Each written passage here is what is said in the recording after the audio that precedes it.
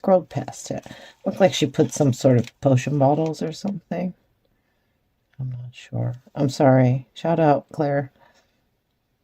You don't need me to watch your videos. Everybody else does. I need you to watch my videos, Claire. I was just going to fast forward for this so you don't have to listen to me drone on and on. I'm just going to cure it as it goes so it doesn't run down. It probably won't because it's builder gel. It just stays in place. But yeah, I'll just... All right, we're going to finish this off and we'll come back. All right.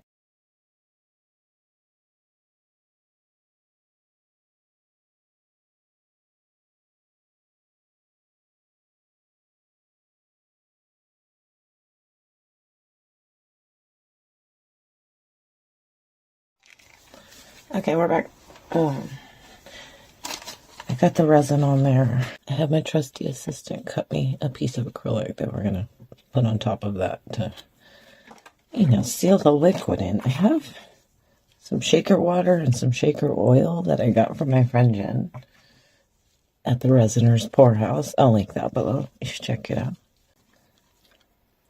So I'm just going to dump a bunch of this crap in here and we're going to hope for the best. Because that's what we do.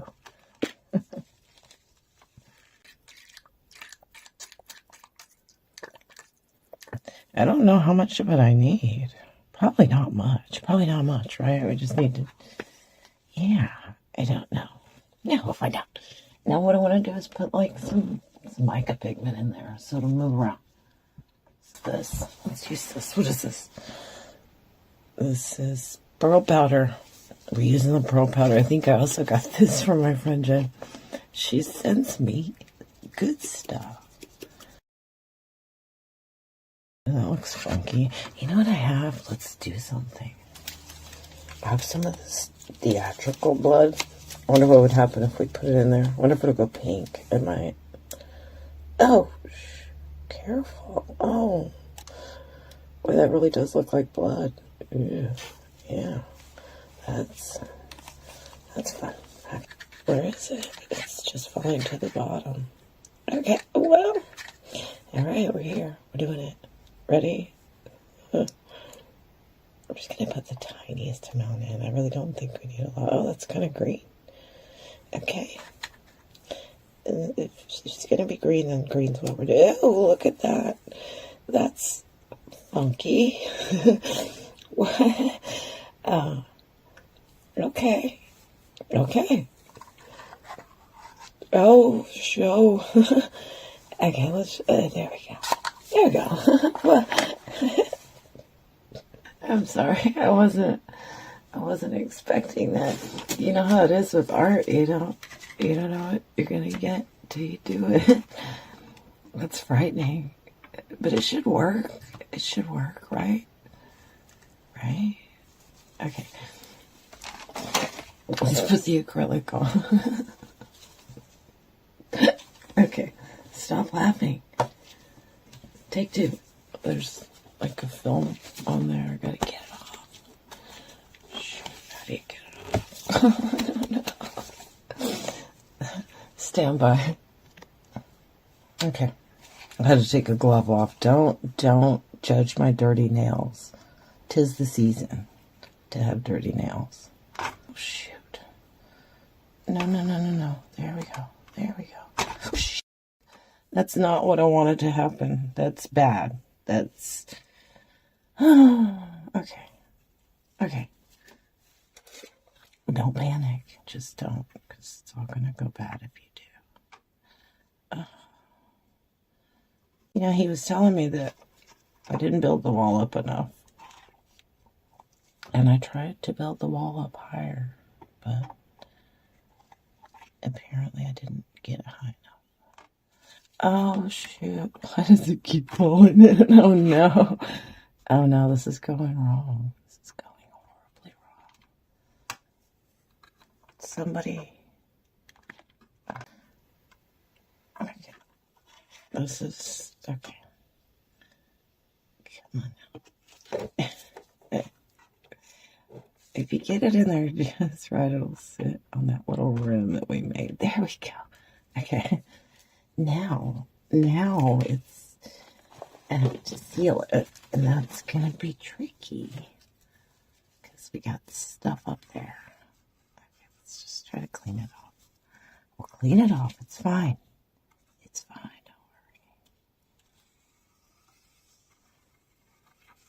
Don't worry. Now that I think about it, I probably could have put some other stuff in there, but yeah, we're here and we're not moving that thing. Let me find a bigger Q-tip. Got one of these small pajamas. Okay.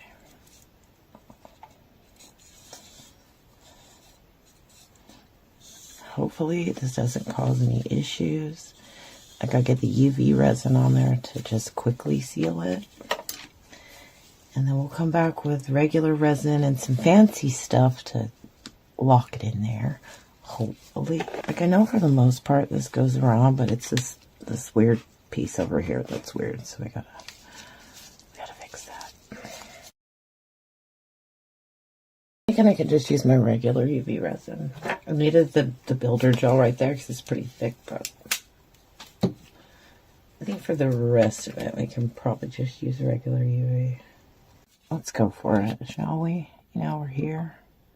We're doing something ambitious, so let's just go for it. Oh, that's dangerously close to the water. Okay, let's just cure it quick. It looks so strange. Have you ever seen anything like this?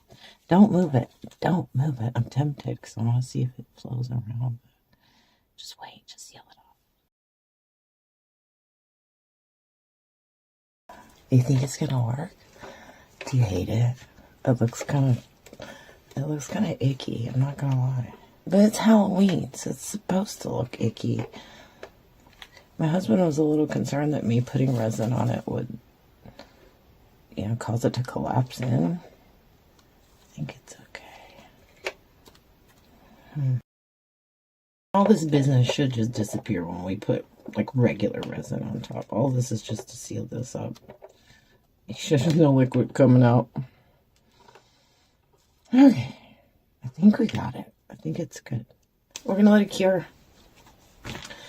I'm going to figure some stuff out. Come back. All right. Okay, we're back. Did it work? It did. It's weird. I think the oil, like, is sticking to the top of the acrylic. I don't know.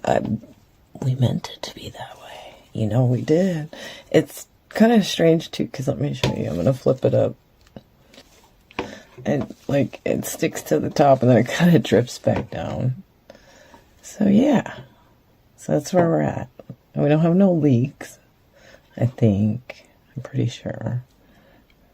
Now, what I have to do again is make sure I don't, like, overfill this with stuff because it's a tray. We want it to still be a tray. So, I'm going to put this little... My husband, he 3D printed this little thing. We have a 3D printer. So, we're going to put this down. And then maybe put some other stuff on top. I don't know. This is what we're doing. So I kind of just want to lock it down a little so it doesn't float when we stick our resin in there.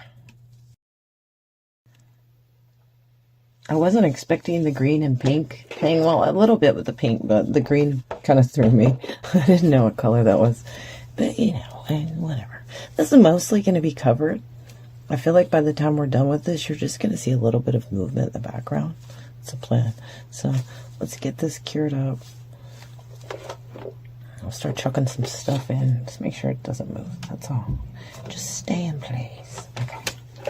I have some of my little flakies here. I could throw some of those down.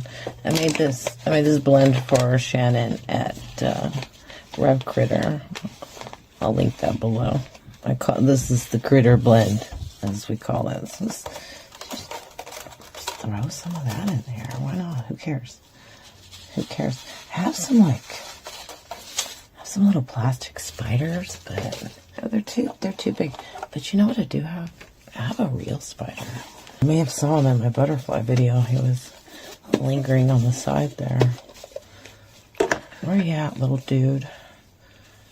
He lost one of his legs, but yeah, I think he'll be all right.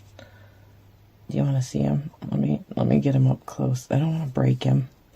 He's very fragile. I found him out in the garden. I don't know if you can see him or not.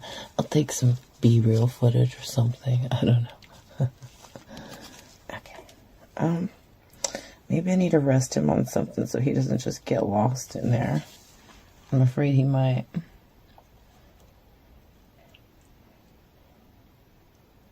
Okay, that should be good. He's gonna be lost. We're not gonna see him. Bye-bye, spider. Well, you still tell people, hey, there's a real spider in there. Trust me. He's there. Little legs are sticking up. I have to push him down a little.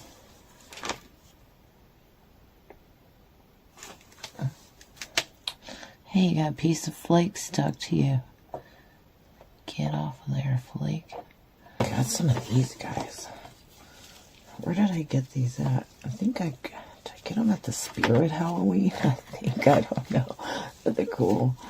Maybe we could put some of them in there. They're death moths. At least that's what it said. Is that going to be too high? I feel like it is. I'm going to cut off their little bodies. Don't worry, you won't know.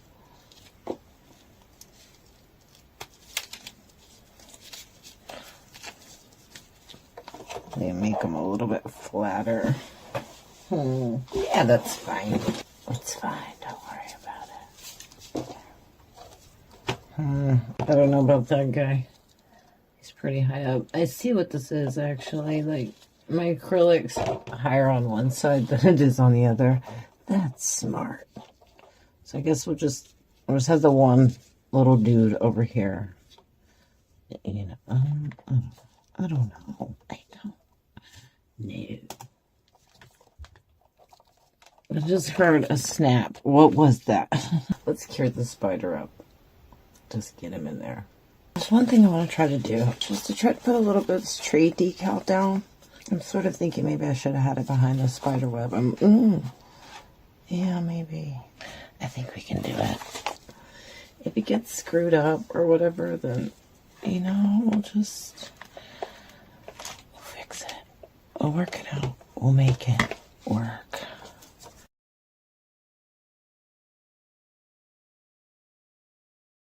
This feels a little wrong. But, you know, I'm here. So I'm just doing it. Oh, don't cover up the little Spidey. He's in there. The flakes are getting in the way, but it's fine.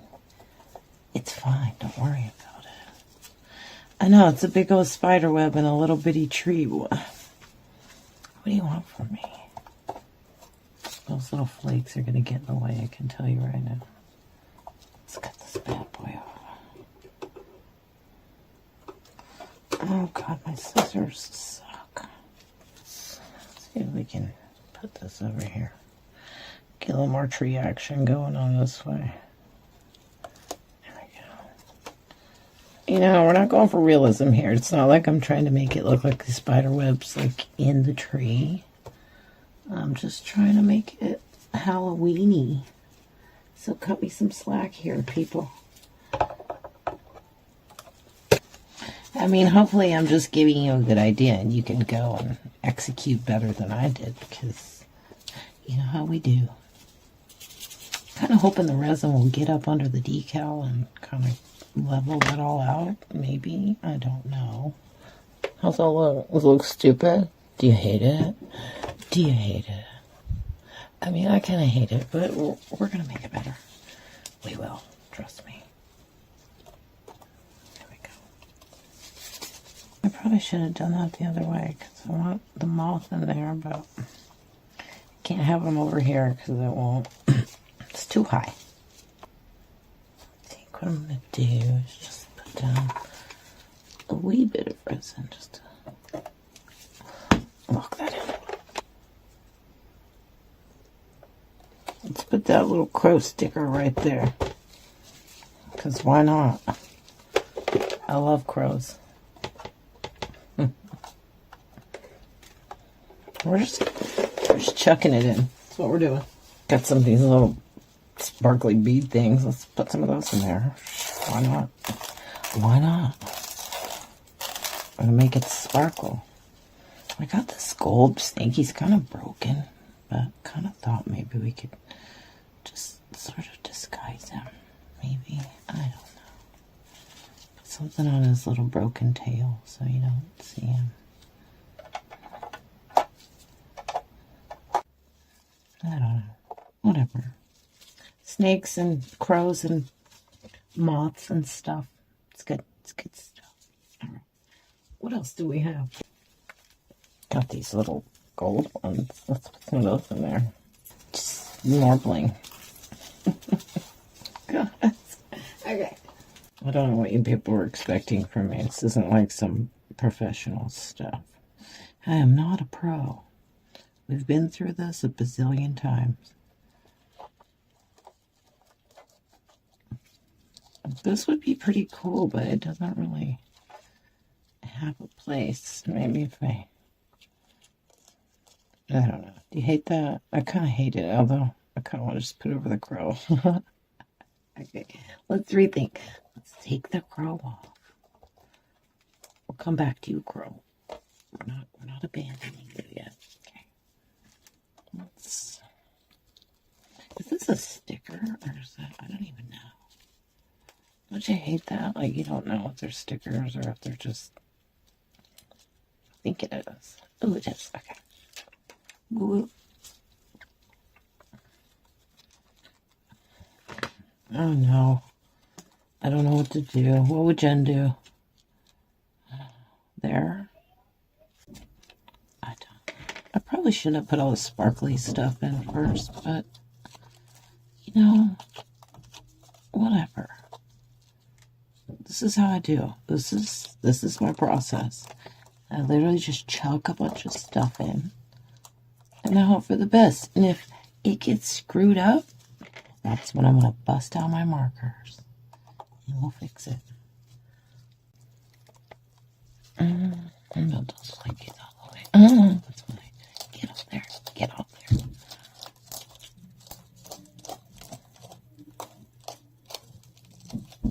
Okay. Get off there. Get up. Get up. Get up. Okay. There we go. It doesn't need to, it just needs to kind of hold because we're putting resin on this. So this is all just getting, you know, smooshed in. Oh yeah, that reminds me. I have this little chocolate cosmos that fell apart on me. It's like a little black flower. We'll just put the petals in. He loves me. He loves me now.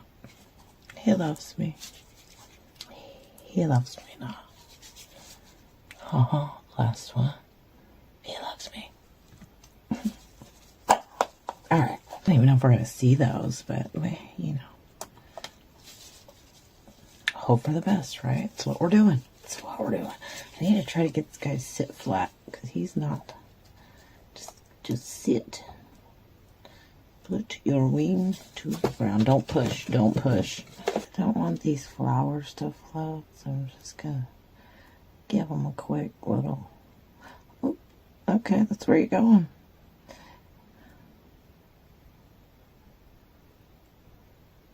That's what we're doing. Get that. Crap. I wanted to.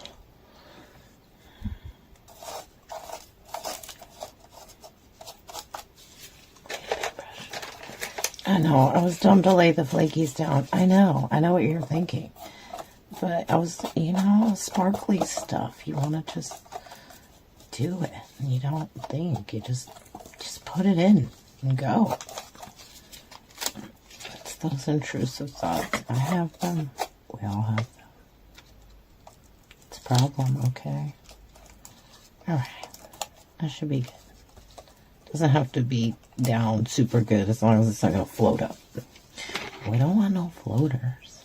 Now this guy, I kind of want to hide him. Like, hide him next to the moth. There we go. There we go. Put him right there. That's good. You like him? You hate him. Don't be a hater. This should all look really cool once we dump resin on it. You know, you can put resin on anything and make it look cool. I got this little crow sticker that I kind of want to put on there, but I think it might be overkill. Let's get that white border going on. I don't know if it would work. Let me see. I guess if it sucks, we can always take it off, right? Just gonna cut that out. Who loves crows? On Twitter, I'm simply Lisa Crow, and I will occasionally get tweets sent to me from the fans of a singer. I think she's a Swedish singer. I might be wrong about that. Named Lisa Crow, but it's Crow with an E. So I get her mistaken Crow tweets. Is this dumb? Do you hate this? Do you hate this? It's so obnoxious, isn't it? It's just got like everything. It's like Halloween vomit. Yeah.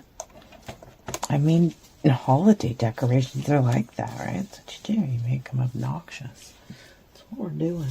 I don't know about this. This might have to go. Anyway, I'm gonna mix up some resin, and we're gonna finish this. We're committed to this. We're going all the way. Okay. Okay, we're back. Gosh, I'm looking at that through the camera, and it looks atrocious. What have I done? I don't know. This is what I've done. Ready? Got the resin. Let's just do it. We only live once, right?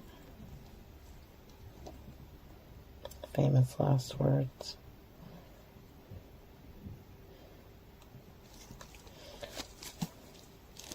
I'm sure if you take this same idea and you're more careful and you actually have a vision for something artistic as opposed to just chucking all your Halloween themed stuff into a tray, you could probably do some cool stuff.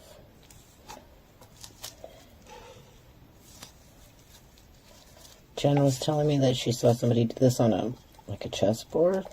That's ambitious. Just doing a chessboard in general is ambitious. Let's see, do we have enough resin? No. Do we ever? No. Let's just get it in there. Oh, we got a floater.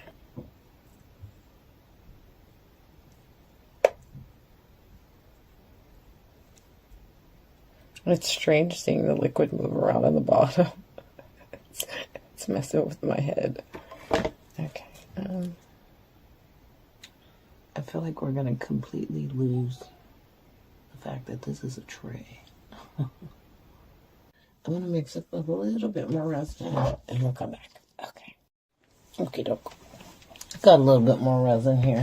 I'm going to just slowly bring this up. Try to keep it, I don't know, level, because it's not. Is it ever? No. That stupid little moth is going to be a problem. I can already tell. Why do I always got to put stuff in there that pokes up? It's like, I swear, every time I do this. Well, you know, if you wanted to use this tray to actually hold things, you're not going to. You can put stuff on top of it, though. That's good enough.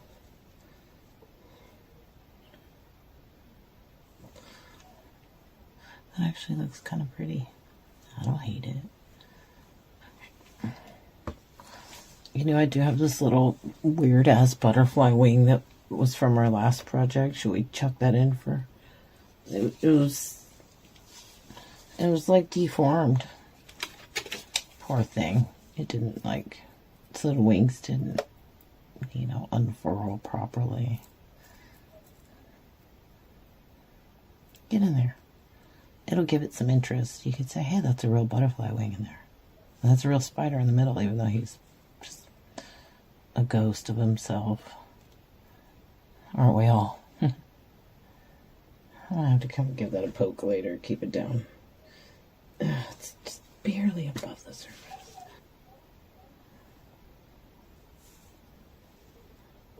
I did one of these snake trays before. And I showed it like something else on Reddit that was on the tray. And everybody said it looked like meat sauce. Like, how are you getting meat sauce from gold leaf and glitter? I don't even know. That one was my Reputation Taylor Swift tray. Hashtag. I think I'm just gonna spray this with alcohol. There's too many bubbles to try to torch. I'm gonna have to put more resin in because we're gonna have this little dude sticking up. And we don't want him to be sticking up, so we're just gonna do it. Oh, I think my crow sticker's floating. Don't you dare. Don't you dare. Get down there. That's funny. I'll have to watch that one. We'll just keep a close watch on her.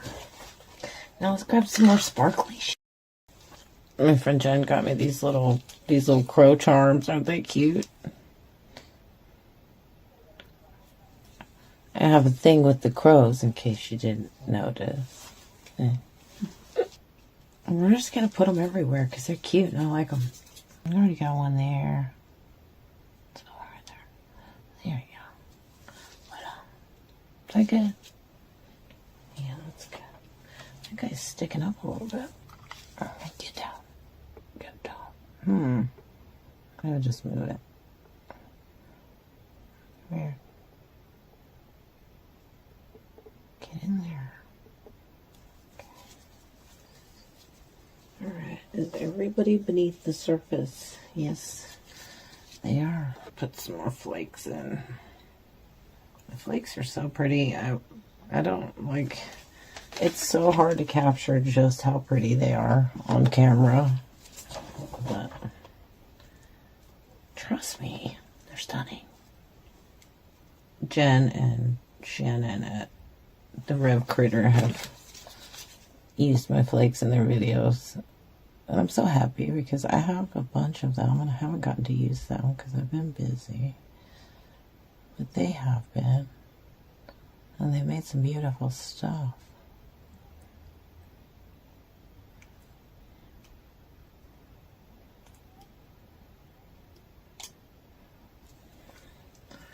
And you should go subscribe to Jen's channel because she's, if you're not, which you probably are, because, you know, birds of a feather.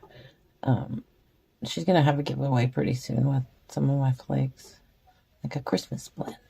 That is pretty. Damn, that's pretty. Just saying. Just saying.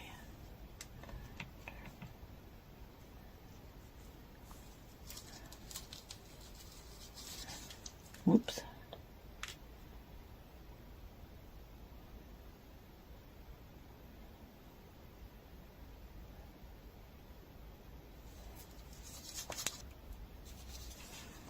I'm telling you, if you chuck enough stuff in, you'll eventually get there.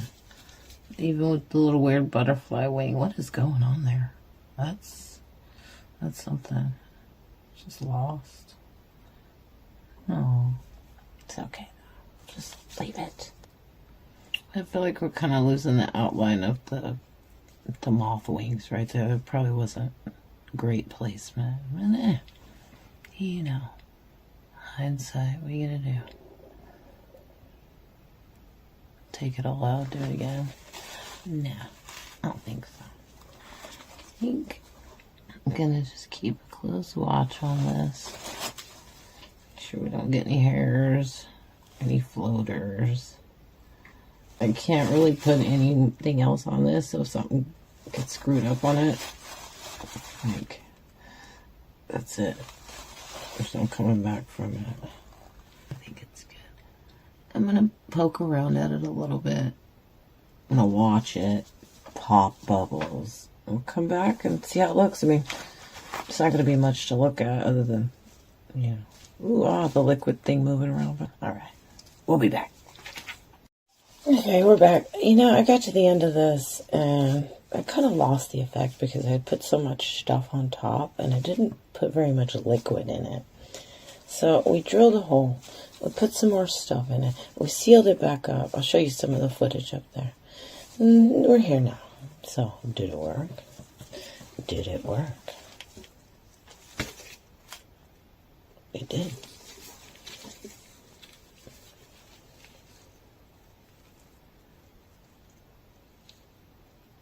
I just got some more, glitter and some more of the shaker oil and a little bit more of the fake blood.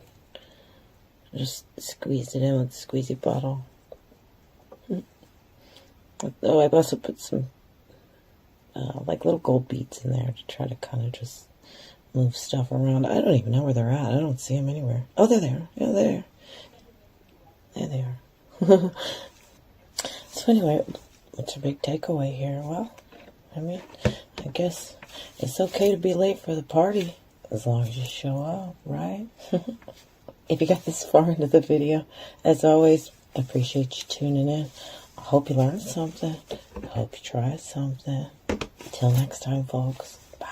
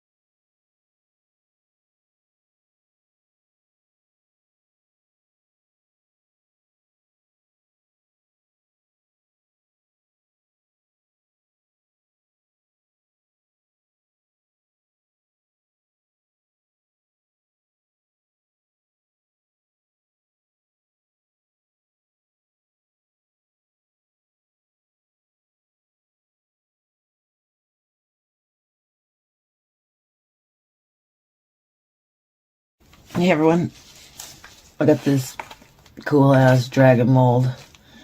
I'm gonna take some of these chrome powdered pigments and do these little details right here. I'm gonna dust them. Like for new people, because I had a friend of mine didn't know about dusting the micropigments onto the mold. I think the general thought there is that if nothing sticks to silicone, why does this stuff stick to it? And does it bond with the resin when it comes out? Is it like left on the outside or whatever? And the reason it sticks to it is because it's static. And that's the same reason little bubbles and stuff will stick to it. And of course, once the resin's on there, it does bond with it. It's some science stuff, okay? Anyway, so yeah, I have a teeny tiny bit of this beautiful red chrome powder that I want to use. So I think I'm going to get it up in there. This is so pretty. Such a pretty color. Let me see if I can get up here and show you. I would swatch it on my fingers and let you see, but I don't have that much of it.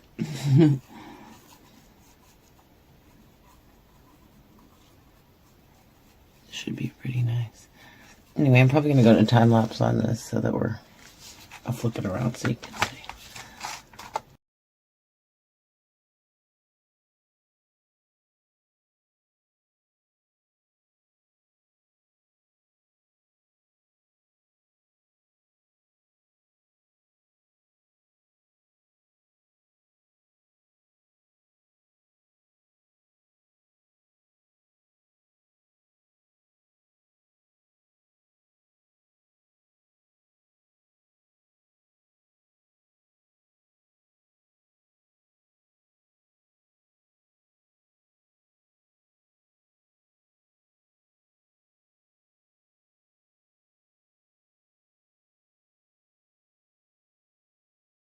So just wanted to hop back real quick and mention that I got these pigments many years ago after my niece's grandfather passed away. He was an artist and he liked to make a lot of jewelry and stuff, and he had these beautiful pigments, and we've never really used them for much at all, and so just this one goes out to Grandpa Roger.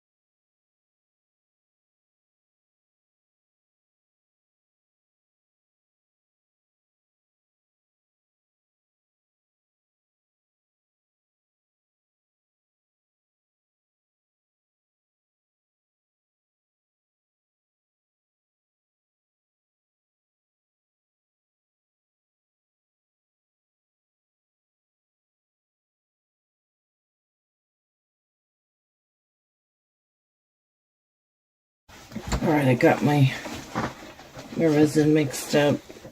Just a little tip, a lot of people are always like, oh, if you want to know how much resin you need, just fill the mold up with water. Or look at the listing from where you bought it, because they'll usually say so. In this case, the vendor said that it was about 7 ounces. And so I just mixed up about 300 milliliters. You can use your Google or your Alexa or whatever to do the conversions for you. The internet technology is helpful. I'm just going to use acrylic inks. I'm going to try to do the dragon flower. You've probably seen Julie from Pouring Your Heart Out do it, because she's the best. And to give credit where credit is due. I think she may have seen it from somewhere else, but I saw it from her, so I'm kicking the ball in that court. Alright, so let's start. I need the outside to be black, because this mold and these pigments, they're going to get all patchy if there's not black there. So let's make one of these be black. I think that needs to be white, but there's less of it. Just going to put... Let's go for it. I don't know if I should leave it a little on the transparent side or not.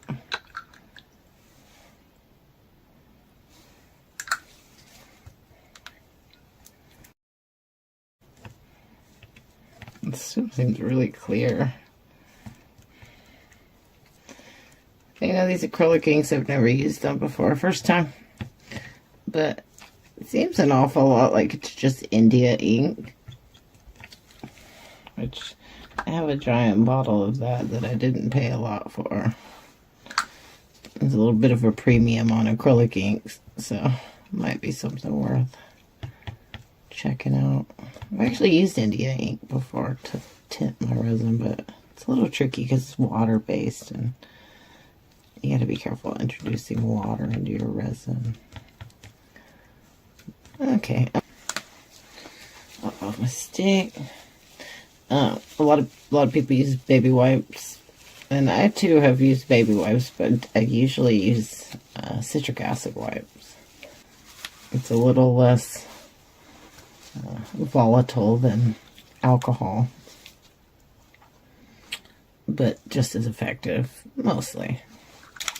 Will this be a true red? I don't think so. I don't think so.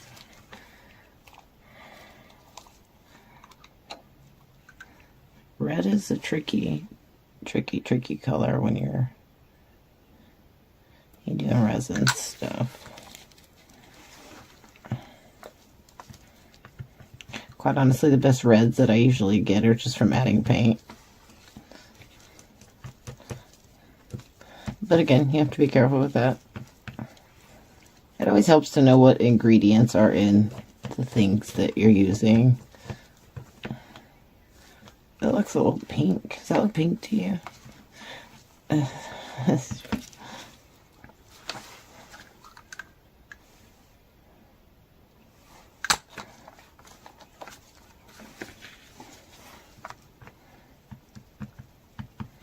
I mentioned in my other video that a lot of red pigment is sourced from crushed up scale insects, which I'm fairly certain. I mean, I'm not 100%. I'd have to go check, but I'm pretty sure that's why it has a weird odor. It smells like death because it is. This one actually doesn't have an odor. Coming in with the white. This is for the flowers. So we're doing the dragon flower. I was going to do the dragon scales, but then it's like, God, it's like 10,000 cups.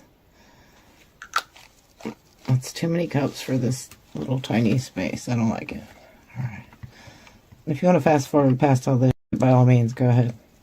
If you double click your little fast forward button, it'll just jump ahead like 20 seconds. And just keep doing that until you get to where you want. Don't worry, I won't be offended. Some people like to sit through this, listen to you just drone on and on. I know I do. There's a lot of really great creators who are just like, like sort of good therapy, I guess. just listening to them. You know, you kind of get this like zen, get the zen thing. I appreciate that. And if you take that away from this video, by all means, I'm glad I could be of service to you. Alright. So let's do it. I got it written down over here. I wrote down Julie's formula. Because you know. Stand on the backs of giants. That's what they say. So that's what I'm doing. So let's just first put the dark on the outside. I'm hoping the dark will stay on the outside. Ooh, a lot of bubbles. I mentioned it before in my other video, but I'm probably going to just keep mentioning this stuff because you haven't seen all my videos, but I keep my resin on one of those old-fashioned food dehydrators. And I also use it to sort of quickly cure stuff. Especially in the winter time when things start to get stupid. Resin really gets weird in the winter time. This is the temperature. Oh God, I hope I'm gonna have enough to go around the rim. Go, go, go, go, go. Go, go, go, go, go. This thing seems like it's a little slanted. See what happens when you buy cheap ass molds. Yeah, well. Let's get that all in there. See if I can get it into those little crevasses. Although I feel like as soon as I put the rest of the resin in, it's just going to push it out of place. Oh well, let's just go for it. Go for the gusto. That's what my uncle used to say. Isn't she cute? Should have made a video for that one. Just a little side project. Oh, it's cute. I love it. Okay. Okay, clear in the middle. Ready? I'm just going to do it. Woo! Look at it go. That's pretty.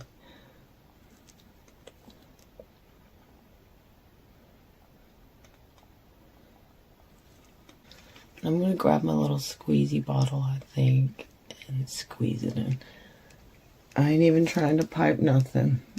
That ain't me.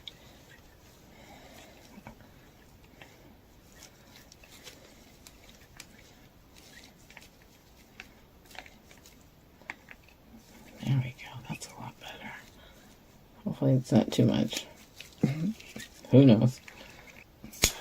If you're going to do this to your molds, do it like this. People are always like, don't touch your molds. Don't get your molds above a certain temperature. That's more it. And torches get way too hot. But if you limit the amount of heat that's hitting the silicone, then you won't cause it to fuse with your resin. Nibs on the outside. Here we go. Ready? Let's go.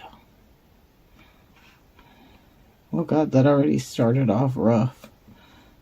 Crap. Are you? Oh, you're supposed to let it touch the edge with this one, huh? That's right. I'll have to come and like make it grip. I remember her saying that. Usually she says don't let it touch. I'm just gonna go around this side.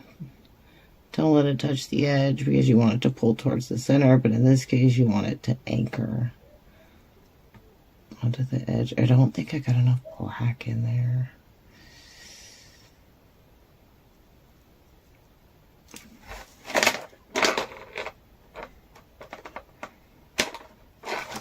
Oh, get out of my way, thing. Okay, I'm not going into the head. We're staying out of the head. We're just gonna jump over it. There we go.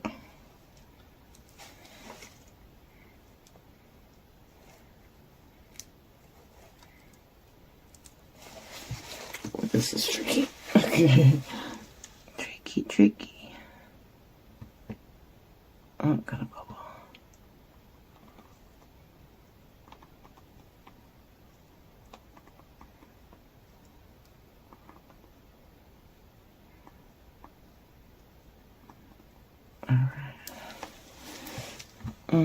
Those look really blobby. You seeing the blobs? Because I am. This one especially. What's going on here? It's because it's too shallow right there. Ugh. Gosh darn it. I shouldn't even have gone over there. I should have just stayed in the middle. Yeah, that would have been wise. Okay, well, you know, we're here. This is where we're at. So this is what we're doing. Okay? So, if you want to bail, go ahead. But I don't have that choice. I have to press on. I think it's going to turn out all right. You throw enough shit at the wall, eventually something will stick. You ever heard of dumb luck? I've had plenty of that in my life. Watching pouring your heart out has given me a real phobia of blobs, I'm going to tell you. I'll put that up just a bit. Okay, now I got to do the same thing, but the opposite. What? And my brain just won't process right now. I can't. Okay. I'm just going to hit every point. That's... Oh, God, that one got weird. This is getting weird, people. Oh, Lord. I think this is going to hell in a handbasket. Are those supposed to touch each other? They are, huh? Oh, fudge. Fudge sickles.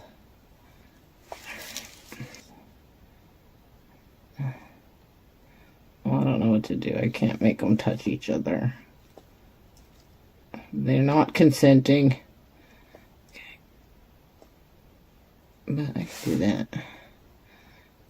I'm confused. Oh, what happened over here? That got really weird.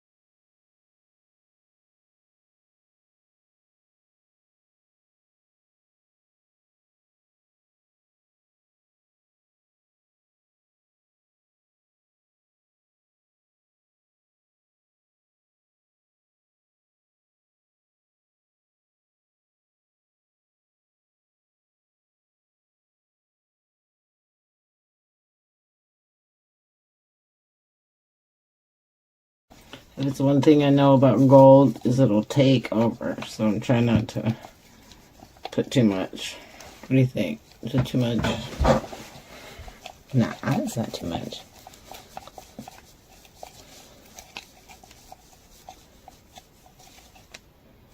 It's so pretty.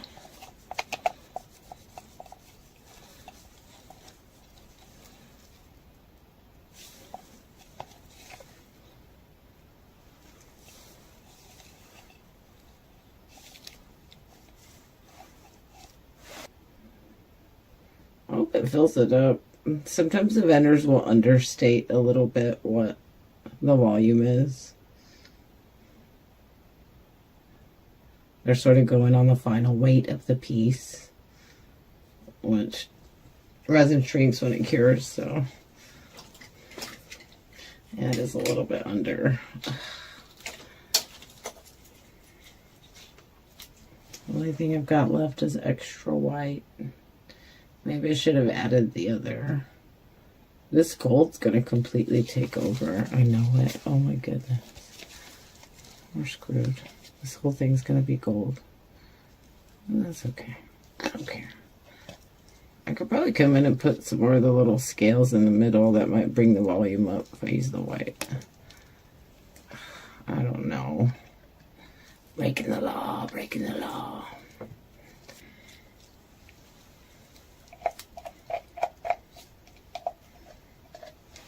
I think I did add too much gold. What is it with gold? You're like, don't add too much. And then this. Does it look like I'm drifting a little? Is my table not level? Shoot, I think I'm just going to have to leave it and come up with a top coat because it's clearly not filled all the way to the top. You can see by looking over here at the head, but I think I'm just going to leave it because it's looking okay. I'm trying to think of what color I could add to it that won't make it like pastel because that's pretty much any pigment you add to white is gonna give you like Easter colors, and we're not doing Easter right now or ever. I'm not big on holiday stuff. I'm gonna have to let you know right now. It's not my jam. Holiday decorations in general just don't really thrill me. Okay, you know, maybe I do need to come in with another row. I was supposed to do that before I added the center push, but I don't know. Should I leave it? Should I leave it? No, okay. I'm just gonna do it. Because I need to bring the volume up, so this is the only way to do it.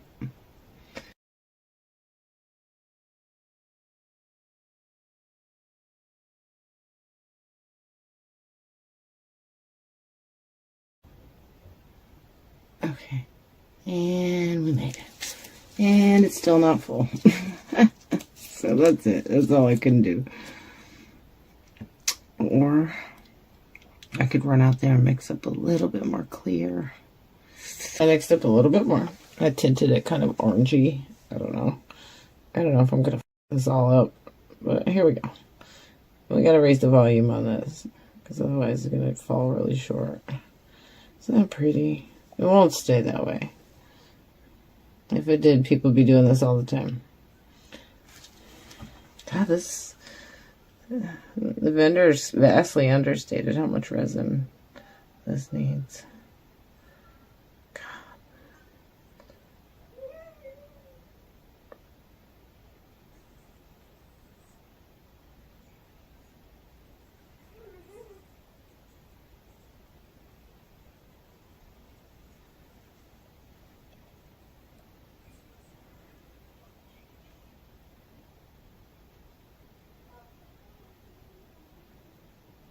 I think that's just gonna get us there.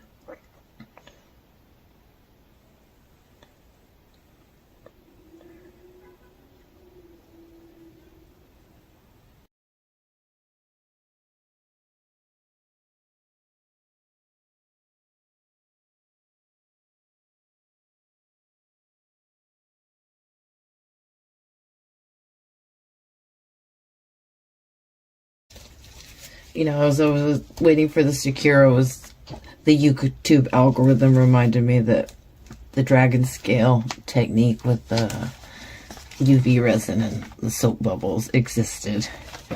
And I thought that would be actually pretty cool to do, so we might be revisiting this. Okay, we got it. Let's flip this bad boy over. Do the reveal like this. Ready? Please work. I can't help but feel like all the dragon flower stuff is just gonna either disappear or have sunk. One of two.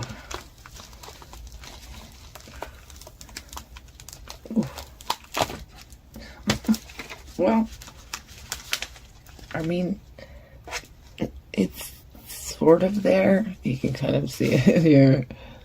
I get added these kind of wispy stuff to it. It's not bad. It's not great. It's not great. But it's cool, I suppose.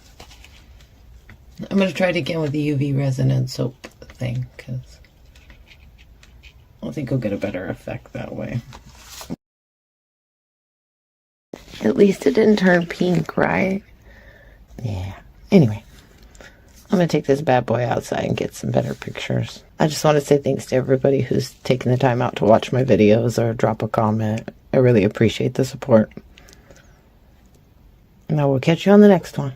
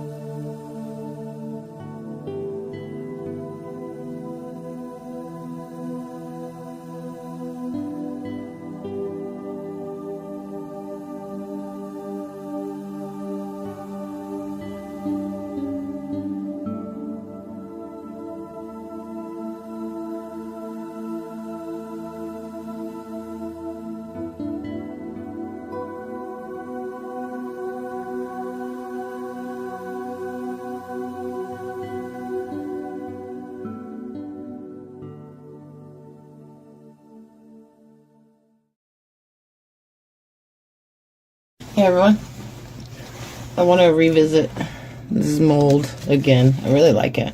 I think it's cool as heck.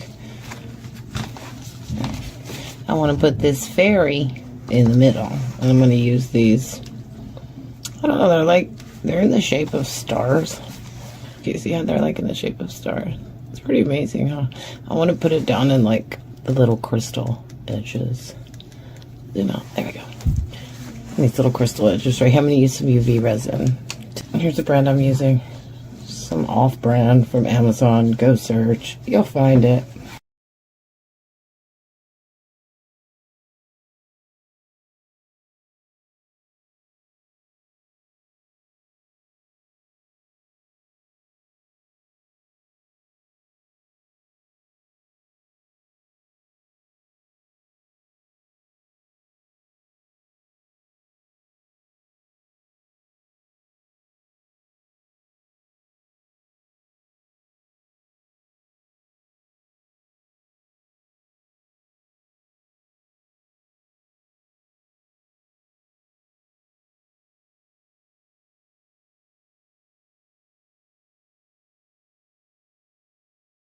I couldn't get the transfer tape off of here, so I just opted to leave it on.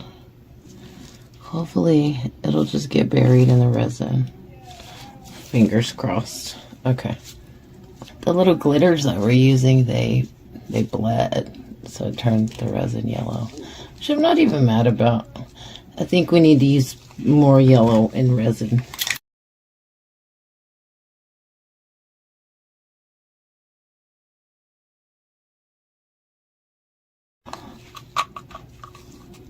Okay, that's pretty.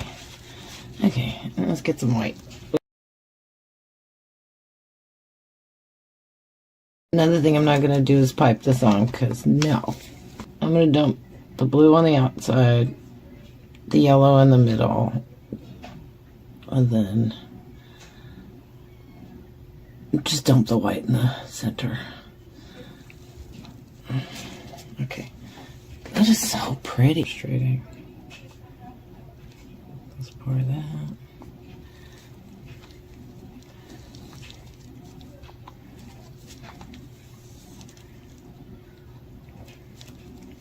My table's not level. Let's see if we can get into that.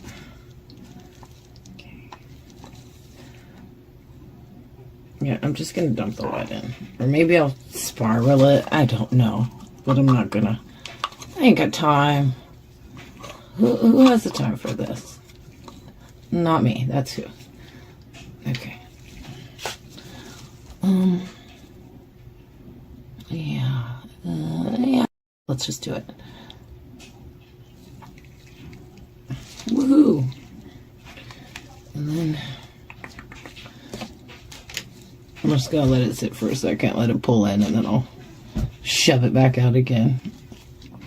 I always kind of wonder what would happen if you just come in here and wait for it to get really, really thick and then start pulling. That's pretty. I half expect it to turn green, but I have a friend who likes green, so I'll just send it off to them. I'll mention this in one of my other videos about how hot a torch gets versus how much heat silicone can resist. And it's a really big difference, so if you're going to use a torch, use it like I just did. Okay, ready? Coming for the last one. Oh gosh.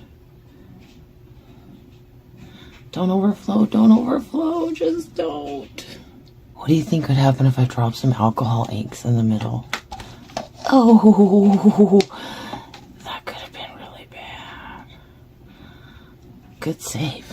Good save, Lisa. It's hard when you're working under these, like in a little tiny space. I need that to go out. Just go out. I think I'm gonna grab some of the blue and try to just fill it in right here. Just get in there, blue. You're not doing your thing like you're supposed to. Ooh, careful, don't blob. See what I did there? Almost f***ed that up is what I did.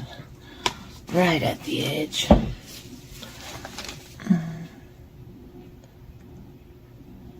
Come on back. Oh, no. No. I meant for that to happen. Oh, well. It probably doesn't matter because all of this is going to pull in anyway. What's going on with that right there? Anybody else see that? Suddenly just materialize out of nowhere? What? What is that? Alright, I'm going to get the alcohol inks. We're going to do it. Should I? This is about to overflow. Oh, I did it again. I did it on purpose. You know what I always say? If you make a mistake, just repeat it. Then it'll look like you meant it to be that way. Like Bob Ross says, happy little mistakes. Oop, see? Ha. I think I'm going to. I don't even think you see this, really.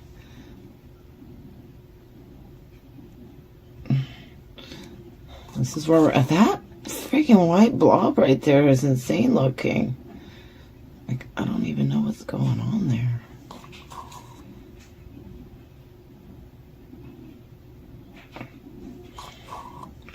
Do you dare me to drop some alcohol inks in? Yes or no? Click yes or no.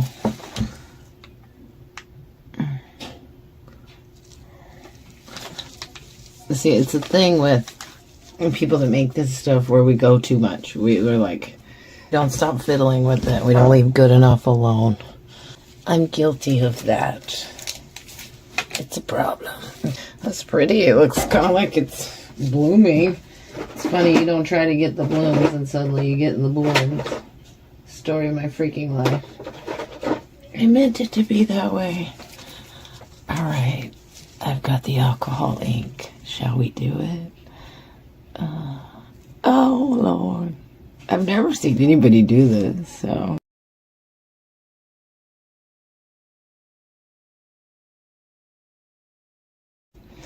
You know, like when they do the fairy flower and they do the push, stands to reason you could just put some alcohol in it for the push.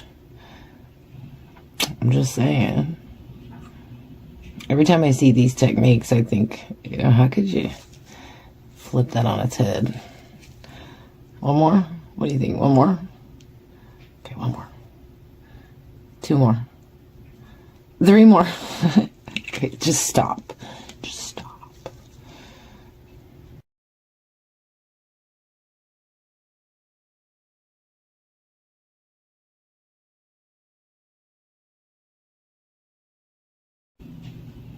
If you're wondering what I'm doing here, I'm trying to get the over pour because ultimately your finished piece will have this little sharp edge on it. I don't think I'm going to be able to stop it though. It's, wow, that looks cool. Holy crap. I hope it turns out. I'm going to torch that in a little bit after the alcohol evaporates. Looks like there's like some unmixed pigment right there, the yellow. Right there too. But yeah, what do we do? What are you gonna do? Get the rest of this. I don't like wasting resin. I'll put it in the teeniest, tiniest little pendant if I have to.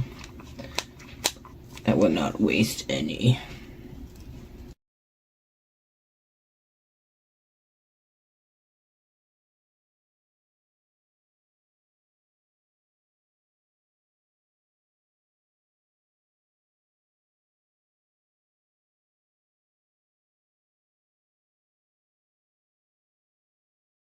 First things first, I pulled through that with a stick.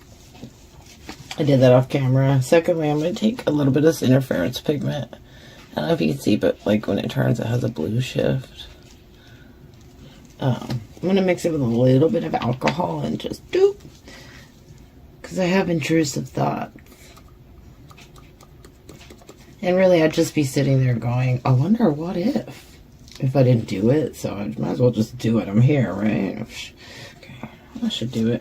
One more, ready? Ugh, I'm nuts. I'm probably gonna regret this, but whatever.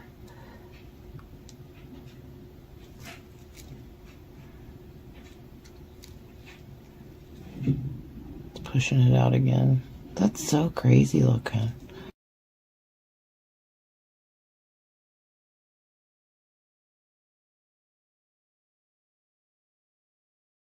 Okay, one more. Then we're done. That's it. Okay, I'm not... should I do some on the outside? No. Leave it alone. What's wrong with you? 1, 2, 3, 4. That's it. I'm not touching it anymore. I'm done. I am done. I'm walking away. Just walk away.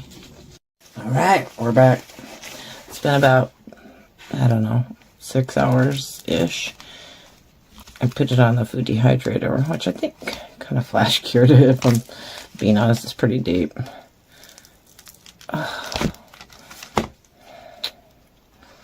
Well, that's cute. That's pretty cute. Only thing is you can kind of see the lines from where I tried to pick the tape off. I might just put a top coat on that to fix it. But look at all the little petals and stuff. See if I can get up close on here. See, and whatever the blob is, who cares? It's like a little accent in the back for the fairy. Isn't it cute? It's cute. I freaking love it. We're doing this again. I'm going to take this bad boy outside and give you a better look.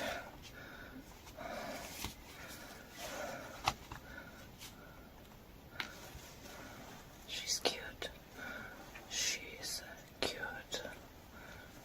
I think I'm probably going to cut off this excess. It's strange how it's like that. I don't like it. Let me hold up to the light.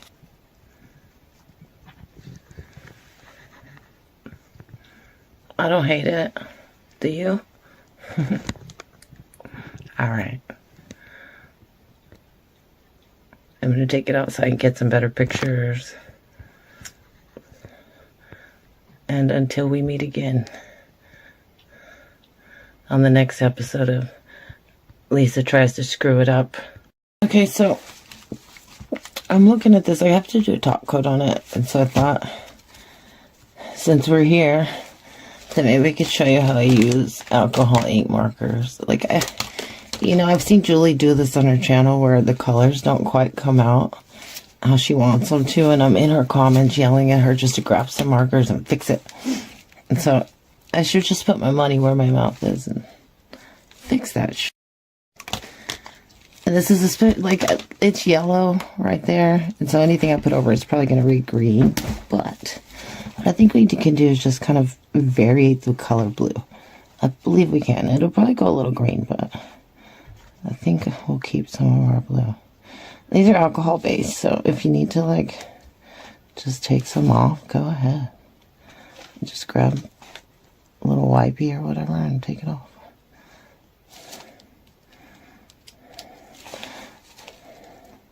Likewise, you can just get your alcohol inks and grab a paintbrush and do this. I feel like I get a little bit more control with the marker, but I'm not a huge fan of the white. I just don't. But it's kind of essential for getting those little strange shapes in there. Those little petals.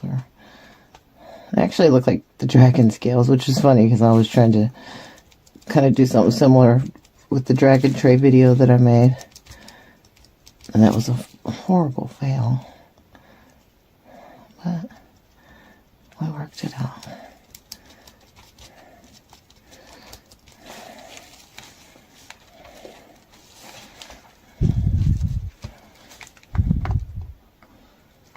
I'm going to turn the flash on my camera on just really quick so you can kind of get a little better idea of what I'm doing here. And this honestly isn't even that big of a change. I'm kind of going over the top with it. But you certainly could. You could just make it all white and then come in here with your markers and go all crazy with the colors. Maybe I'll do one like that.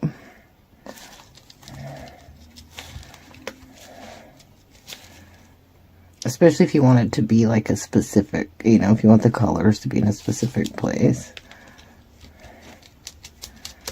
Anyway, kind of want to get up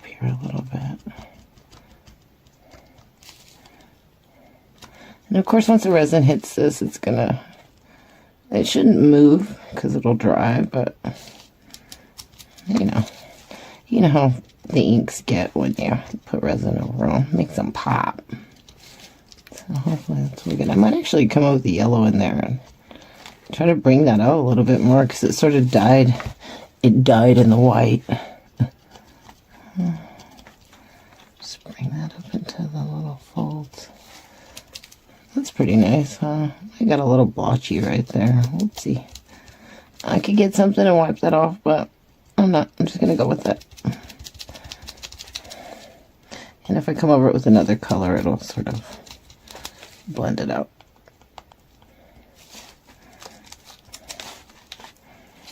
Alright. Let's, some light behind our fairy over here. Look at that pop. It's always a good little trick to use yellow to make your colors pop. I think when people in resin kind of avoid yellow because it's, resin turns yellow after a bit, but hey, at least you don't have to worry about it turning yellow if it's already yellow, right? And see, look at, I don't know, can you see how the blue is still there in the background? Oh, it's not pretty. Tell me that's pretty. That's freaking beautiful.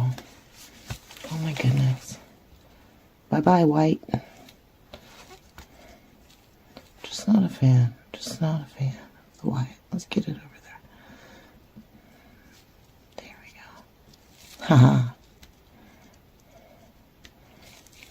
Some might say this is cheating. I say all's fair in art. You use what you got, and you do whatever comes to your mind. I don't want to do too much because I can see where the blue's meeting the green, or the yellow's starting to turn green. So let's get a top coat on this sucker.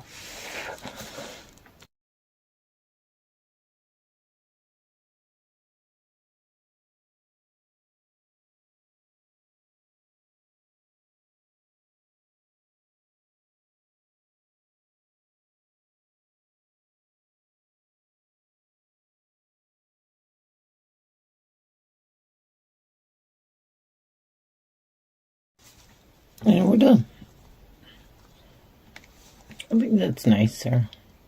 You can still see, like, the transfer tape underneath. It occurred to me that I could have grabbed my black paint pen and gone over that. I mean, I still can, but it's not really going to be noticeable. You can just see it because you're so close up. But nobody else is going to see it. All anybody's going to see is a beautiful fairy.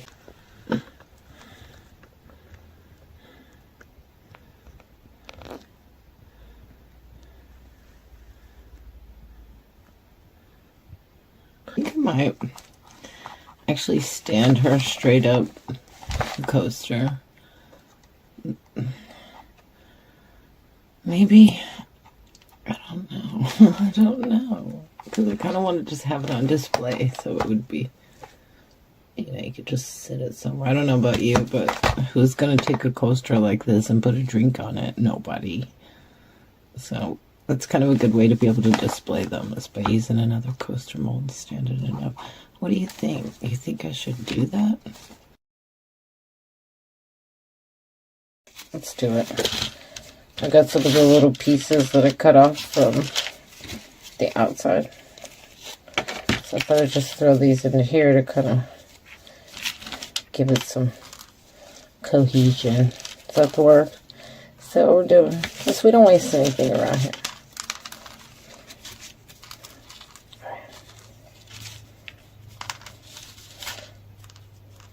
So now the trick is going to be to get the resin in there, stand this bad boy up, and hold it straight until we cure it.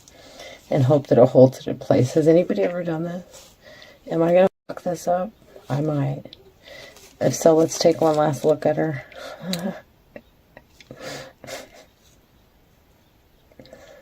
She's a beaut.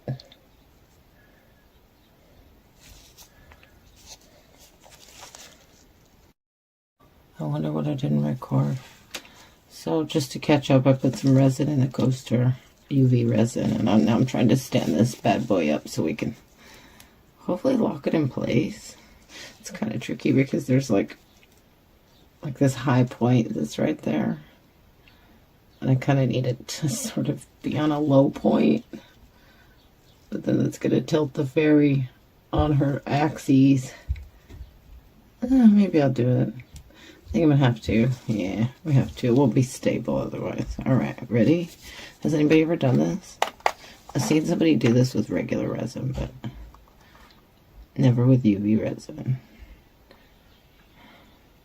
Okay. As I got to looking at this, as I'm putting the top coat on, I really love the way those little pieces underneath are shining through the like iridescent. I made them. This is a crappy little mold I made, and I was just testing it out, and I used the little bits in there, and I thought it'd be cool to actually kind of stack them up a little bit, let them be above the surface, so it sort of looks like she's on like a mountain of flower petals. I have no idea. This is art. It doesn't have to reflect reality. Okay, so ooh, with that, got straight. So I'm just gonna use UV resin again. This will be a quick one.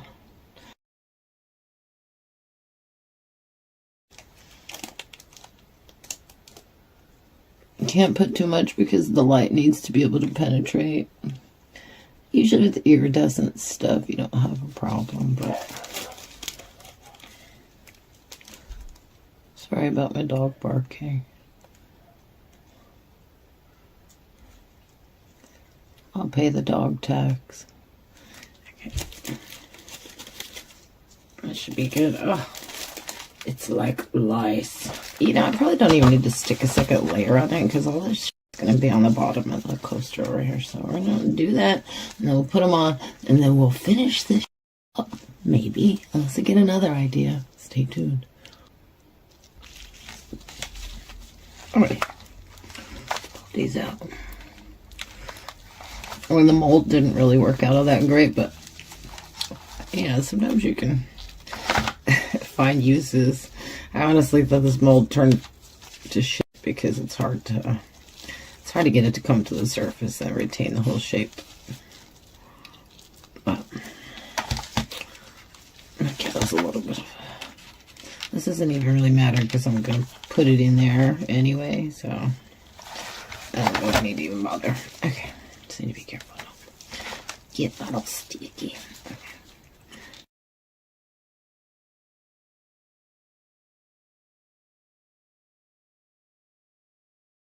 So let's put one more layer of UV on here.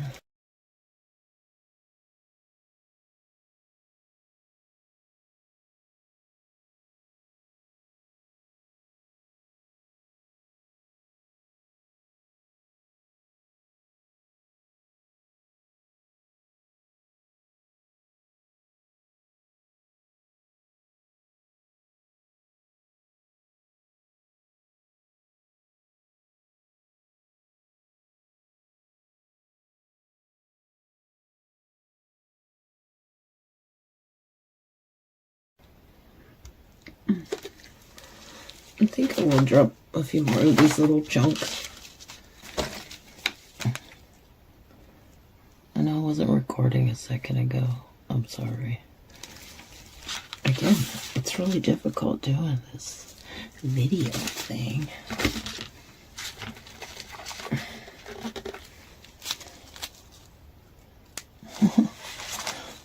It's been a while since I've had like a lot of fun making a project. It's just a lot of anxiety. This one's actually been a lot of fun. And I have more fairy decals, so we might just be revisiting this.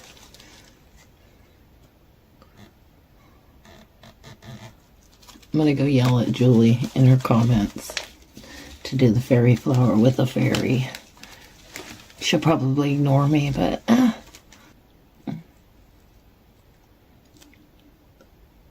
just get that in here. There you go, all the way to the edge. There you go. So we really need to lock that coaster in there. Get that bad boy. It ain't going nowhere. Okay, I think we're domed pretty good, maybe. No. Should put some glasses on. That would be helpful.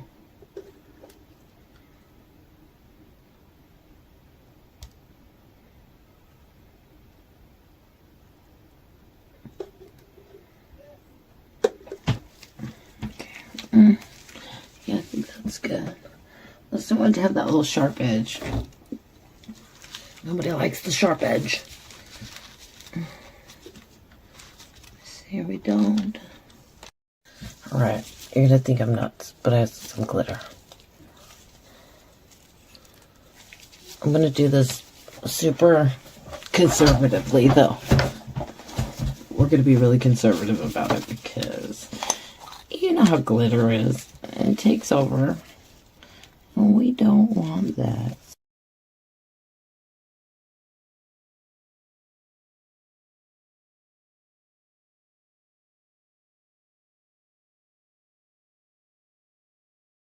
Alright, you ready for the big reveal?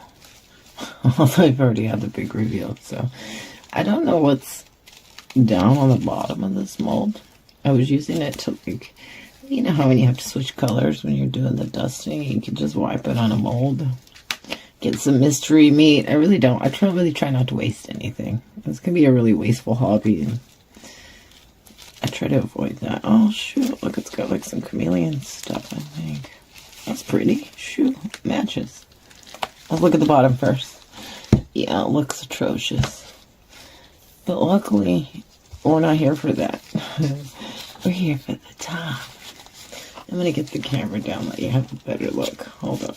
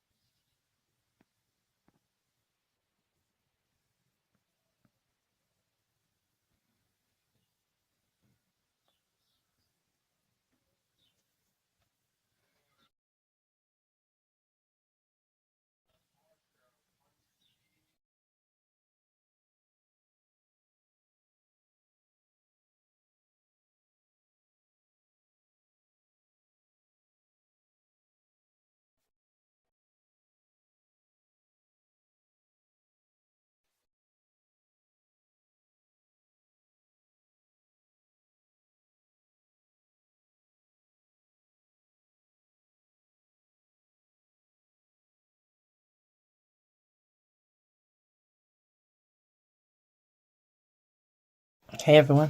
When I started this channel 9 years ago, I had uploaded a couple of drawing videos I did, and I certainly wasn't trying to be a channel or be anything. I was just uploading them to show to a couple of friends.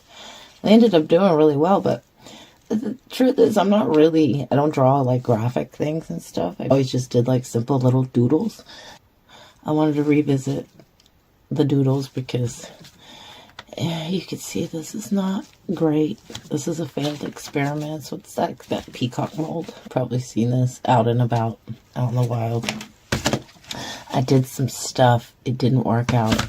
Here we are. Does that look like a to you? Yeah. So anyway, it's a black paint acrylic marker. You probably have paint pens. It seems like people get these a lot, but nobody uses them.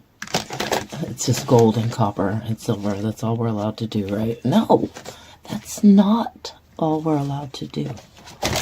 We can use color. Okay, I'm going to start, though, I think, with black. Although, I'm kind of looking at the pink over here. I'm eyeballing the pink. You can always, like, audition the colors if you don't like them, since you're drawing on resin. And if you don't like it, just wipe it off. Just wipe it off. It's fine. Okay. I think what I'm going to do, and you're going to think I'm ruining this, but look, it's already fun. So anything I do to it's got to be better, right? Let me see. I'm going to use like the fine tip, not the brush tip. And that's a little tip for you. Brush tips are more for like blending colors and whatnot, and the fine tips are for doing the details. So I think I'm just going to let the pattern that's already here kind of, I'll just follow it a little bit. Let's see, look, what is that? That is an S. Practice that. Just practice the S and then practice echoing that line back up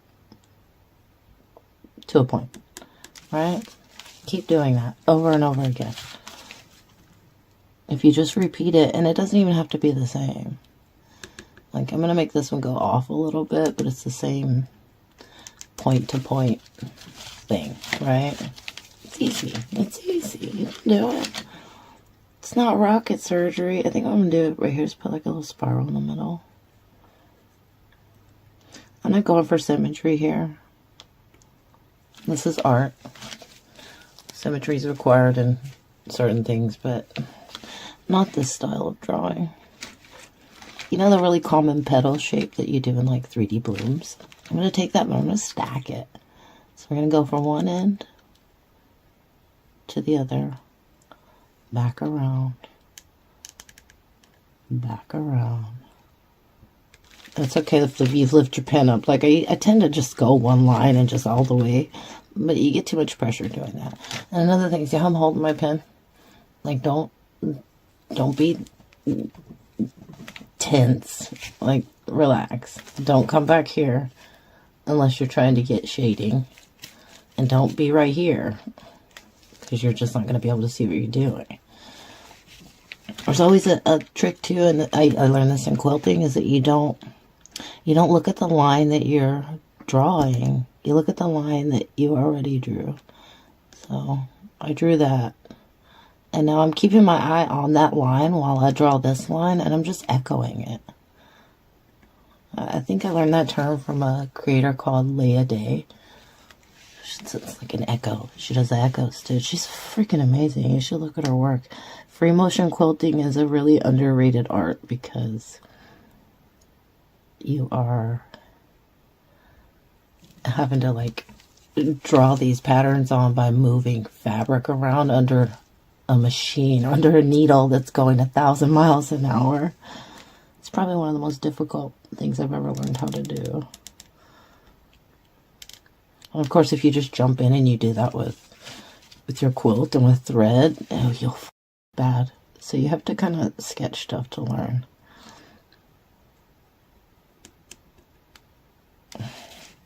I'm sorry if you think I'm this up, but it's already. So we're just polishing a turd here. That's all. And here's something that I learned from a creator called Peter Draws. If you look, I'm gonna link his channel down there. Like he doesn't focus too much on trying to make it look like it's a thing. He just draws lines. He draws lines, he adds more lines, and eventually it ends up looking like a thing. He is such an amazing artist. Really, don't be afraid to pick up a pen. You know, I think like resin artists sort of separate themselves from traditional artists because they can't draw. And that's silly. You don't really need to know how to draw. You just need to learn basic shapes, basic patterns. And I'm not being overly complicated here because I'm trying not to like make this overwhelming for anybody. So take something circular. So press that bad boy down. Go from the beginning of this line to the beginning of that one, right? Boom. And then do that same thing all the way around, fill in all the gaps. And don't worry if you miss some gaps. It doesn't even matter. You just come in with some other stuff.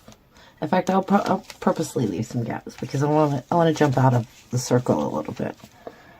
So let's grab some little. Are we still in focus? Okay.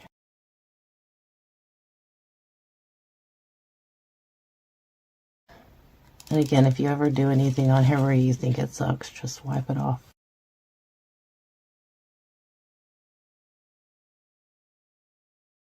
Now here's another one where I'm just going to echo the lines that are already there. So I'm going to follow this one, right?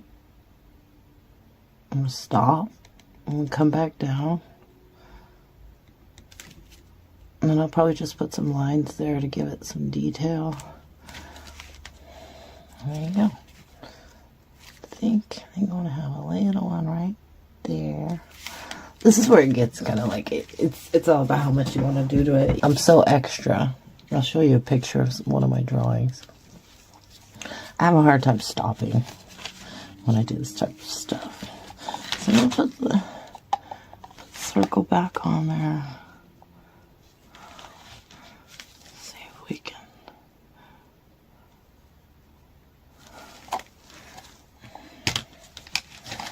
Look, it's off. See, the circle's not perfectly circular, but guess what? It doesn't matter. It literally doesn't matter. You meant it to be that way. Trust me. When people see this type of stuff, they ultimately say, you know, where do you begin? I think the best answer there is that you just begin at the beginning.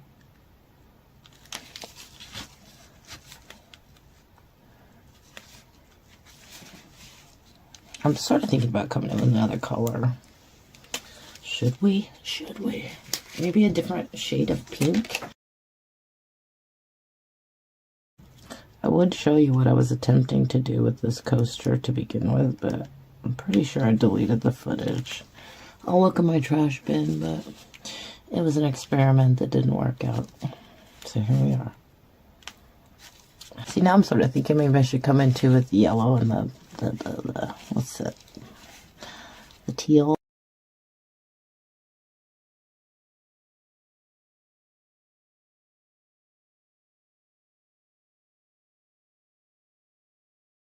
Looks a little rough.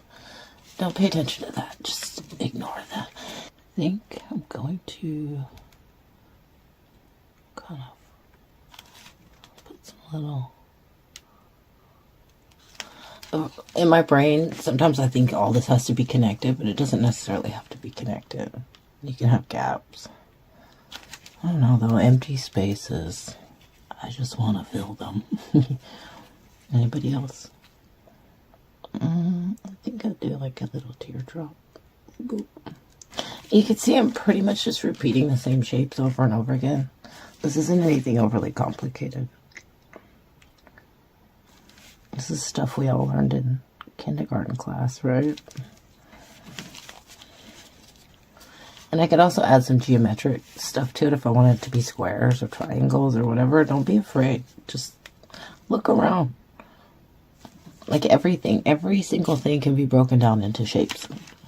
And that's, I'm going to tell you, that's one of the secrets that people who are amazing artists, people who draw like faces and animals and buildings and all that stuff, they know to break it down into shapes.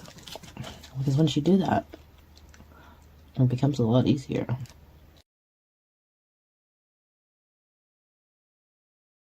I don't do too much like realism stuff. My niece does. She's an amazing artist. She could draw any face, anytime, anywhere, in her sleep. She's that girl. I am not that girl. I'm the fake it till you make it girl. The keep going until it looks like something that you actually like girl. That's actually pretty nice. I don't hate it. Do you hate it? I do want to finish it off with some blue or yellow to kind of pick up those colors. Maybe.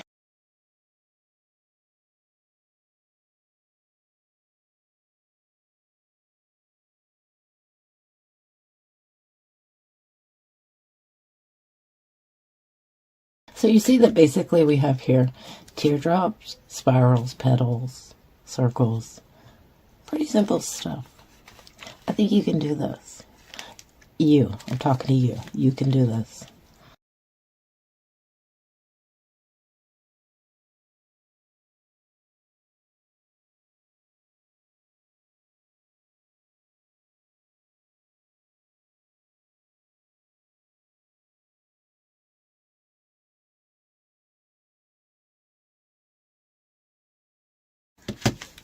There we go. I think that gives it a little balance, right? Everybody needs some balance in their life.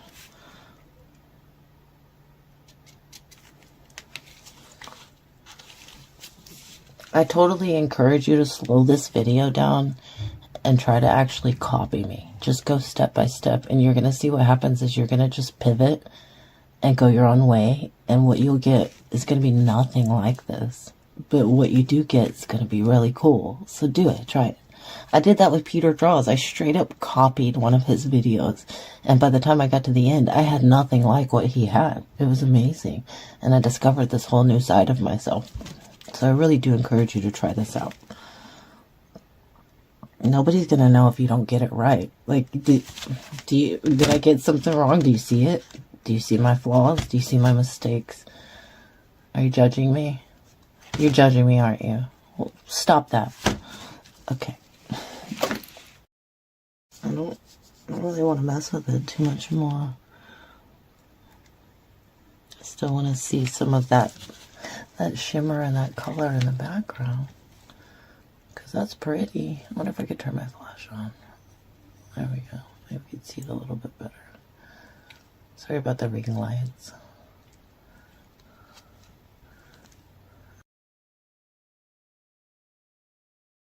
I'm gonna put a couple little dots here. I should probably put my glasses on. Yeah, that would help. Okay.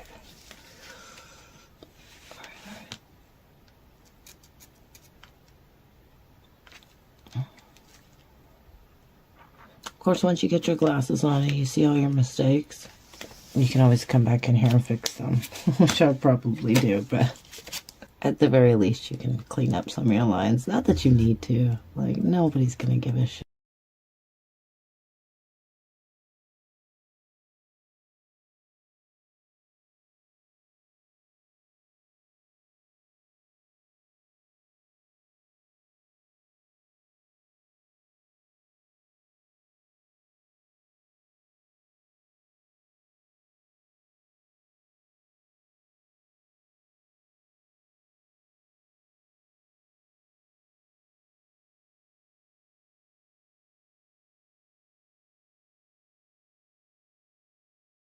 I got a few lines I need to clean up here.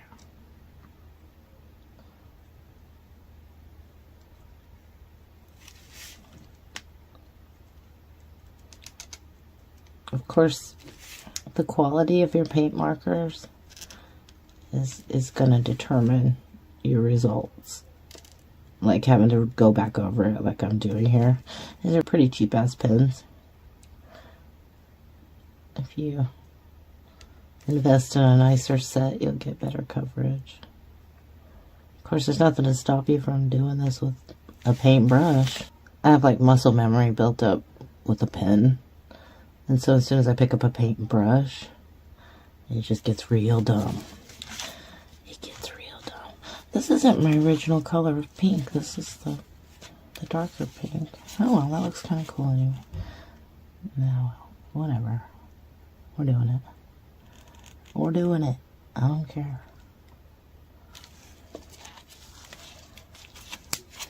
That original pink color was really kind of sketchy.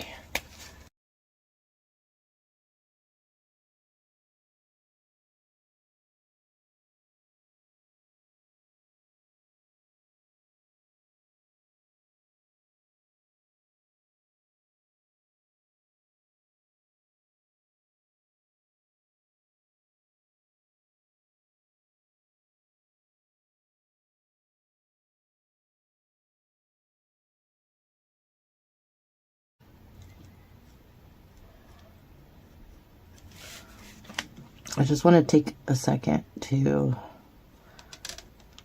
thank all the new people who've subscribed and all of the old people.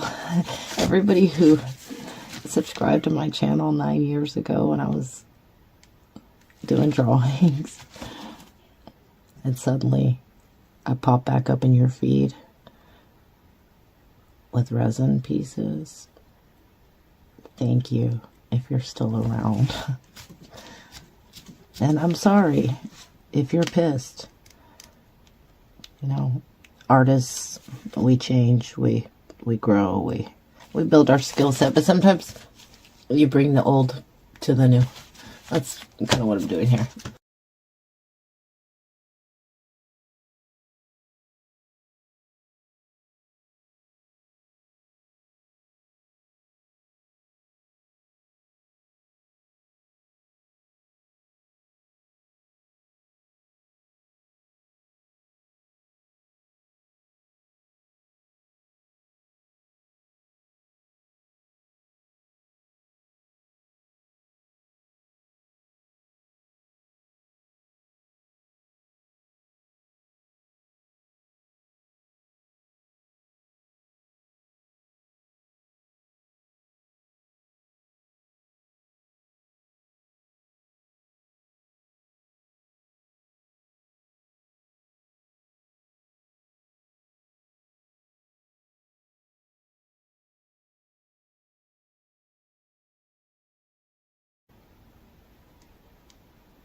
Ugh.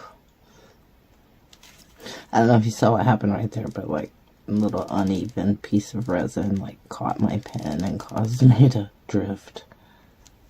It's okay. Does that look like a little banana to you? So you really just think of it in terms like that.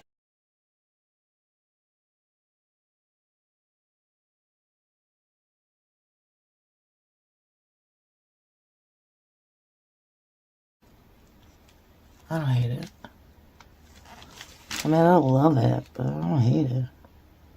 Maybe I'll love it once I get a clear coat on it. I don't know. The pink I feel like was that light pink. Ugh. I'm not a fan of that. It just seems really patchy or whatever.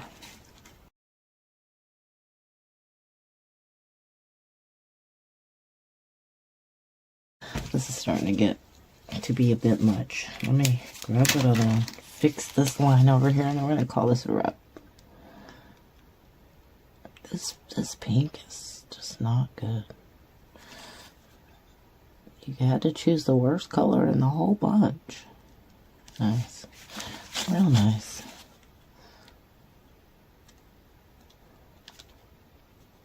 And some people might think I'm ruining it. Of course, I would have done the same if I, threw a sticker on it or a decal or something. And that's not to say I can't still do that.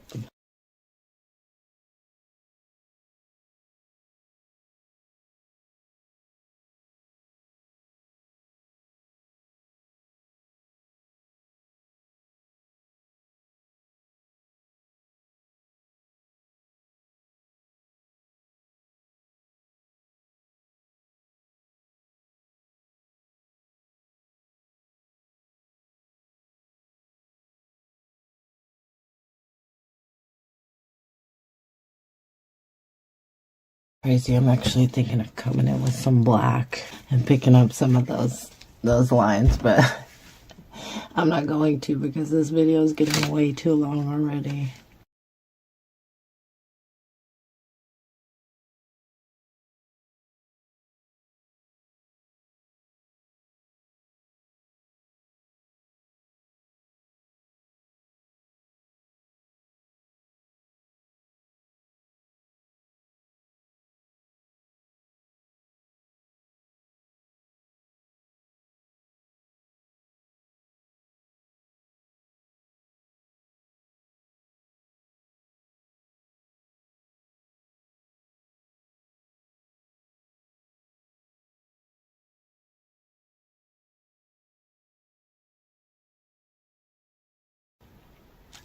You really don't need to have any rhyme or reason here. Just go. Just go. Alright, I think I'm going to leave it at that. I don't know if I'm going to put a top coat on it. If so, you'll see it in the next clip and get it out and take some pictures. If you made it this far, I appreciate you watching. I hope maybe you learned something. I hope you try something. I'll catch you on the next one. Bye.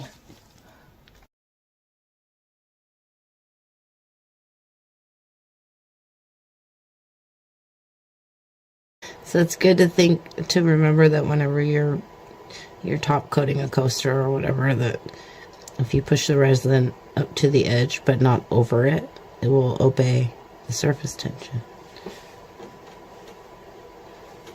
Of course, it's easier said than done, especially if it's not level. And if you do see it run over, just grab a finger and just whoop, pull it back up. Stop the flow. Because once it starts going, it's not going to stop. Just take your time, work your way to the edges. Don't push it over. Just push it up.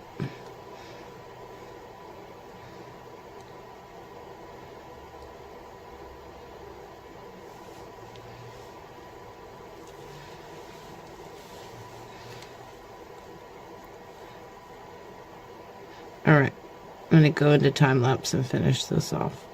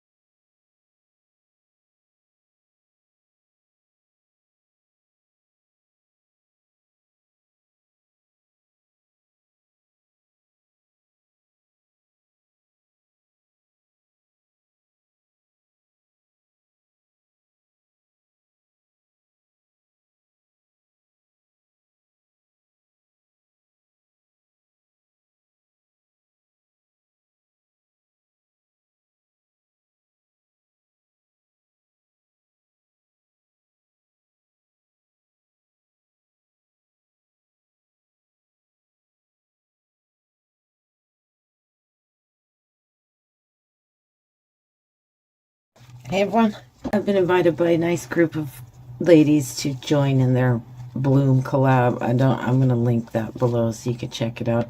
The funny thing is clearly they haven't seen my other videos, or they would know that I can't do blooms. It's a problem. I have it, I don't, yeah. So anyway, we're going to do a bloom. I got the Yemen out. I mixed it with some alcohol. If you didn't see my other video, this is a really rare blue pigment. Very expensive. Thought we could play around with it. The problem with me and blooms is that I do not follow the rules. And so today, we're going to try to follow the rules. And the main one is letting the resin heat up. You know, every time I do this, it just spreads out or sinks or spreads or does something. It just never works. So today, our goal here is to follow the rules, okay? There's nothing wrong with changing rules, but you should learn them first. And that's not to say I don't know what the rules are. I know all the rules, but I think it's the artist in me. I always want to just go a different direction. This mold is jacked up. She's had it. Time to get some new ones. Okay, got the Yemen here. I don't know how this is going to work because it's such a chunky powdered pigment. I hope it doesn't get all splotchy in there. Oh well, if it does, you know the deal. We meant it to be that way.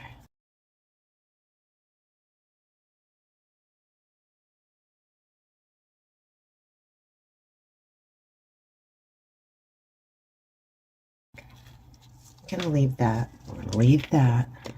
And we're gonna leave the rest of this to sit and heat up. I need to get my thermometer, but I think it needs to be about 34 degrees Celsius. And hey, shout out to Julie from Pouring Your Heart Out. This is her thing.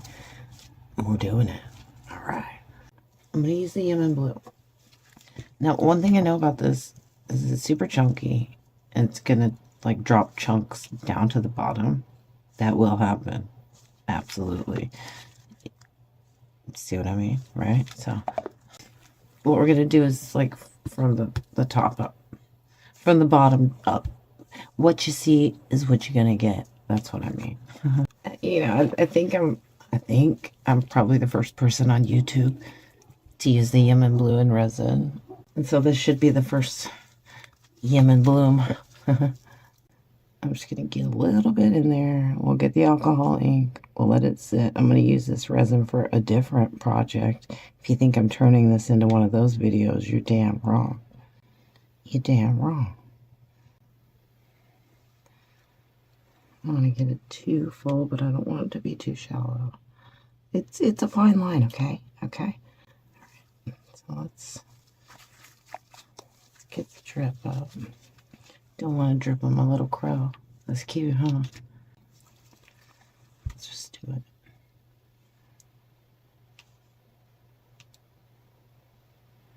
It's funny how you go into this and you're like, I'm going to put it in a specific place, and then it just goes where it wants. Like, yeah, that's the place. But whatever, we're just doing it.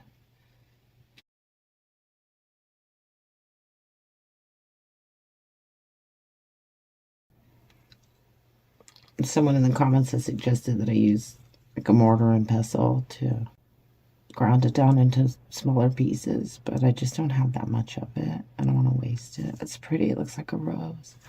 Are you seeing what I'm seeing? Because it looks so pretty. That's beautiful. Okay. I'm going to mix up the white and then we'll come back. I feel like the one I did a little while ago that maybe I got a little too much white pigment in because it seemed really heavy. But it also might just be reacting with the other pigment. See, Julie says to make it like milky white. That's what she says, like skim milk.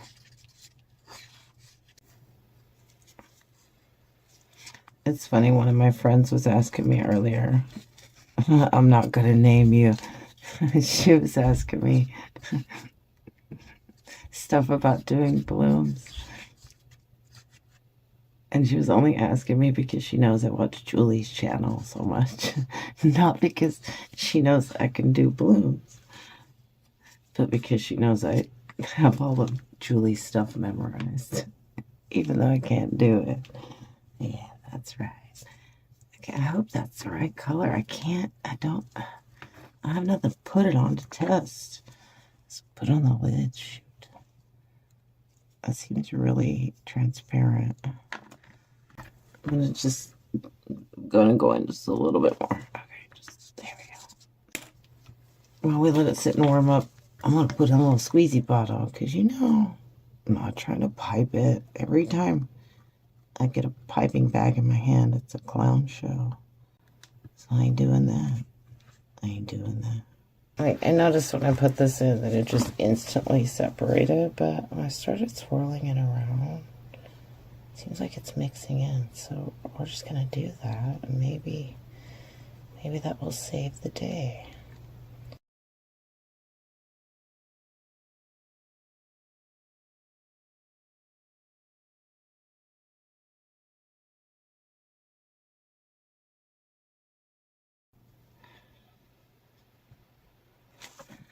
Oh, why?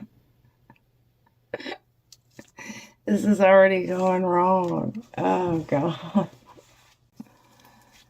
Okay, well, I guess we're just going to go with it.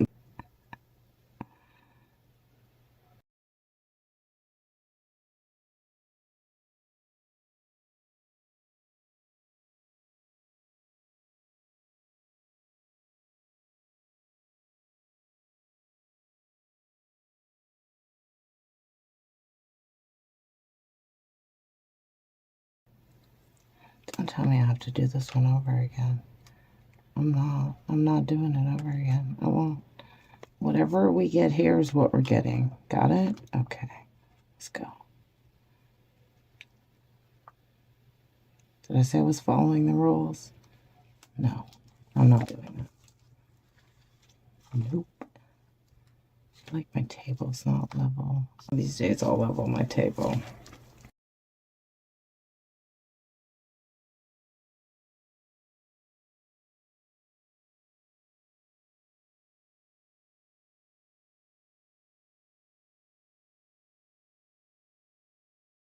This probably won't stay this way. It absolutely won't stay this way, especially after I get in here and poke around at it. But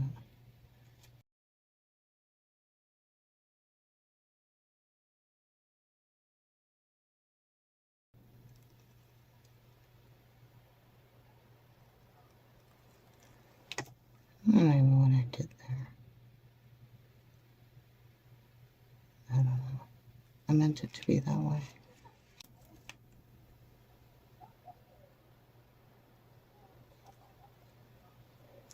And if this looks like a rerun of my last video, it's totally not. That was Hand Painter's resin. That resin stays put.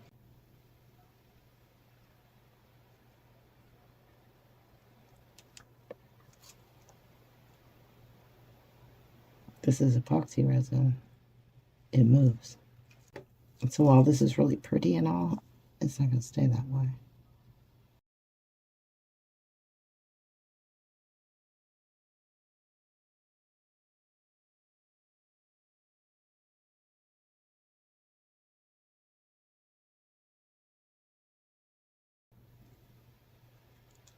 Look at her hair. Look at her hair.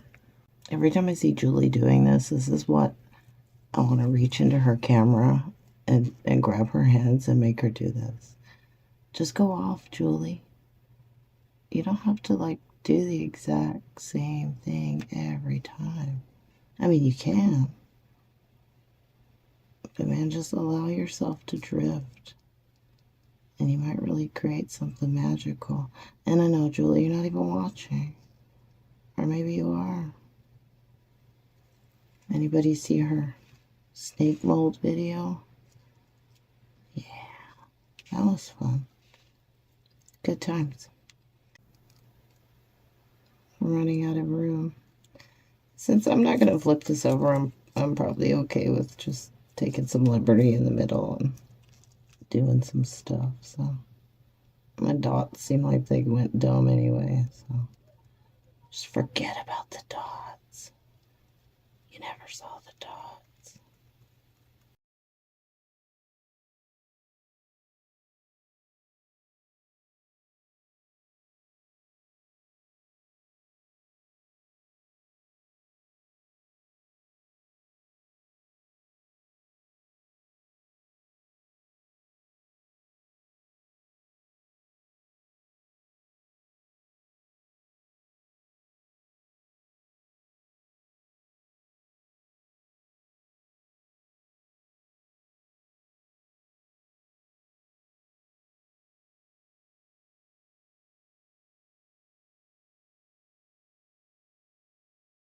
the resin, there's a real fine line between it being warm enough and being too warm, and it's starting to go off. That's why it's spitting out a bunch of bubbles, 'cause it's getting thick. I think we still got a little bit of time. How much crap can I actually put in here, you ask? This type of design, you could just keep doing this all day long. You should try it with the pencil and paper. You can get fine liners and really get in here and just keep going. If I had one of those little teeny tiny squeezy bottles, I just might do it, but no. We're trying to keep this simple. Okay. I think I'm going to take my paintbrush and pull through this. Let's make it bloom. It kind of looks like it's blooming-ish. Okay, here's what we're going to do. We're going to go. I'm just going to kind of follow the pattern that's there. I don't want to like mess it up too much because it's pretty. So we're just going to go along these lines until we get to the center. Now smooth it down. Come back around.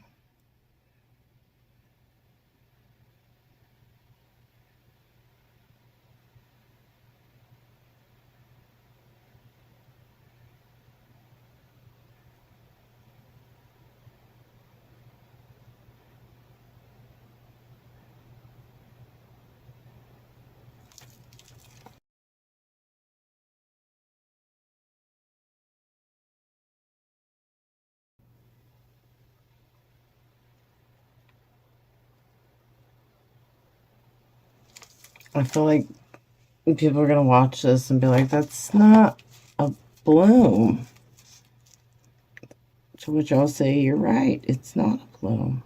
But tell it to these ladies that invited me into their collab. That'll teach them. That'll teach them.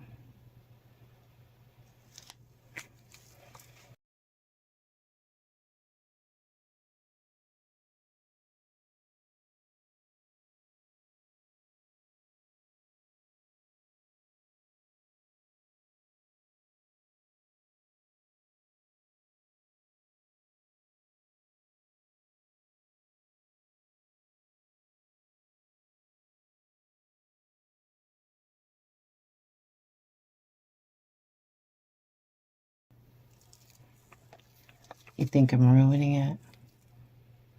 You always think I'm ruining it. I know you're out there. You don't say it, but I know you're there.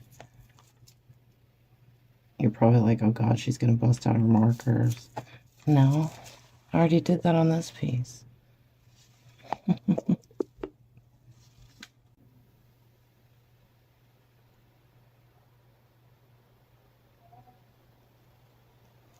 That's pretty. Please stay that way.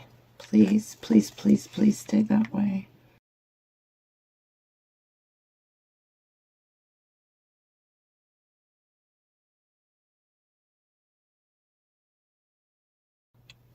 If you do this, what I'm doing here, try not to lift your pen up as you're going along. Because I've done that, not your pen, your brush. Because I've done that a few times. And, like, it causes these weird kind of hiccups, and you don't want that. You don't want any hiccups. And also, you're probably thinking to yourself, that paintbrush is toast. No, this paintbrush is fine. I'll wipe it off a little bit of alcohol and it'll be good to go. It's really thin bristles. It's not like it can really hold much. Yeah, I don't think I need to mess with this anymore. It looks pretty. Maybe a few blobs that need to be smoothed out. It looks pretty nice. Don't you think? You hate it. You can't. You can't. I don't believe you. It's beautiful. It's beautiful. Julie would be proud. You think Julie would be proud? I challenge you to do this, Julie. Once you let your mind go and you just flow, you get some magical stuff.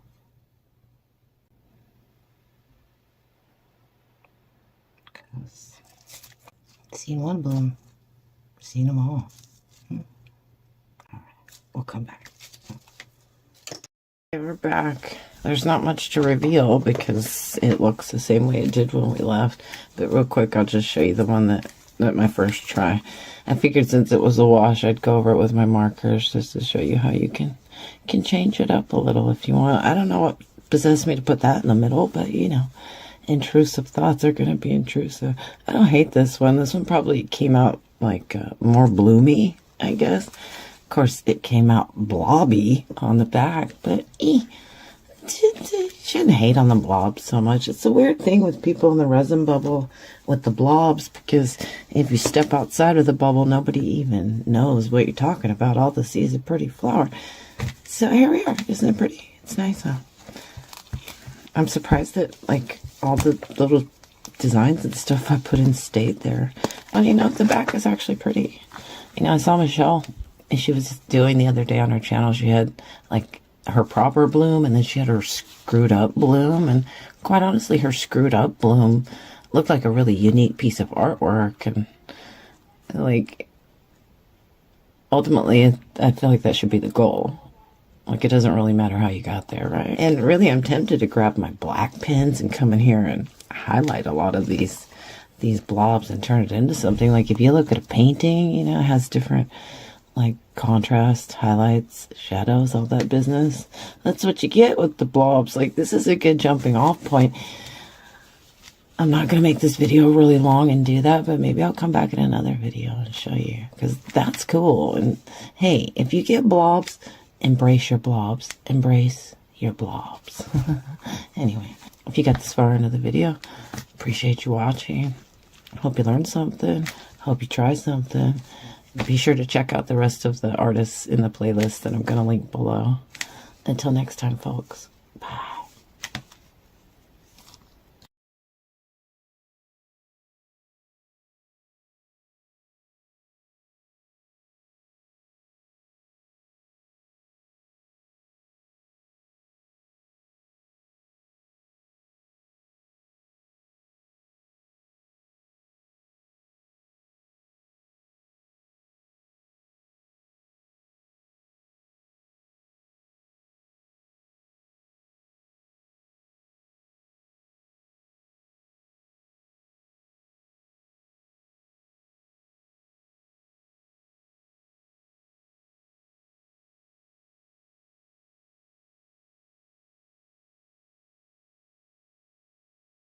Hey everyone, do you love flowers? I've never really messed around too much with pressed flowers. I like the flowers on the plant. I think it's prettier like that. But I don't grow roses. My neighbor though, he grows beautiful roses, beautiful long stemmed roses, and one of them kind of grows a little weedy, comes to our fence, so it's fair game. I cut a few of them, and they're different stages of life. And I put them in some silica, let them dry and keep their natural shape. And while I was off camera, I added a little bit of UV resin to it. And what I'm going to do is completely coat it in UV resin. I've seen plenty of people do this, and I think what spawned me to do it was seeing Billie Holloman. She did it like with some daffodils, I think. Super pretty.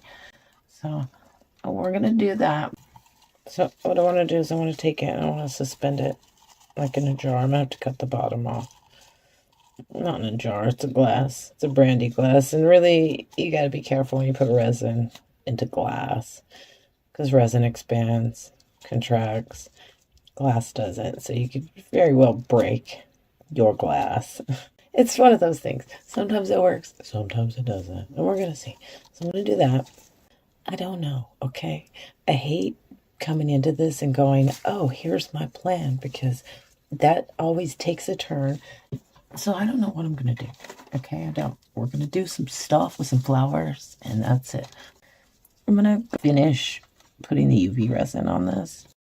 Okay, so to start with, what I want to do is take the tiniest bit of interference pigment. Maybe not that one, that one's gold. So I'll use this like pinky one. Anyway, I'm going to mix this with a little bit of UV resin. So I'm going to put just a teeny tiny amount of this, but... And by a teeny tiny amount, I mean a lot. Let me just get something. Let's see here. Okay, I'll probably take some out. Should be good. So this seems like this is a paintbrush destroyer, and it certainly is if you cure it. But if you just clean it off with alcohol or hand sanitizer, it'll be good as new. Just don't let the light anywhere near it. Okay, that should be good. It's going to add a little bit of shimmer to it because, like, the color will sort of fade after a while. So once it happens, at least it'll have this kind of luster. You know, do you know what I'm talking about? I'm trying to, like, plan for the future here. This was a little tricky to do at first because this flower's really delicate. When you dry them out like this, they get like paper. It's like right there. And luckily too, I have a pretty high powered UV lamp. So I'm not too worried about this. Like not curing all the way, because it absolutely will. Plus I live in California. When all else fails, just put it out in the sun. Radiation radiates. Okay. That should be nice. You can't even tell what I'm doing there. I can't even, but I know that out in the light it'll pick it up once it's all said and done. It'd be cool to do one of these in black. Ooh. Do you want me to do one of them in black? I could. Let's do it. Are you feeling daring? Do you think I'm going to ruin it? Probably will.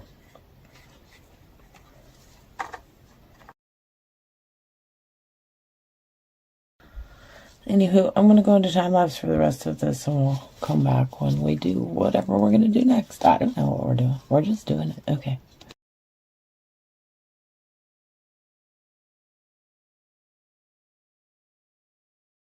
So those little terrarium things.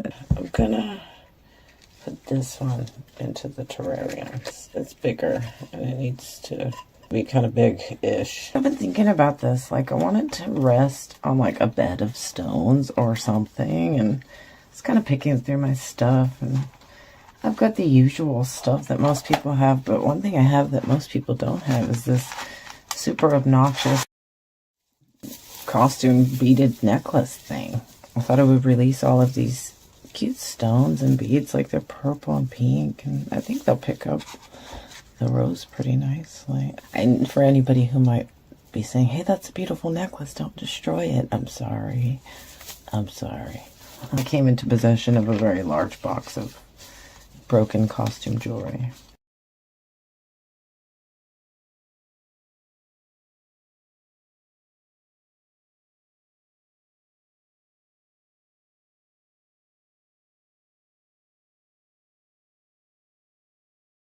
I have a feeling I'm going to be finding these little beads laying everywhere for the next 5 years.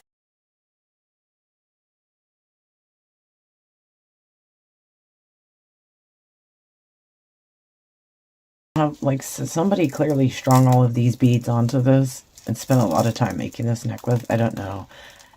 Bead maker people, how do you have the patience? Like, I made quilts, and that takes a lot of patience, but this, no. No. I'm sorry. There's no amount of money you could pay me to do this. Imagine being the person that made this necklace stumbling onto this video. If you're out there watching, I'm sorry. Oh, God. Why? This is not supposed to be this difficult.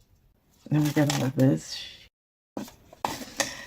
Okay, I'm going to finish getting these out and then we'll come back. Okay. I got all the beads released. I mixed up some resin. So I guess all I need to do is just mix the beads with the resin and dump it in and put the rose in and we'll be done. But it's never that easy, is it? It's never that easy. I could chop this footage down into like 30 seconds and make it look like it's that easy, but that would be a lie. I need to mix this separate because I think I'm going to use this one for something else. I don't know. So much noise. See, aren't you glad I muted that? Isn't that nice? Yeah, I try to be nice. Okay. Let's get some of this in here. Has anybody ever done this? I've never done this. Most of the stuff that you see me put up, I've never done. It's an idea I had, and I film it, and sometimes it works out. Most of the time it doesn't work out. That's fun. Ah, that I got all those little hairs out. Really teeny tiny hair, like, God, I can imagine wearing this necklace out in public and it breaking on you. Oh my goodness, that would be... It's these little tiny filaments, like these beads were attached to this. Can you see that? It's, yeah. I see any more of them, I'm just gonna torch them. This is like, that's fun. And obviously it looks darker because it's wet, but once it dries, like all that blue will come back. I think. I don't know. I have no clue. Okay, this is gonna be a little tricky. Let me wipe this off. These are pretty nifty. I don't know. I got these to use with the hand painter's resin, but they actually just come in really handy for stirring stuff. A little bit more ergonomical than a popsicle stick. Okay, let's just get it in there, I guess. Try to be neat about it. I feel like I need a spoon. Look at it. Oh, you want to see some ASMR shit? Are you ready? Those of you who don't like it, just fast forward. Go like 20 seconds. Ready? All right.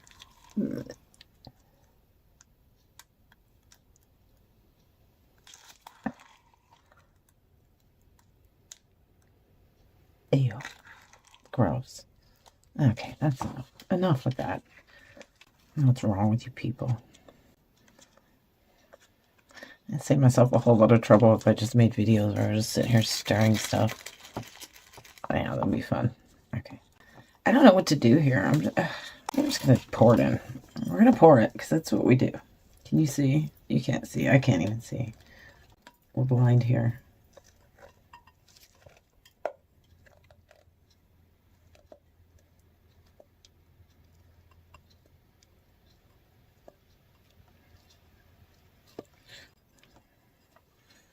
I was thinking, I may have mentioned earlier that we took these from my neighbor. Well, not really. We didn't, not really. I mean, it's on my side of the fence, so I didn't take anything, but they are his roses, and so I thought it would be nice to give this to him. He makes stuff himself. He makes birdhouses and doll houses.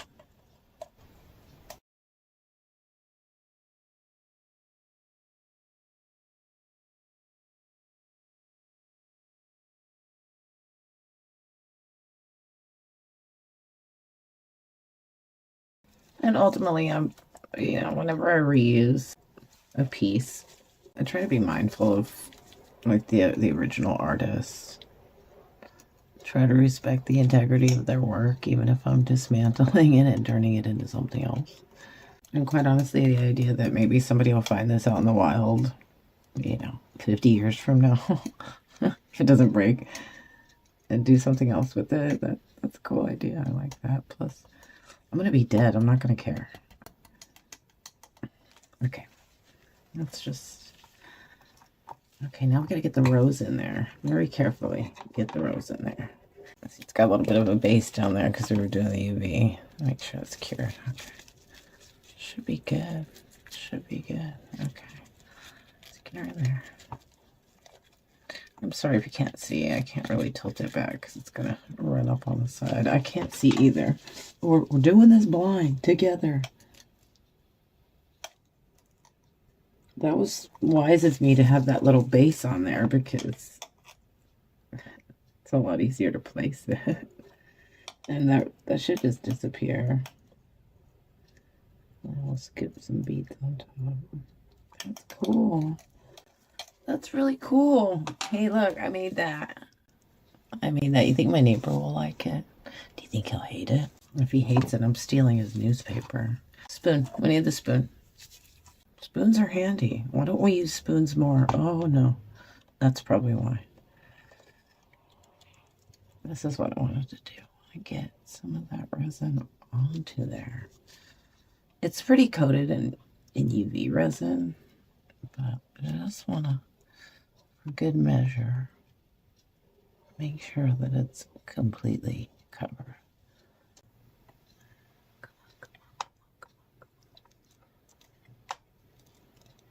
It'd be a lot easier if I could just dump it straight on, but I can't do that.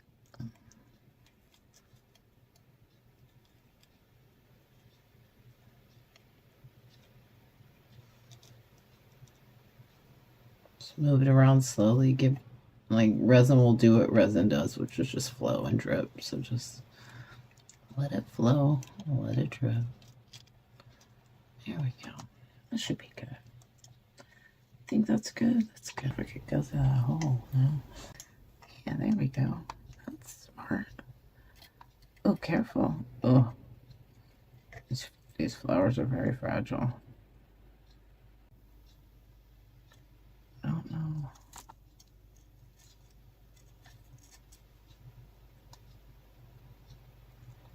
Okay, I think I'm just gonna leave it. There we go. Yeah, I think that's good. Just one more of these. I can't put any more resin in there because it's right up to the top right there. So we're just gonna leave it and we'll come back in a bit. Okay. All right, well, that ought to wrap this one up. You're gonna have to look at the outside shots on this one because I already gave it to my neighbor. It was a good segue into getting more roses from him for the next projects that you're gonna be seeing coming up. So stay tuned for part 2 and part 3. Oh, and by the way, my neighbor really liked it. He liked it so much that his wife snatched it right out of his hands. That's nice. That's nice. Anyway, if you got this far into the video, I really appreciate you watching. As always, hope you learned something. Hope you try something. See you next time, folks. Bye.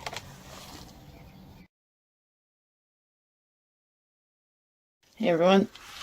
I'm back with something simple and pretty. I don't know if you saw the dude video, but it was very testosterone driven. We need to get back to some girly stuff, some sparkly stuff. I got this pretty cool octopus mold. He's got like his tentacles wrap around like the steering wheel thingy on a ship. What's it called? A helm. That's what it's called, right? Okay. Anyway, it's going to be a little tricky to get the colors to kind of swoop around that. I might just leave that part of it like blank and then like let the black fill it in. I got this little pearl right here. I don't really know what we're going to do with that particular spot, but I know these, I want to have rainbow. Who loves rainbows? I love rainbows. So that's what we're doing. I'm a little concerned about this one. Sometimes these gold colors can read just like gray when you put black behind them. So, and these are like metallic chrome powdered pigments. They're usually sold as like nail powders. But so we all know, these are usually just really, really finely milled glitter. Sometimes it's mixed with mica. I'm going to do a video about dusting your molds with glitter in general. It gets kind of messy, but you can do it. So anyway, let's get started. I need to move the colors off stage so we can have a look. And I got this little pearl for the middle. That's cute, huh? I gotta remember to refocus when I set things down because I seem to lose it a lot. Okay. Let's focus. Focus. There? Okay. So anyway, let's keep these in order so we don't lose them.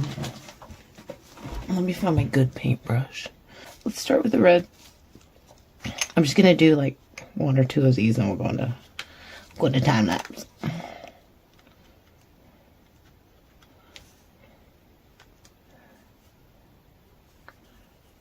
Ooh, that's pretty. That's so pretty.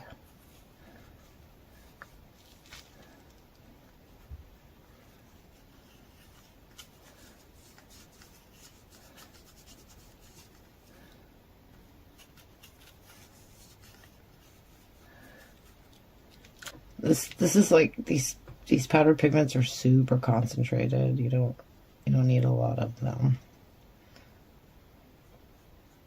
I'm gonna have to clean that up right there.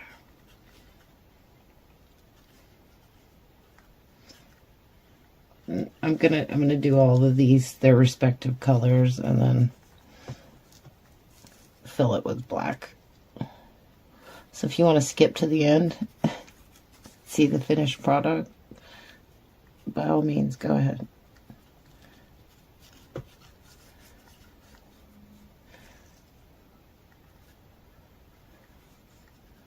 Also, I'm not really putting links and stuff up at the moment, but if you search your favorite online retailer for chrome nail pigment, you'll find them. They're pretty cheap. This is going to be challenging, folks. Anyway, I'm going to go into time lapse. We're going to speed through this. If I run into any challenges, I'll stop and discuss.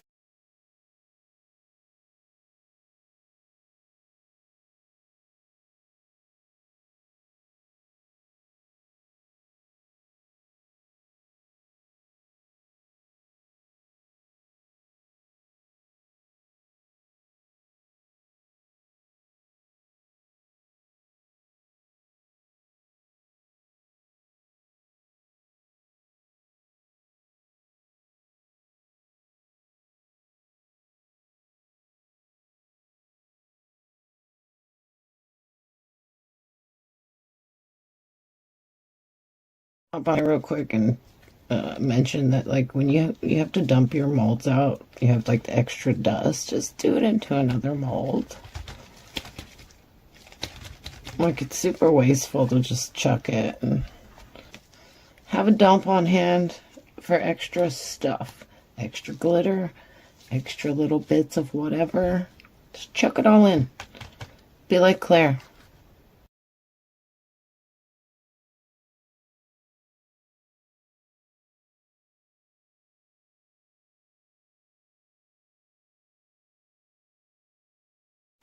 Ugh, I'm dumb. I just realized that part I was trying to figure out what it was for is for the wheel. Ugh, so now I gotta clean that out. See, then there's this right here. This is so weird. That's probably supposed to be red. That should be red. I don't think it matters much. The colors will blend as long as I get the wheel cleared off. I might have to go look at the demo of this on the website. We'll see. I don't know. Anyway, I'm gonna go back into time lapse.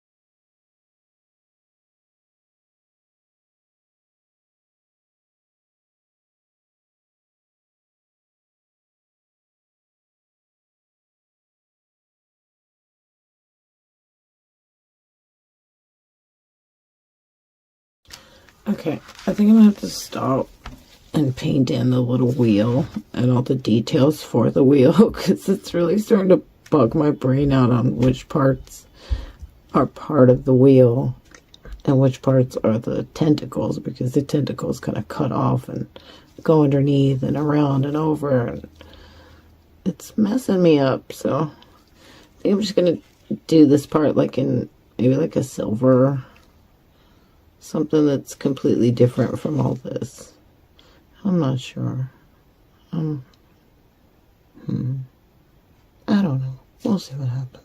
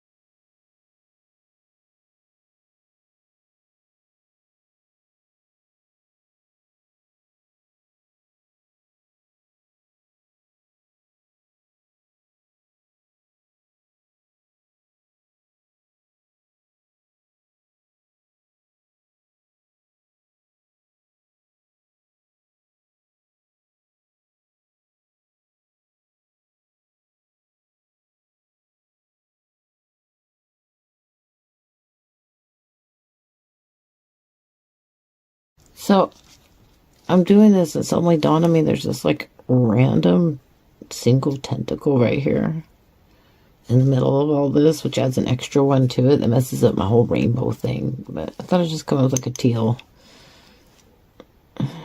This is crazy because see, here's where the indigo or the violet or whatever it's gonna start. And it's got to go all the way up and hit that little point right there. I got a lot of cleanup to do on this because I'm going to have to come in and put the respective colors where they go. I don't even know what that color is supposed to be right there. What is that? Anyway, I'm going to just keep at it and we'll just keep going. All right.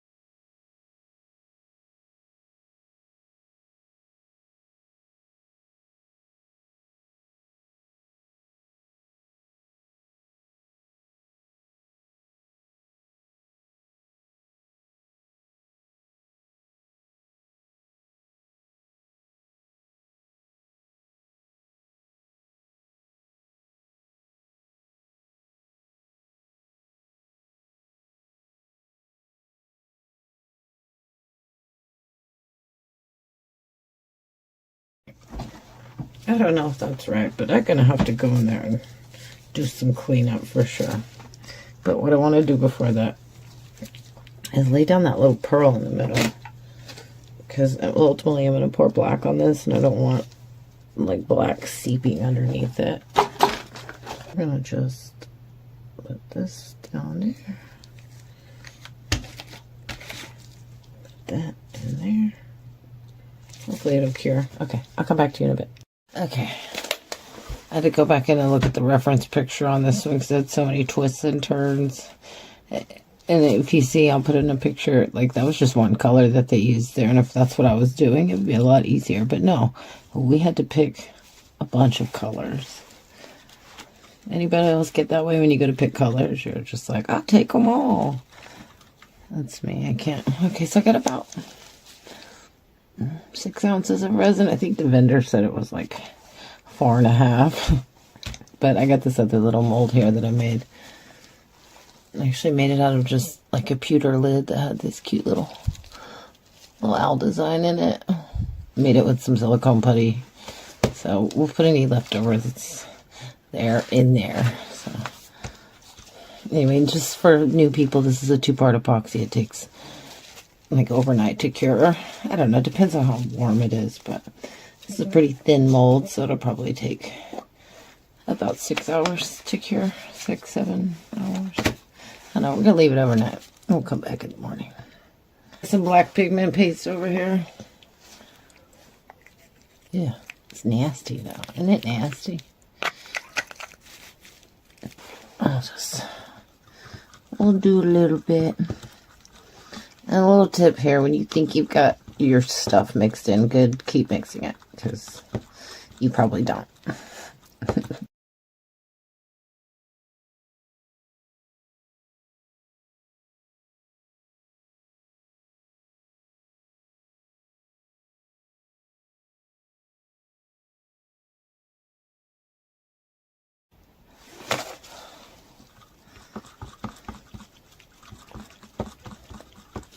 And just, you know, for anybody who's new, whenever you use mica pigments, glitter, anything like that where you're dusting it on or you're rubbing it on, it's always going to work better if you back it with a black background.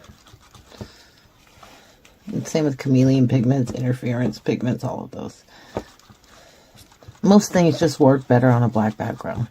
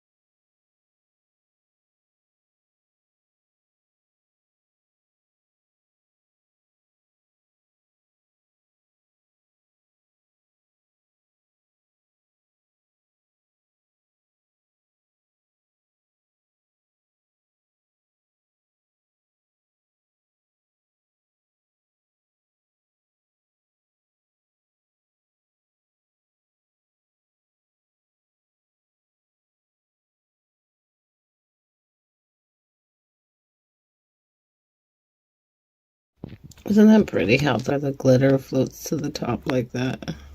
I think it's beautiful. Usually this stuff is just confined to the back sides of our projects, but I think we could do it in a way where we take advantage of it doing that. Looks like a galaxy. Of course, if you throw enough sparkly on a black background, the default is just galaxy. That's how that goes. So anyway, we'll let it cure up and we will come back tomorrow. We're back. As per usual, my table wasn't level, or the mold's not level or something, because it's kind of underfilled right here, but you know, we're not even gonna worry about that. We're just gonna get this bad boy out of here. See if it turned out. This one's gonna be a little tricky because the resin's still soft-ish.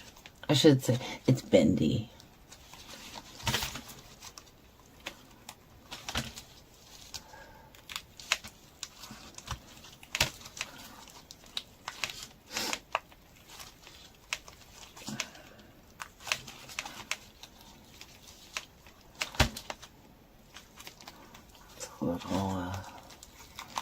It's little twists and turns.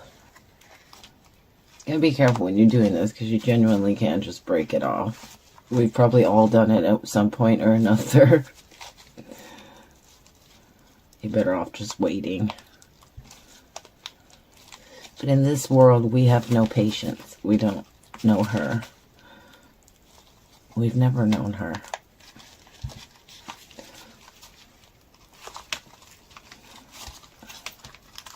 Alright.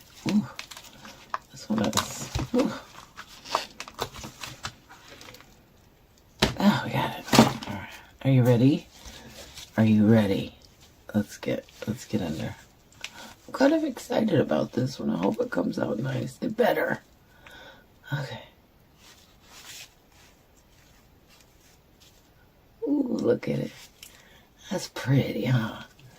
That's pretty, right? Oh my goodness. Who loves rainbows? If you don't love rainbows, you're just wrong. Okay? You are wrong. I'm surprised the steering wheel came out so nice. I thought for sure I'd have some color drifting. I did a little bit of it. Just don't look at that. This is so pretty. Oh my goodness. See how we take it out, we'll get a better look out in the sunshine. When it comes out, it's California and it's freaking overcast. Wait, we forgot this one. I mentioned earlier that I just made this from, where is it? Let me show you. I made it from this lid that's on this container. It has this cute little, actually it looks kind of bugged out and weird. And so from that we got this. And if you just search for silicone putty, you can find this stuff, although it's kind of pricey and a little tricky to work with, so buyer beware.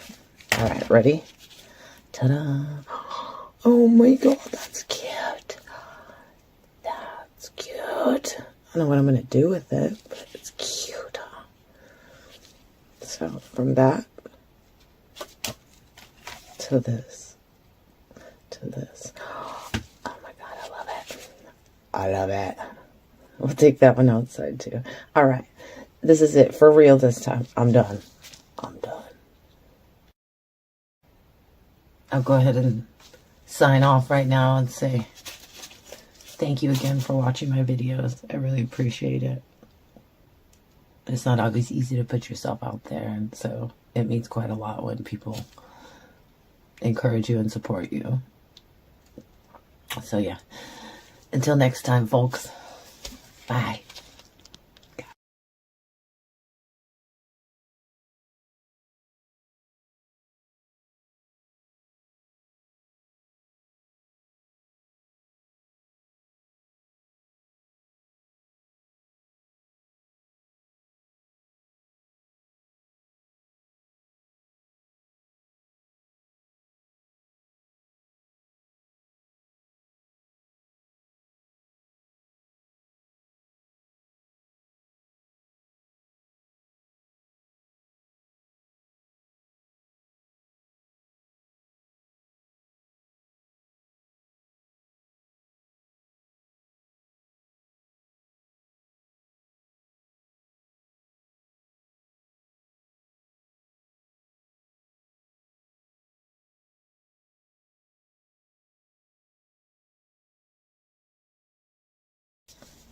Hey everyone, I'm not even going to ask you if you like snakes, because I know the answer is probably no. I like snakes. That may have a little bit or everything to do with Taylor Swift. But that's not why we're here. Have you seen like the live edge coasters that go around? People use rocks and crystals, and here lately Julie from Pouring Your Heart Out has been putting little turtles, little flowers, this, that, the other thing. I want to try it with a snake. And I have a very limited experience in making molds, so this is probably all going to go to hell in a handbasket. It seems like if I hit the record button, it's all going to hell in a handbasket. I'd like to see this one. This came out nice, and you know why? Because I didn't record it. If I recorded it, it would be fun. But I didn't, so here we are. It's nice, right? Back to this.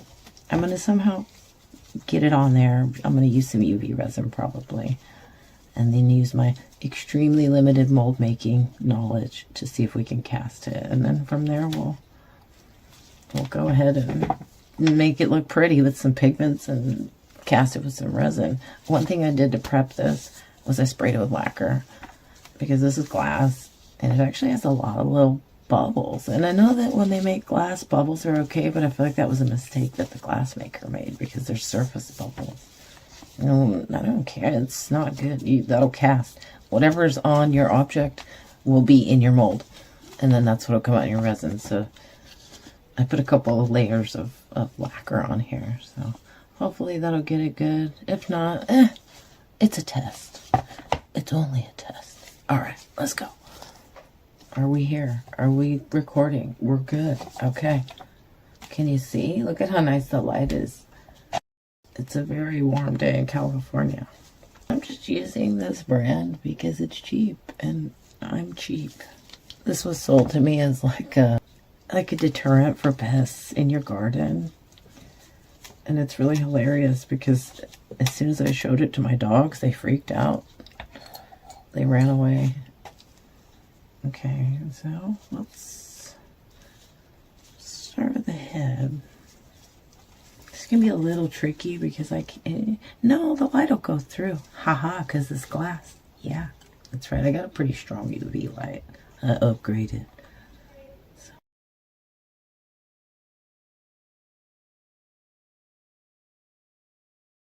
It's already working. I don't even know if I need to flip it over, but I'm going to. I'm going to flip her over. Nice. That's a nice little thing. And it's not sponsored. But if y'all want to sponsor me, get in touch. We'll talk. What's with the reflective surfaces? We don't need that. We could do without that. If you guys are listening, Sun X19 Super Sun UV LED nail lamp. Okay, that should be good. I've been rocking a pretty sucky UV light for a hot minute. Wow, that worked really good. Okay. Only thing is that resin doesn't really stick to glass. I don't know if you've ever, like, it will, but it doesn't. It won't. I should say, resin doesn't really bond to glass. You know, it'll stick to it, but it won't really bond to it. Okay, let's put a little strip on there. I need to make sure I get these gaps filled in because I don't want the silicone to seep underneath. That'll make it problematic, and we don't need that. Okay. Sorry, dogs. I'll pay the dog tax. Just know if you're tuning into my channel, you're probably gonna hear dogs barking a lot. I try to edit them out, but you know, dogs are gonna dog. That's what they do. They alert us to every single nothing there is, and don't make a peep when there's an actual threat. Good dogs. Alright, let's go into time lapse for the rest of it.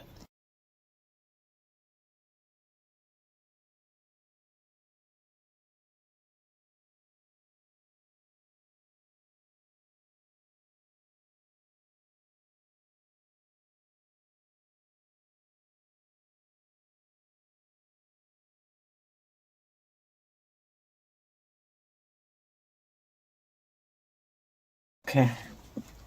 I'm not gonna lie, it's been a minute. I've kind of shelved this for a bit. What you saw me doing on camera there was like sealing it down, but then when I got to the end of it, it wasn't really evenly sitting on this tray. So I redid it, and it's still not evenly sitting on the tray, but yeah, but I give up. And one thing I did that I didn't film was I went into all these little seams where it wraps around. I filled it with UV resin. And then I came and gave the whole thing a coat of UV resin and put a UV coat down here too. Got a piece of sticky back paper. I've got this planter. I'm gonna, I think, is this how you do this? I'm gonna do this. Again, I don't make molds. I don't know. I'm gonna do this and I think seal it up with some glue or some tape or something.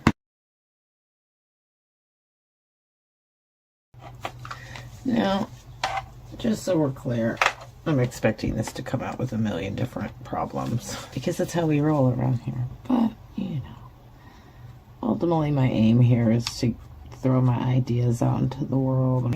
Here goes nothing. Ready?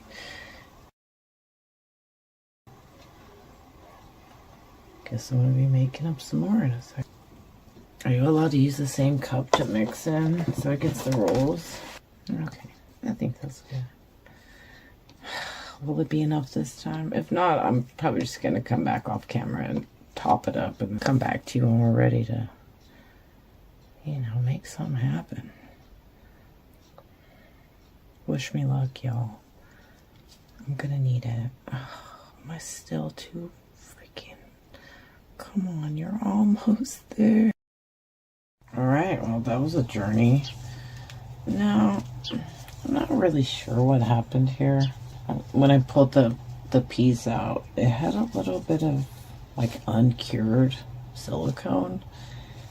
And I was investigating, but kind of coming up empty on what the deal was there. So, I'm a little unsure how this is going to turn out, but you know, we need to just see this through to the end. So let's throw some pigment in there. I got this one. It's like purple, blue, chameleon.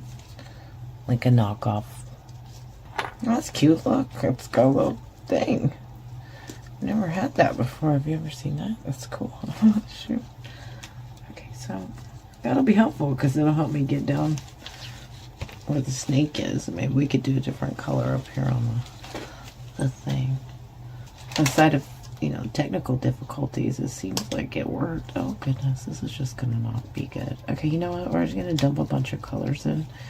We're gonna smooge them around. See what happens.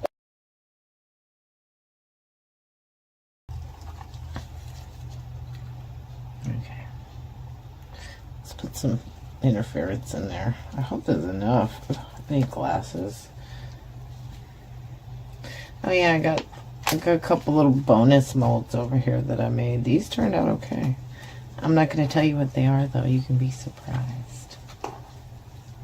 Okay, that should be enough. Smooch them in. I need a bigger brush. This brush is too small.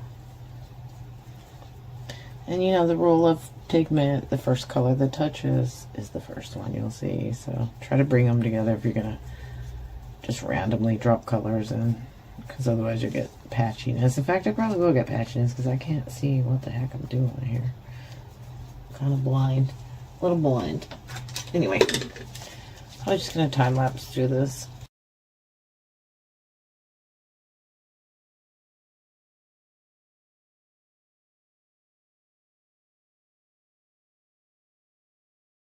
Before we do anything, just pour some clear into this one because I'm going to put like some foils behind it, make it look all, you know, like a crystal. I think that's good. And sorry about the noise. It's kids, summertime, you know.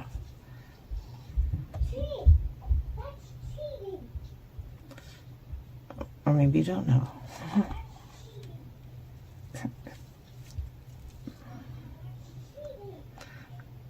There's a very verbose 6-year-old girl here who's telling her cousin that he's cheating.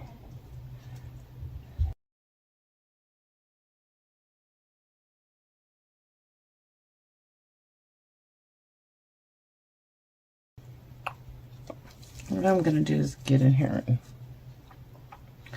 my silicone tool and just make sure there's no bubbles lingering in those little crevasses.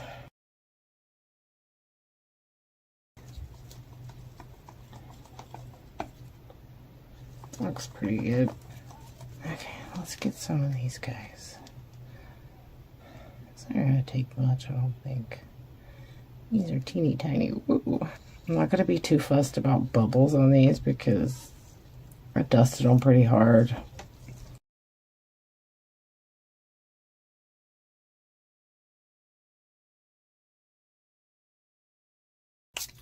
There you go. Okay. You too, frog. Oh, I told you what it was. It's a little baby frog. I tried to make this mold, and some reason his hands didn't cast. And I say some reason, but it's obviously, you know, user error, as it always is. Alright, I got a little more mixed up, or a lot more mixed up. I assume at this point in the video I'm going to be muting it a lot because there's a lot of noise going on in my house right now. Well, I'm out of room here.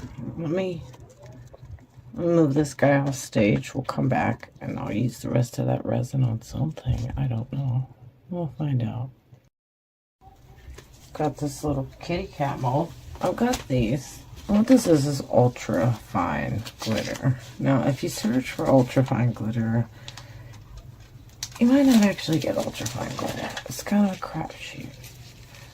However, if you compare it to the stuff that is sold as nail powder and such, it's the same thing. The only difference is the nail powders might occasionally have extra stuff in them, like mica or interference. This is actually a holographic glitter, and I don't know, there's a popular company that likes to put a premium on this stuff. So anyway, then we just sprinkle some in, dust it on, make some cute kitties. See how it compares to, you know, like chrome pigments or holographic glitter. Looks pretty nice to me. I don't know about you. It's burnishing really nicely too.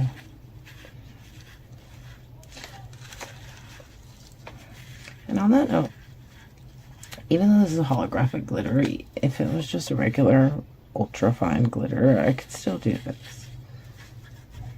It's legal. It'll stick to the mold just like pigments will. Okay.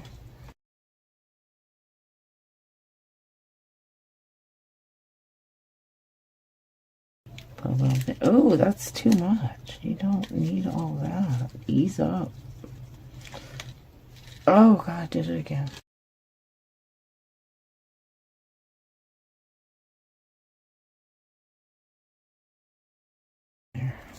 You know, we're not wasting any of it. We don't like to waste stuff. We'll mix it in. That'll trap it in there so it's not all loose and floating.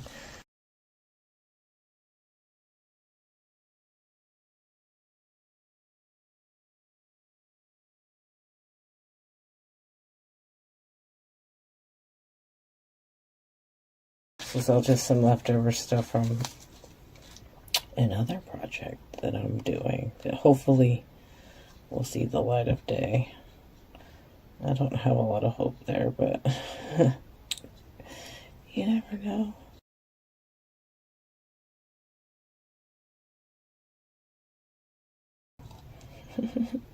This is getting ridiculous.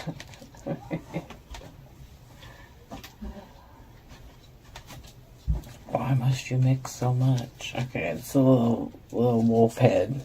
Hopefully this takes the rest of it.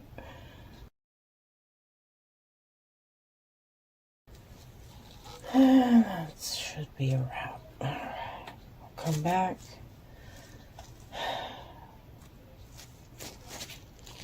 We'll come back. Okay. Oh God, I've been filming so much stuff. I don't think I filmed these. I think this was just a little side thing I did off camera, but I'm going to show them to you. I haven't looked at them. I kind of peeked inside to see if maybe they worked. Oh wait, that's right. I remember now. I told you I was going to do them, and I showed you me making them, but I didn't tell you what they were. Or did I? It worked. It worked. I think that's the first successful mold I've ever made. Well, I shouldn't say that. We made a little dragon once out of clay, but the master wasn't great. But the mold came out. But anyway, it worked. Yay. Okay. This one, off camera, like I just poured clear into this one on camera, but off camera I sprinkled some chameleon flakes just right on the top. Then I just hit it with some spray paint. Now people always put like a layer of black resin on the back, but I don't think that's really necessary. Just put some paint on it. Hopefully you'll be able to sort of see it like peeking up at the bottom. Yeah. I don't know if you can see it. I hope the camera's catching it. It's freaking pretty. Oh, it's stunning. I was trying to get it to look like, you know, an actual crystal. I think we got there. Did we get there? I think we did. Alright. We got two that are good. This one,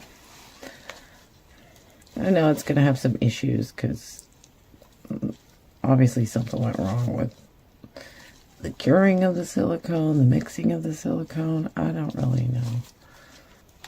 I had to make some strategic cuts in this mold because otherwise getting them out would have just been too hard.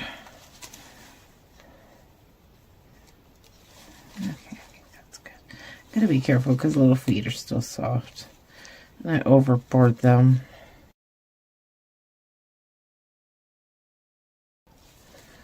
I don't want any broken toes. This would be 10,000 times easier if I just let it finish curing. Oh,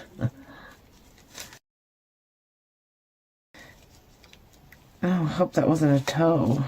Oh shit, that may have been a toe. Or very well may have been a toe. It's supposed to have 5 toes on the back. They are. Oh, who cares? Nobody cares.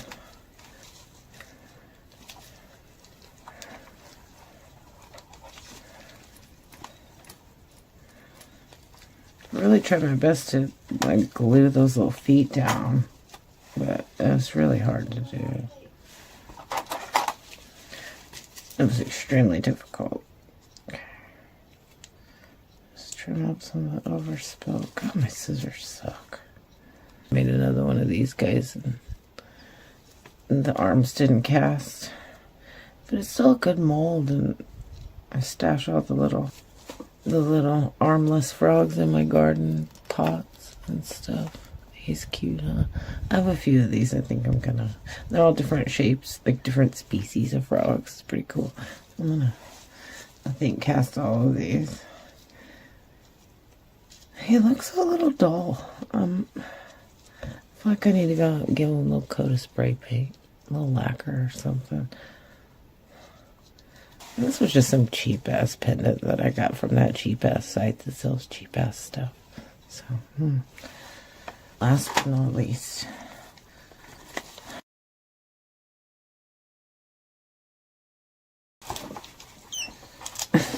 I think I broke the seal. Excuse you. Excuse you. Got a grip. Okay. I can't. My arm, it hurts. It got a bubble there. Well, that's nice. First thing you see is a bubble. Looks like it's kind of dull on the bottom. Okay, let's get some alcohol there. I can't even.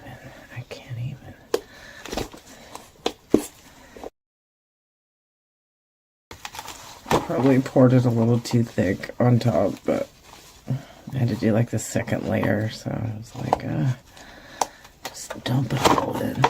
Oh. Working on it here and there over the course of several weeks. I'm gonna go get the dude. Hold on. Alright, he's coming. You know, if I actually tried it one more time, it'd probably come out. Nah. But no. This hurts my arm too much. Oh, here, let's look at this again, because it's stunning. This is really, really pretty.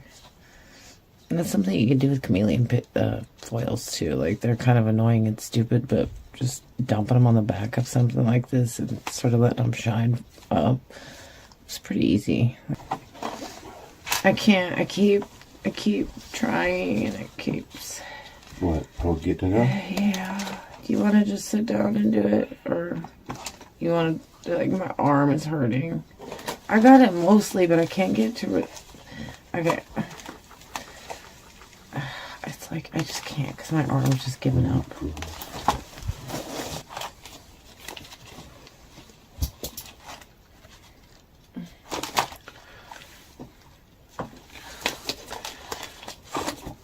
I'm ready to grab the snake and pull it.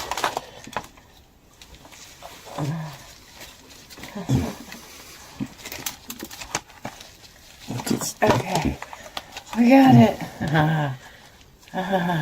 It's a little stupid there, but it worked. It worked. Yay. Okay, thank you. Oh, it's pretty. It's pretty. Yay. And then you can just put a coating on this to shine it up, right? This, yeah. Mm-hmm. It did. A little discolored over here. That's just where I missed it. Yeah. I was having a hard time there. That's okay. I could probably just coat the whole thing in UV resin or just lacquer. That's probably what I'll go out and do. It worked. I mean, it's got a few issues, like that bubble. That's definitely an issue. The finish got kind of strange in some spots. I don't know if that's because I didn't put enough powder or it's just the cast. And I could probably kind of mess with the master and refine it, recast it, all that business. But it's fine. But man, that was tough getting it out of there. Of course, you saw he had no problem. It's less of a problem with the mold and more a me problem. So I'm gonna cure this up. Throw a coat of lacquer on it, get it outside, get some pictures. I'm glad all these worked out. I mean, every single one of them, I was like, oh, I guess we missed it right there with the powder. Whoops. Well, anyway, not come out good. That is so pretty. That is so pretty. I don't know if you're seeing that like I'm seeing that. Beautiful. It's picking up those colors. And I didn't use very much either. Just like a little bit of the chameleon foil sprinkled. And I waited until the resin set up a little bit so it didn't sink. Of course, they're just foils. I don't think they could sink. But, oh, that's pretty. I love it. And here's what I cast it from. This was just cheap. Got this for a couple bucks on that one site that sells that cheap stuff. That you know what I'm talking about. Okay, I don't know what happened there. Footage got jacked up or something. I don't know. Anyway, while we were off camera, I went and just added like a little coat of spray paint to it. Try to shine it up. Still kind of dull. I don't really love the colors on this one. I probably could have been a little more mindful. I got kind of a strange texture on it, but you know, it was a test. It's a prototype, but you know, from this is heavy, to this, which is pretty light. Not bad. I gotta figure out where the eyes are. The eyes are kind of weird on the, like the master, and yeah, that's weird. We'll figure it out. Anywho, here's all the extras that we did. I forgot to show you the kitty cats. They're cute. Like normally, if you want to get like this much glitter in a casting, like you have to dump quite a bit in there, and you may have seen like I didn't put that much. I mean, I probably put too much really because I had to dump it in the resin. But you don't need a lot to get sort of full coverage. You could do this with most fine glitter. This is ultra fine glitter, and it's ultimately going to work better with ultra fine glitter. But fine glitter, you can kind of get away with it too. Aren't they cute? My friend Jen, she made me buy this mold. She did it. She probably did it a little bit more gracefully than I did, just dumping glitter in, but it's her fault. She made me do it. A little wolf head. I don't know if you can you see the glitter in it. The glitter is actually standing out quite a bit. I sort of thought it would just get lost in there, but it's there. It's a cute little head. Okay. I went ahead and added some spots to him. Made all of his feet black. I need to trim him. He needs a good little trim up. But we'll do that. I'll get him outside, get some pictures. This one, I don't like it. And I want to fix it. I might ruin it. This is a possibility. You know, it's always a possibility with me. I don't know if that was just like bad color choices or the mold's just not.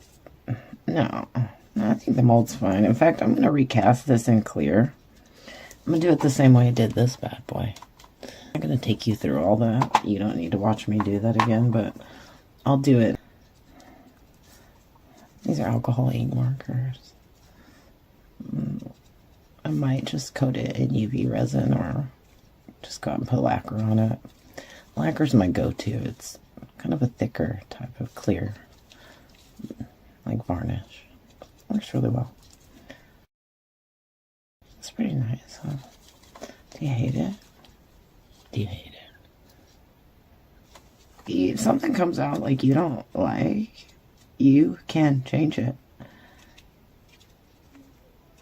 It doesn't have to stay the way that it comes out of the mold.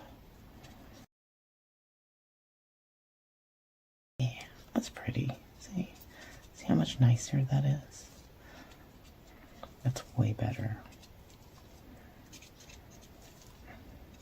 I don't know what I'm going to do with this thing. Probably put it on top of a jar or something. It's funny when you make stuff and you're like, what do I do with this? And you just let it sit, and then you do something later on, and suddenly this purple pinky flower is the perfect thing, and it's exactly what you needed. And sometimes things just find you, you know.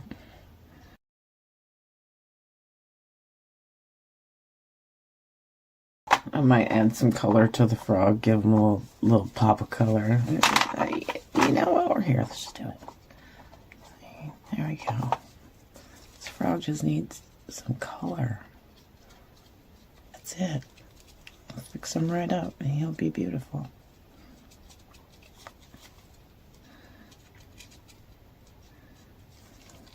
I might actually go in there and do this to the snake one too, because the color's a little dull.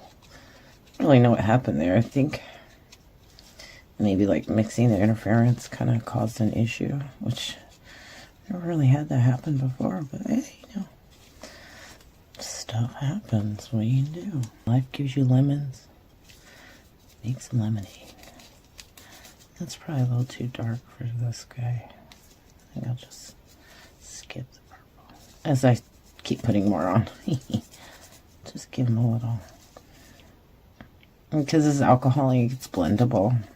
And it's certainly wash-offable. Which is all the more reason to have to go out there. Give it a good clear coat. Because you don't want it to rub off or wash off. But, yeah.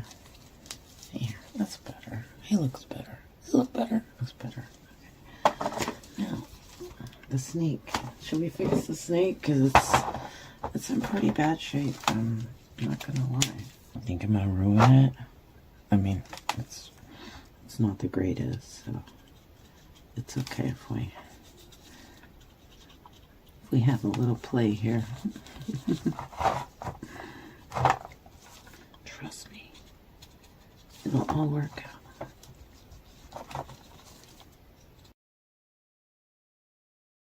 What I have here is a blending pen, which I'm pretty sure is just alcohol by itself, but it's in a pen, so you can use it to soften the color a little bit or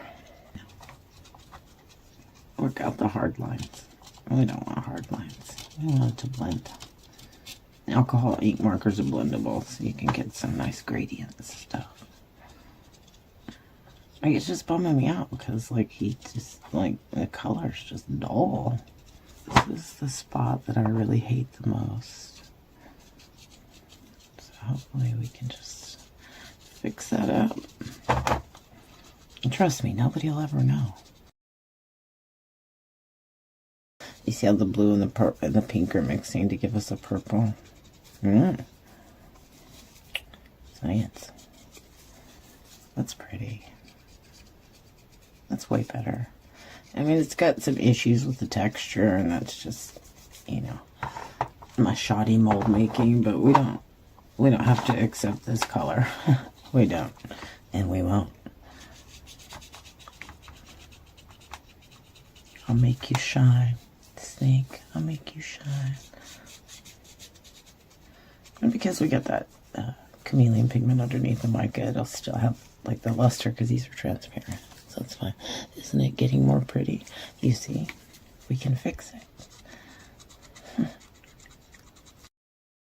Anyway, I'm just gonna time lapse the rest of this, and I'll spray it and I'll do all that stuff. I'll get it out and show it to you when it's done. Oh yeah, we didn't look at the pendants. I mean, they're all pretty basic. This has, like, this was some of the hand painter's resin that I had left over, and I just globbed it in there. And then it was, like, backed with, like, the black, like that holographic glitter and the leftover resin. I might put, like, a little charm on them or something. I don't know. These make good sort of foundations to just build off of. They would probably look prettier on this one. Oh yeah, that's nice. That's real nice. Okay, I'll do that and we'll look at it at the end. Anyway, if you got this far into this video and you're still here, I would like to send you a super special extra thanks for tuning in. All of you that hit the like button and leave comments. I really appreciate it. And hey, don't be afraid to try something. Until next time, folks. Catch you on the next one. Bye.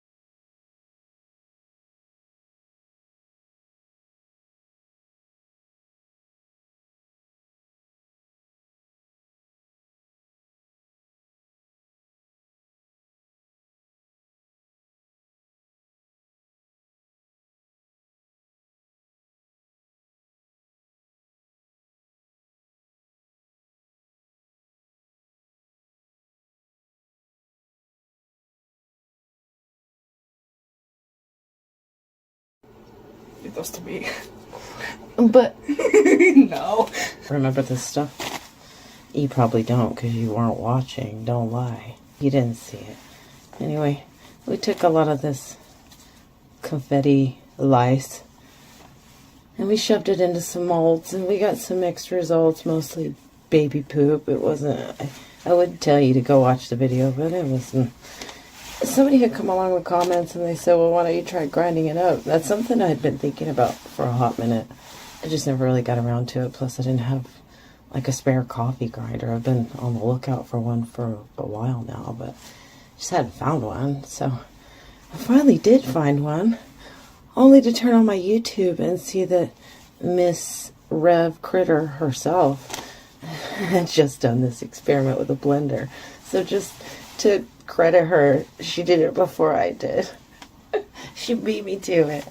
But her results were really great. You should go check it out. I'll put a link to her channel below. Although you probably are already subscribed to her. I'm just going to put it in there. We're going to grind it up. I'm going to try it with this stuff, but I'm also going to try doing sort of like a blend of, you know, like iridescent flakes and glitter, maybe some mica. You know, come up with our own special blend, because we can do that. I was at the thrift store looking for just an old used one, you know, and I found this brand spanky new, really expensive one. So I kept that one. And this is my old one. Okay, I'm going to mute this because I'm nice. I think it's still got coffee on the lid. That'll make it smell nice. Okay, ready? Stop and see what we're getting. Glitter phase. It's just a bunch of like mylar and foils, stuff like that. It's sold as confetti at the Buck Tree. $1.25 tree. Now see, I know if I just mix this into resin, it's just going to turn browny, poopy color, because one of those is a bleeder. I think it's the red one. So I'm going to grab a mold and let's see if we can just dust it in. Okay, BRB.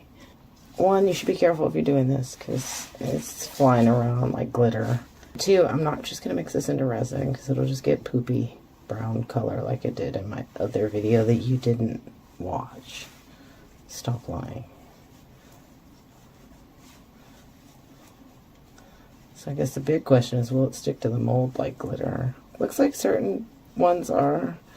The white flecks aren't. Those little white flecks are just, they were causing me a problem the first time and they're doing it again. Yeah, that's not working great. I don't love it. I mean, it might be cute if we just sprinkle it on the back of something like a pendant or a frog. You could probably do it in a frog. We're always looking for new stuff to put in the frogs. Yeah, that doesn't want to stick. So yeah, I'm gonna dump it. I'll use it for something else. I'm gonna grab some other stuff. We'll have a play. Ooh, yeah, it's kind of too bad that it didn't work because I can see that it was trying to work, if that makes sense. Let's get some iridescent flakies. Let's get some chunky glitter. Because maybe we can, like, make it fine glitter. I don't. This is actually a mix. This is a mix of fine and chunky. Anybody else think that that is like with the big void in the thing? That's a ripoff. You guys, I see what you're doing there. You're like, oh, but it's stackable. No, I don't need you to make it stackable. I need you to fill that bottle up. Let's try this one. It's pretty. I'm just going to keep it in the blue family because we don't want it turning purple or brown or whatever. That's nice. Let's put some of these little stars in there, shall we? They're cute. Well, they're probably going to get ground up. Yeah, whatever. Let's put a little interference in there. Because why not? I'm going to put a little bit of this chameleon pigment in. Alright, here we go. Yeah, I'm just going to let that settle a bit before I open it up and start messing with it. Because I know it's just going to poof. Ooh, that's pretty. Some chameleon flakes. Mind you, I didn't pay a lot for these chameleon flakes. I got them from that cheap site. You know the one I'm talking about. Focus. Okay. Anyway, as I was saying, I think the chunky glitter's kind of screwing it up. So if you're gonna do that, maybe skip the chunky glitter, or like use a better one, a better like grinder. I'm just gonna sprinkle it on. This is fun to try it with some different colors. Bluey, greeny stuff is kind of safe. We'll just dump it in. We'll just do some basic stuff. I don't always got to be over the top. It's a problem for me.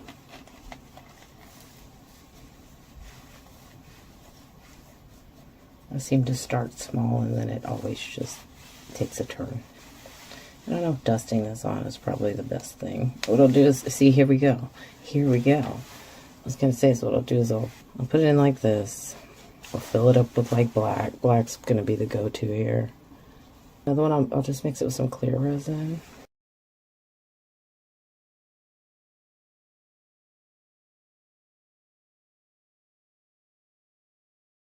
I mean, they're not sticking really well. That's bothering me. But I'm gonna mix up some resin, grab another mold. We'll do some stuff. Okay. Okay. Got some resin mixed up. And this one, I wanted to put black behind it, but I really feel like since it's not sticking to the mold so well that the black's just gonna seep underneath. And then we'll just lose it. So I'm gonna put clear, and then we'll just like spray paint it black. A little cheap. Nah. Probably do the same with the kitty. I don't know how much resin these take. I never do. I never do. I preach about knowing how much you got for your molds. And do I? Do I do it? No. Yep. Shoot, I might take this whole cup.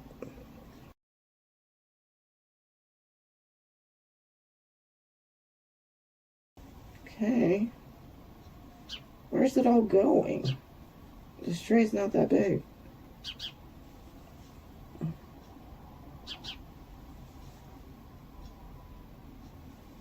I could probably easily put this whole cup in there. I'm not going to, but I could. Well, it's kind of pretty like it is. I have some bubbles. I'll get in here later and coax the bubbles out. Sorry about the shadow. It's that coffee grinder. Get. Oh no, it's not good. Don't do that. Don't do that. Okay, it's just not. Oh crap! It's gone from bad to worse. Oh, it's hot today too, so you know everything's running like water. That was an obnoxious Taylor Swift reference, in case you didn't catch it. It's like everything's falling into this tray. Is that a big giant hair? I think it is. Oh, why can't anything ever go right? Am I just seeing stuff? Okay, it's just an illusion. It's just an illusion. Look at the little random weird one from the chameleon plate. That's funny. Little red guy. I kind of want to sprinkle some more on there. Should I? Yeah, let's do it. Okay, ready?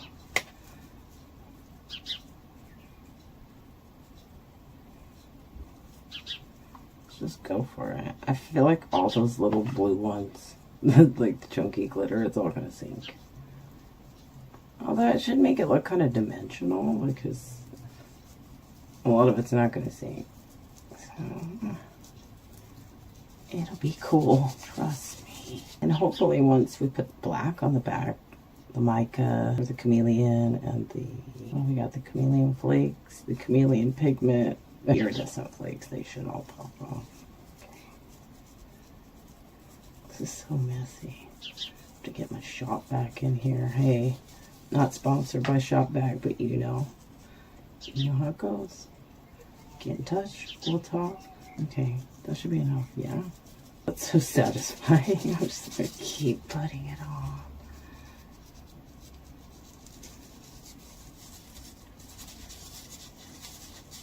Definitely have like the finer bits that are kind of getting attached to my glove.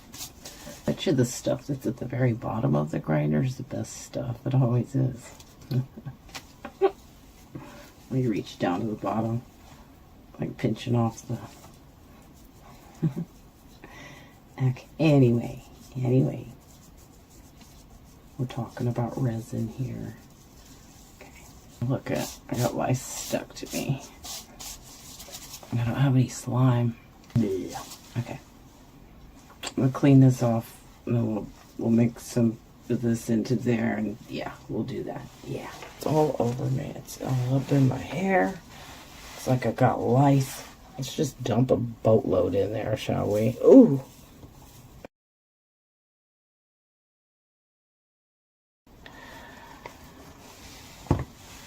Okay. Here's what we're gonna do.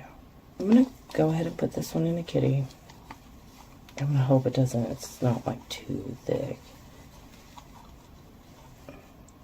And I'm gonna come back in with the second layer with this one because I really don't want it to flash cure on me.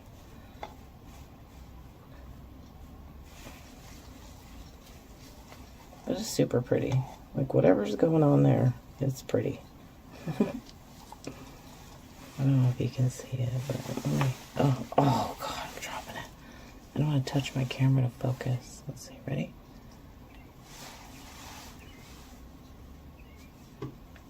It's really, really pretty. This is not good.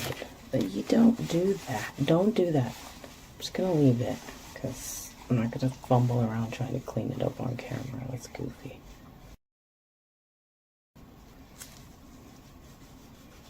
Alright. I think we're just gonna leave that. Stop poking around at it. See how it goes. Alright, kitty. Well, good luck. I'm gonna give him a little squishy. What is it? Is it squidgy widgy? Do a little squidgy widgy. Shout out to Steve McDonald. I don't know if I've ever mentioned him before on my channel. Not that I need to. Anybody following me is most certainly following him. I'd probably just do this bit, huh? Just really just, yeah. Oh, well. Oh. Don't, no. We're not doing that. We're not doing that. Get out of here.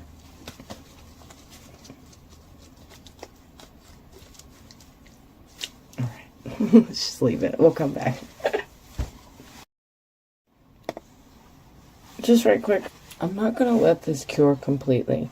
Like, as soon as it's cooled down, I'm going to put the next layer in because I don't want there to be, like, this hard line. A demarcation line, I believe that is. I don't want to have one of those. So, I'm going to do it, like, as soon as it's cooled down and it's no longer going to cause a flash curing situation. Alright, we'll be back. Okay, we're back. I just kind of fast-forwarded through that footage because it was out of focus. As you may have seen, or not seen in this case. I put my camera a little bit closer. The problem with that is that you shake it and tap it and all that business. Okay. And I don't remember how much we put in, but I need to put quite a bit in because this is way more resin than we had.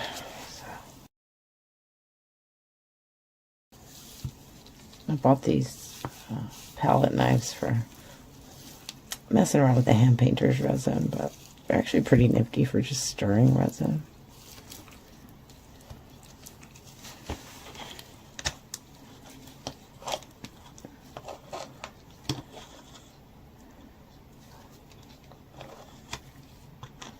Are we in focus? Can you see it?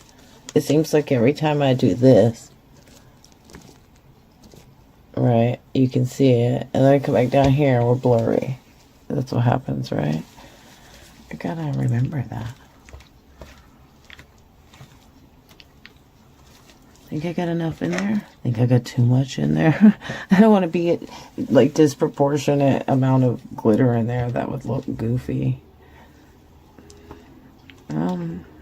Well, okay, here we go. Try to stay out of the way. Try not to hit the camera, lady. You know what? Okay, hold up 1 second. I'm just gonna stir it in a little bit more. I just don't want any bubbles. So we need to really make sure it's all coated.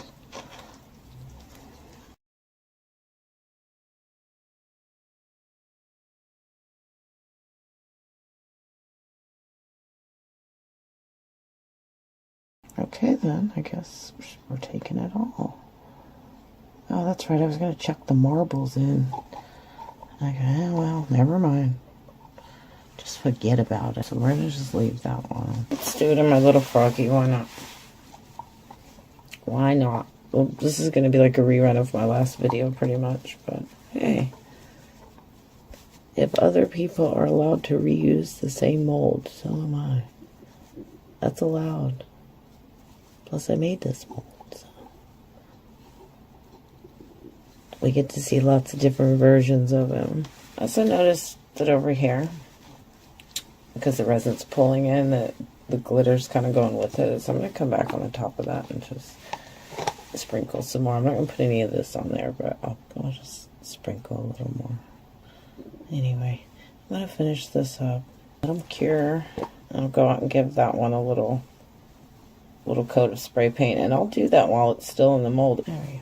I think I'll drop a marble in him or something, force that to go up his feet.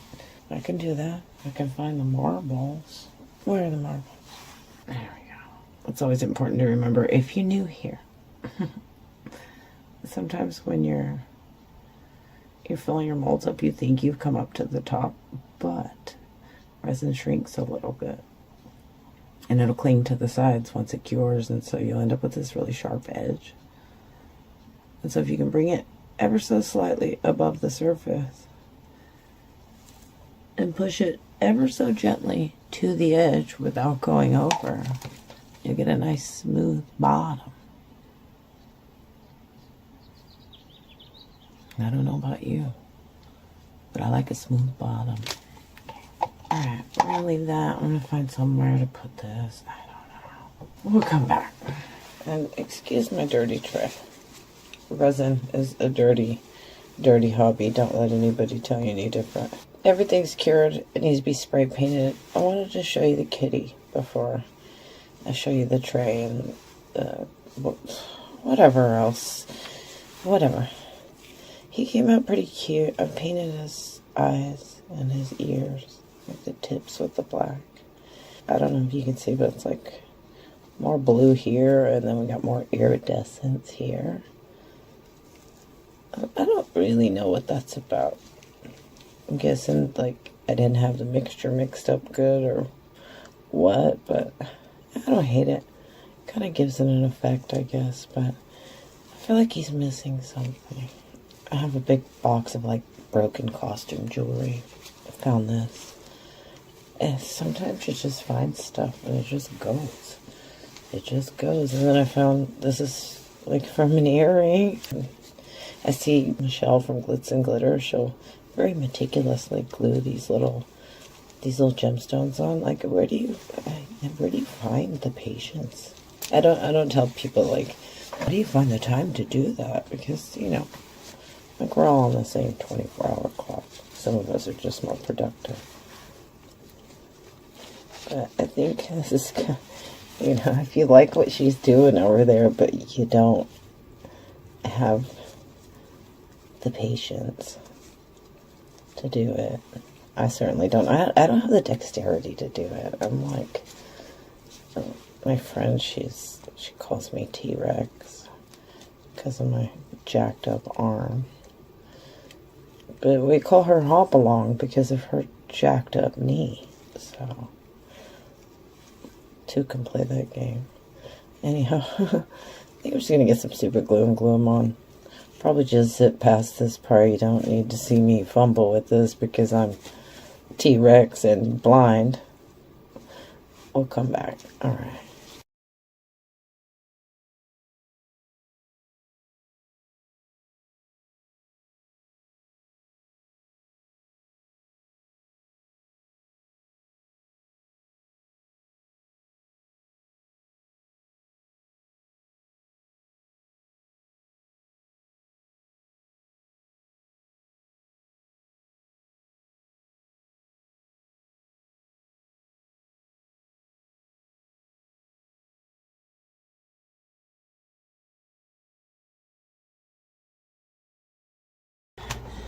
I went ahead and took these out of the molds.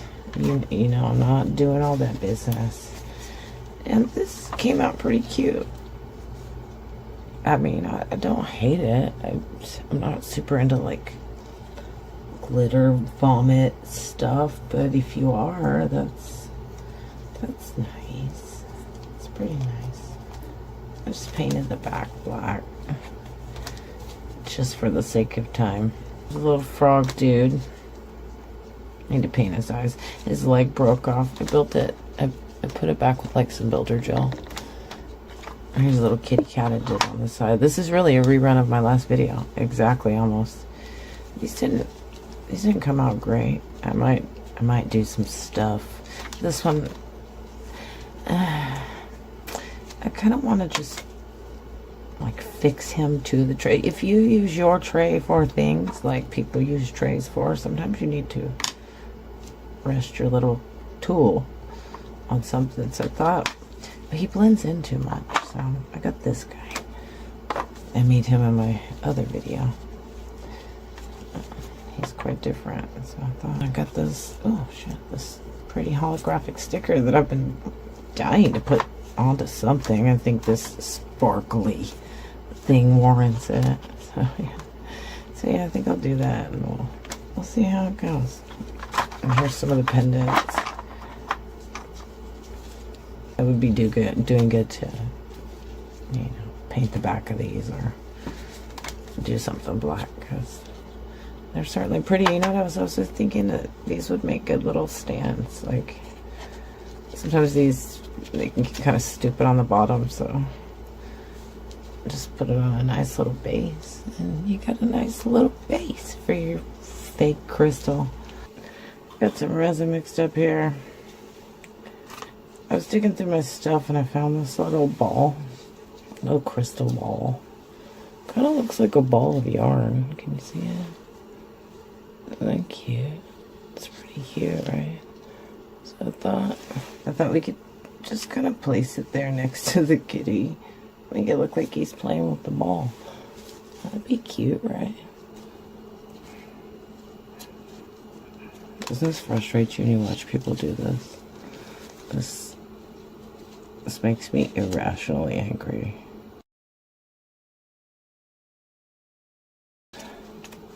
Gotta take the path of least resistance here. Don't be stupid. There it goes, okay. I was just testing the color out on the acetate. I'm not going to be too particular about where I put it. I don't need symmetry or whatever. We're not.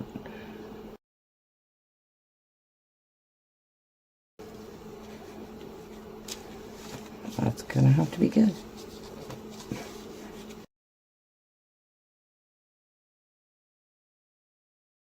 Just trying to make sure I push this down so we don't see the little lines. I don't think it's really going to matter much, though. All that glitter is... Whew.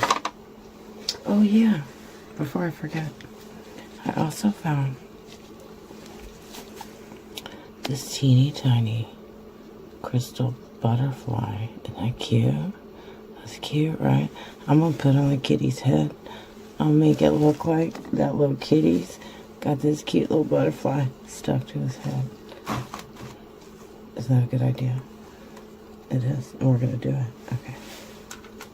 But for now, we're going to do this. Let's just chuck on an extremely thin layer of resin, as thin as we can, because this is a tray and we would like it to stay a tray, not just become one thick solid mass of resin.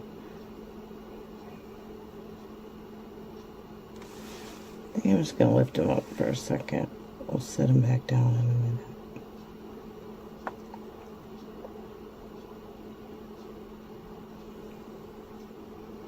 Can you see this? Because I'm looking at it on camera and it just looks like this, like, explosion of speckles.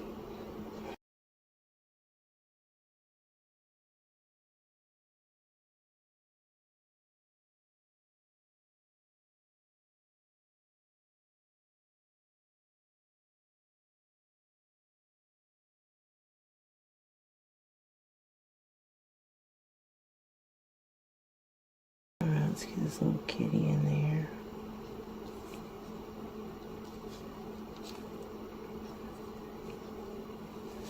I don't know if I should put the little ball in now or later. I want it to be sticking up out of the resin. I don't know how thick this is. Let's see.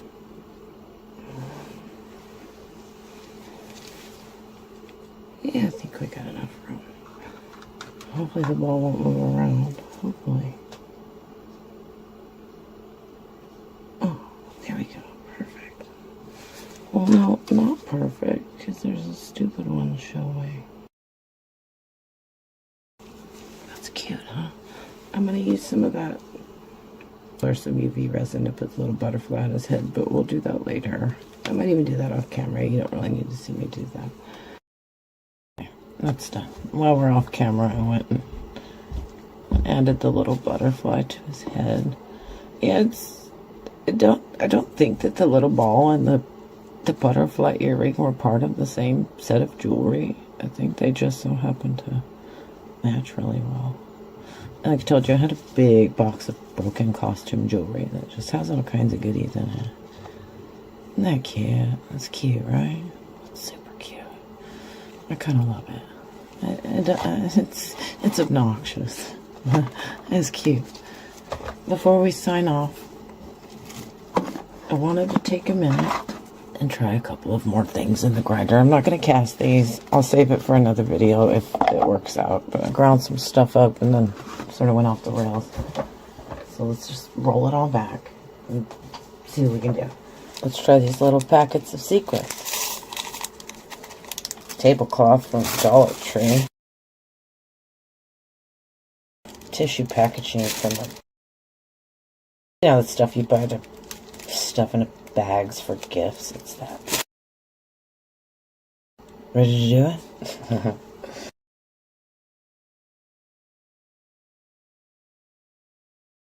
Houston, I have a problem. I can't get the lid on there. Oh, it's got resin on it. Of course it does. How did that even happen? Okay. That's stupid. Okay, ready? Plug your ears. Ready?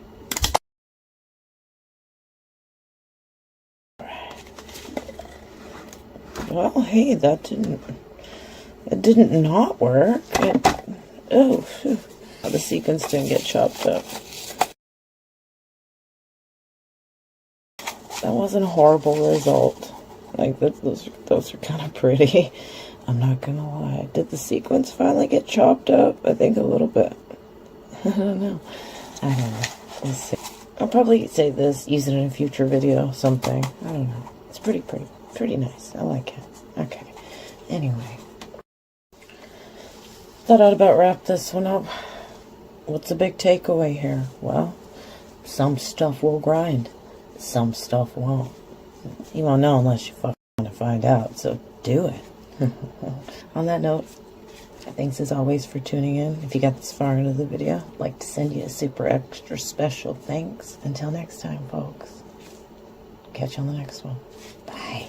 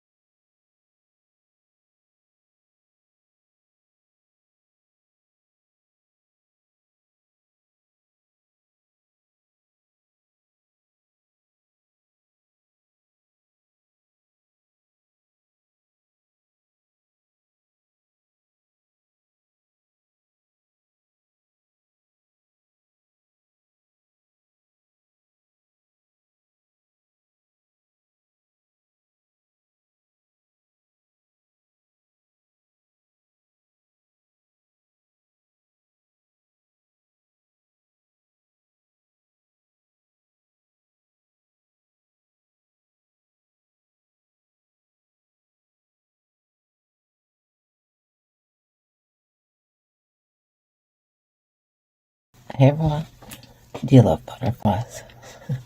Me too. I prefer them to be alive, but nature. I have a plant that attracts the species of butterfly, which is called the Gulf fritillary. And I was, doing some yard cleanup, and I came across what I can only assume is the den of a praying mantis. This kind of seems like their calling card where the little bodies were eaten, but the wings were preserved.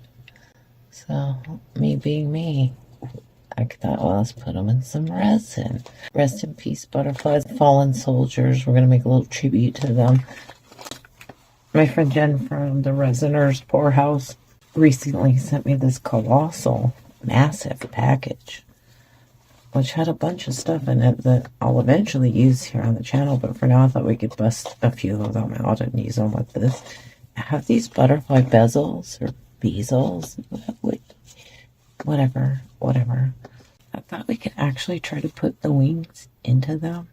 It's going to be a little tricky though, because like butterflies have two sets of wings, and I think most of these are just the one part of the wing. It's almost like they ate the other part. I don't know. So we're gonna have to figure something out. And then she sent me these little, look, it's like the little friendship things, you know, they lock together. I thought I could make those and I could send one of them back to her. She's got a thing with the butterflies because of her daughter. Anyway, I'll put the link down below. All right. So I thought we would just, you know, do it the easy way with some UV resin. Make this one a quickie. This video doesn't need to be an hour long, people. I got some of that resin tape here. Need to be mindful of the flat side because there's a flat side and a not flat side. And I'm just throwing this out there. I don't ever do this kind of stuff. I've messed around with like preserving insects and whatnot, but I'm going in blind. Now, one thing I know about these is that once you put the resin on them, it's going to saturate them. They're going to look wet. I think we can save that by putting a white background behind them. I'm not really sure because really they're translucent. You see color and stuff, but if you hold them up to the light, they're see-through. Yeah. Okay, so I'm putting my glasses on. Okay, boomer. Get one of these. Make sure they're pressed down really good because you don't want them leaking. And I also have it on this little surface so I can level it because we all know my table isn't level. It never is. I don't think my house is level. I live in a fault zone. The town I live in is quite literally being ripped in half. It's fun. It's good stuff. It's what we pay our inflated property taxes for. Okay. I'm just going to drop a wee bit of resin into all of these. These are super shallow, so I don't have a whole lot of room here.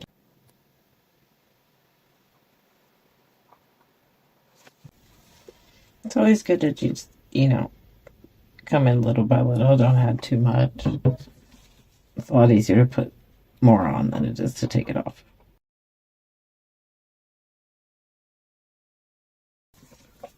Do you see any leaks? That seems to always be my problem when I do this, even when I use tape or whatever. It always leaks. I'm not good at this. I don't know why you sent me your beautiful bezels, Jen. You should have kept them and made some beautiful stuff like you do. Jewelry isn't really my thing.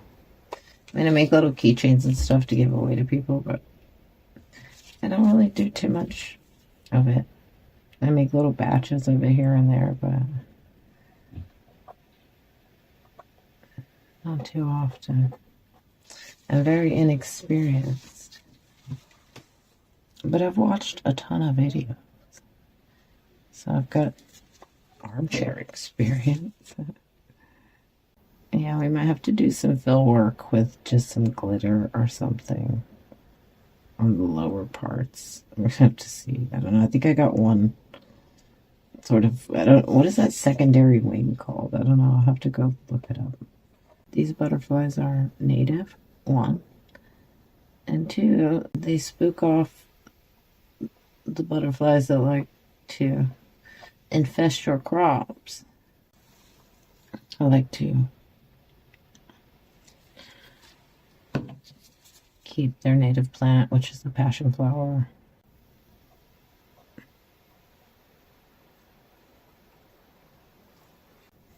My friend was at my house the other day and she was being swarmed by them and she felt like a fairy princess. It was cute. I don't know if I should cure this first layer or just put them in like they are. I guess we can try it, right?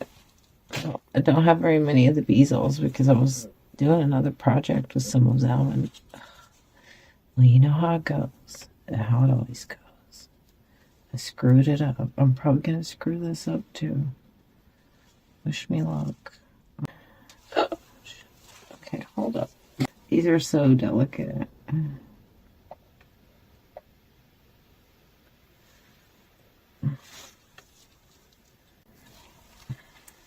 How do they go in? My orientation is off. Ooh, don't crush it. It's kind of curled up. Let's go like that now. Goes like that. Okay. I wonder if I have to cut it. It's seems like it's too big. Let's see if I can find a smaller one. They're all about the same size. Yikes. We're gonna work it out. We're gonna work it out, okay? Just trust me. Trust me. Ooh. Get in there. Get in there. There we go. I think we can kind of just trim off any excess. Gonna push it around and make sure all the bubbles are out.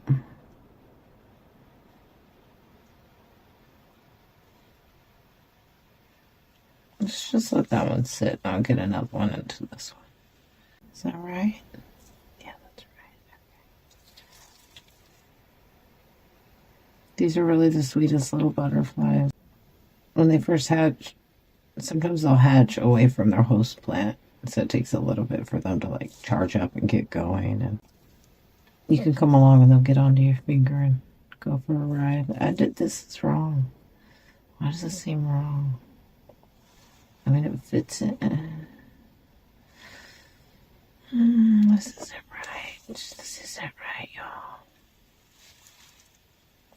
What happened? It's backwards. This one's backwards. Or one of them's backwards. I'm backwards. That's what's going on here. Okay, we're gonna come back to that one. It didn't even occur to me that like we're dealing with like left and right wings. Hey, that's not a political statement. Although, hey, go vote.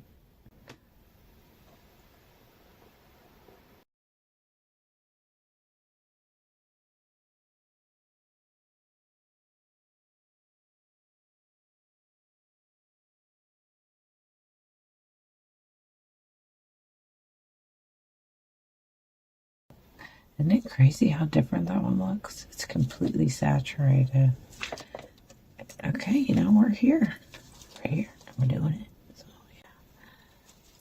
yeah. Oh. Oh, shoot.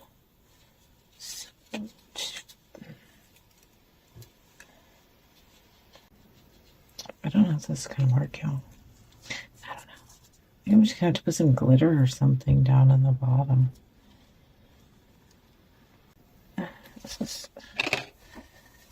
This is messing with my head. This one's okay. Oh no, that's not right. That's wrong.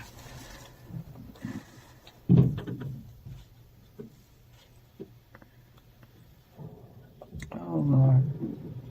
See, yeah, that's not good right there. It's the wrong side. We need a left side or a right side, or you know what I mean. Does that seem like? Yeah, that's what we need for that one. There we go. Now I got this wing all resiny. Okay, we'll put this wing here. Oh, So pretty. Although, dude, we'll figure that one out in a second. This is making my brain hurt.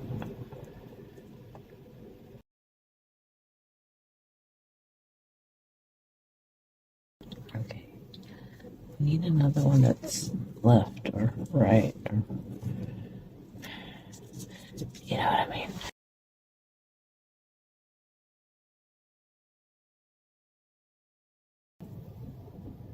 Oh crap. I'm screwing it up. Just okay. And then this guy. It's got that little weird piece with the puzzle. It's not working for me. There we go. That'll be good. That's cute, right? Oh, that's cute. Okay. I just gotta find the matching one for the other side. Ah.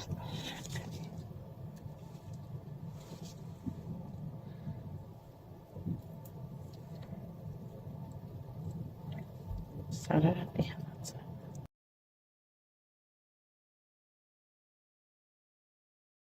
That's cute. I'm gonna just throw some glitter or something in there. I don't know, something. It's just kind of empty, you know. These all sticking up are kind of concerning to me. I'm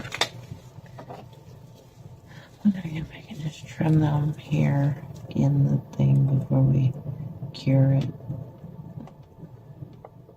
It'd be helpful if I had sharp clippers. Oh, there you go. That kind of worked. Kind of. Ooh, this one got really jacked up. Get in there. Yeah, I should probably just cure them and then trim them. We're gonna cure it and then figure out what else to put in there and then we'll come back. Okay.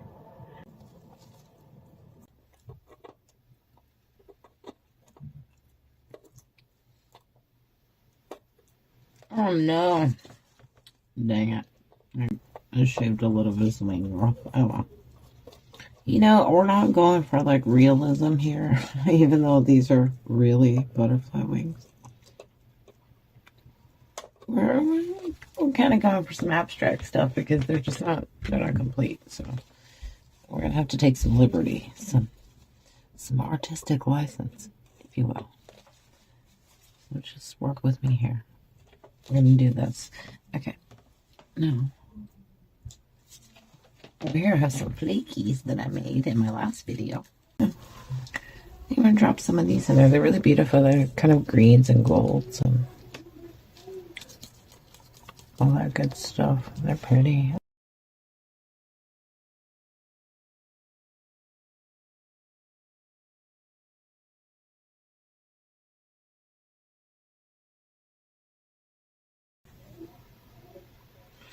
And you know, because I made these flakes, I have a lot of room to play with the sizes and the colors and all that business.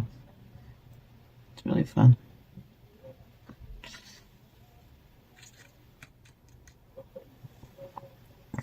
I don't think any two pieces that you make these kinds of flakes will look the same.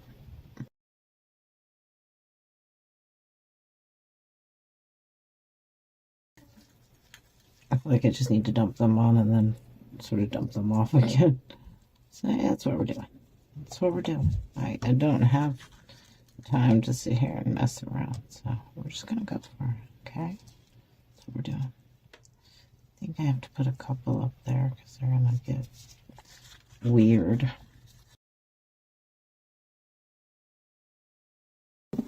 Did I get resin in these? I don't even remember. I don't think I did I? Huh. Yeah, that's how we're doing it. And whatever sticks can stay, and whatever doesn't can go. Okay. There we go. Give it a little poke. Should be good to go. These people need to be fucking quiet because they too loud. Oh no. Get back in there.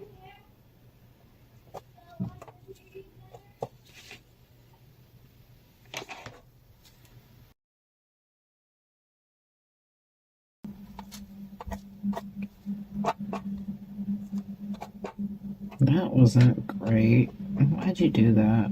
I'm just, you know how it is. You get those intrusive thoughts. They take over. Luckily, these didn't cost me a lot of money, so I'm not wasting anything. And there will be more butterfly wings, no doubt, in the predator's den.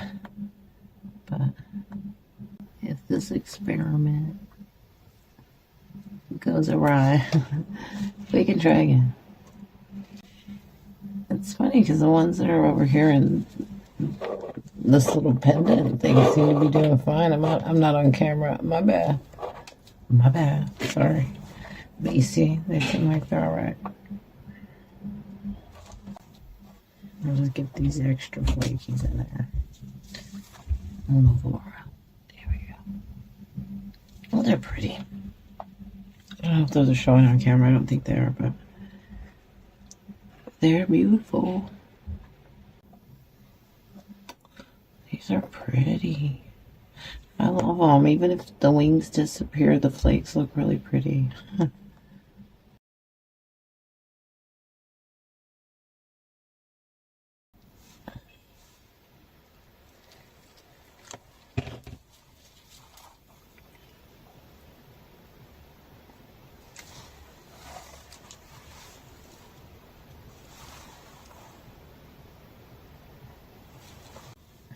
I don't know if you noticed, but my breath, it's making those little butterfly wings move around.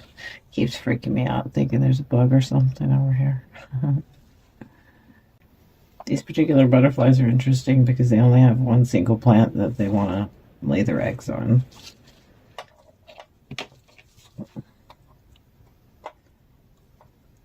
And then, and I mentioned this in my other videos, the caterpillars will come along and just completely destroy it. And it's kind of sad at the end to see the last remaining few searching for food and not being able to find it because their brothers and sisters ate it all. The nature of things. The nature of nature. I think that's pretty good. Get some more flakes into these guys. I think I'm just gonna do the dump. Let's dump them. They're so pretty. And these are mica flakes, so the light doesn't really have too much trouble penetrating them. I'm gonna have a pretty high powered light, but even with just a regular one, it would probably be fine. And the little mold are transparent, so we can make sure we do it on both sides. And I'll do that to these two. I'll cure them on the other side just for good measure. I hope this is cute. I'm going to send one of them back to Jen.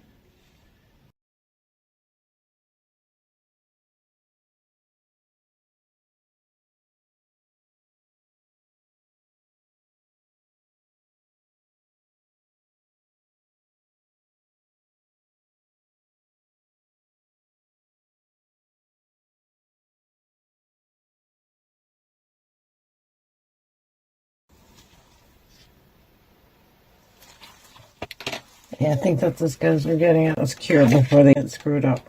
Let's get the last little layer on here. If you're ever doing this stuff with UV resin and it's got any kind of depth to it whatsoever, you should do it in layers. Because it's always going to get dumb on you if you don't. Oopsie. I think I covered over the little hole. Oh well. You know what? We're here. It has to be open right there, huh? It's dumb. I don't like that. No, it doesn't matter. It literally doesn't matter because one of them's going and one of them's staying, so they don't really need to lock together. It's fine. Don't worry about it. It's kind of dumb that it's made that way because then you can't dome it. That's dumb. Alright, let's cure that bad boy. We'll come back. Let's check them out. The backs are has an overspill. I mean, what do you expect? It's me. I'm crying out loud. All right, just real quick, I'm gonna show you how I dome these up because I pulled the others off the tape and they're just kind of flat. Ooh, on the other side. Oh, crap! I guess I didn't get a little butterfly in there. It's okay. This is just a test piece. Don't worry. Don't worry. It's fine. That was weird. I didn't have that happen with any of the others. Oh, best laid plans. That's what they always say, right? Okay, so I'm gonna just use this little bad boy here.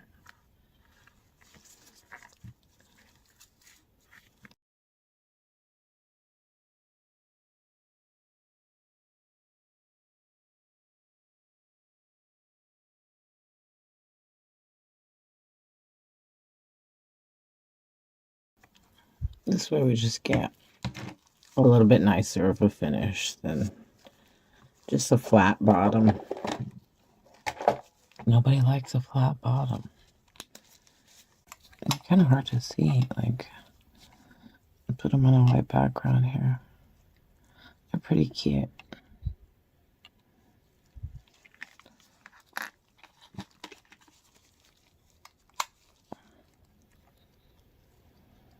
I kind of love them. And they make like good conversation pieces. Is that a real butterfly wing? Why, yes, it is. The funny thing about, putting real insects and real stuff into resin is that nobody really has any way of knowing if it's real or not. Because, it's stuck in resin. Unless you're going to cut it open and give it a DNA test. Which, hey, you could do that with these guys. Go ahead. Go ahead. He's got a little jacked up, but I don't care. I don't care. Jen's not going to care. Nobody cares. And they don't fit together, so I'm not even going to try to lock them together. Because they ain't going to... Yeah, that ain't going to work. But it's okay. Anyway. So yeah, I'll get these onto the light, let you have a better look. If you got this far into the video, as always, appreciate you watching. Hope you learned something. Hope you try something. And hey, don't forget to spread your wings. Till next time, folks. Bye.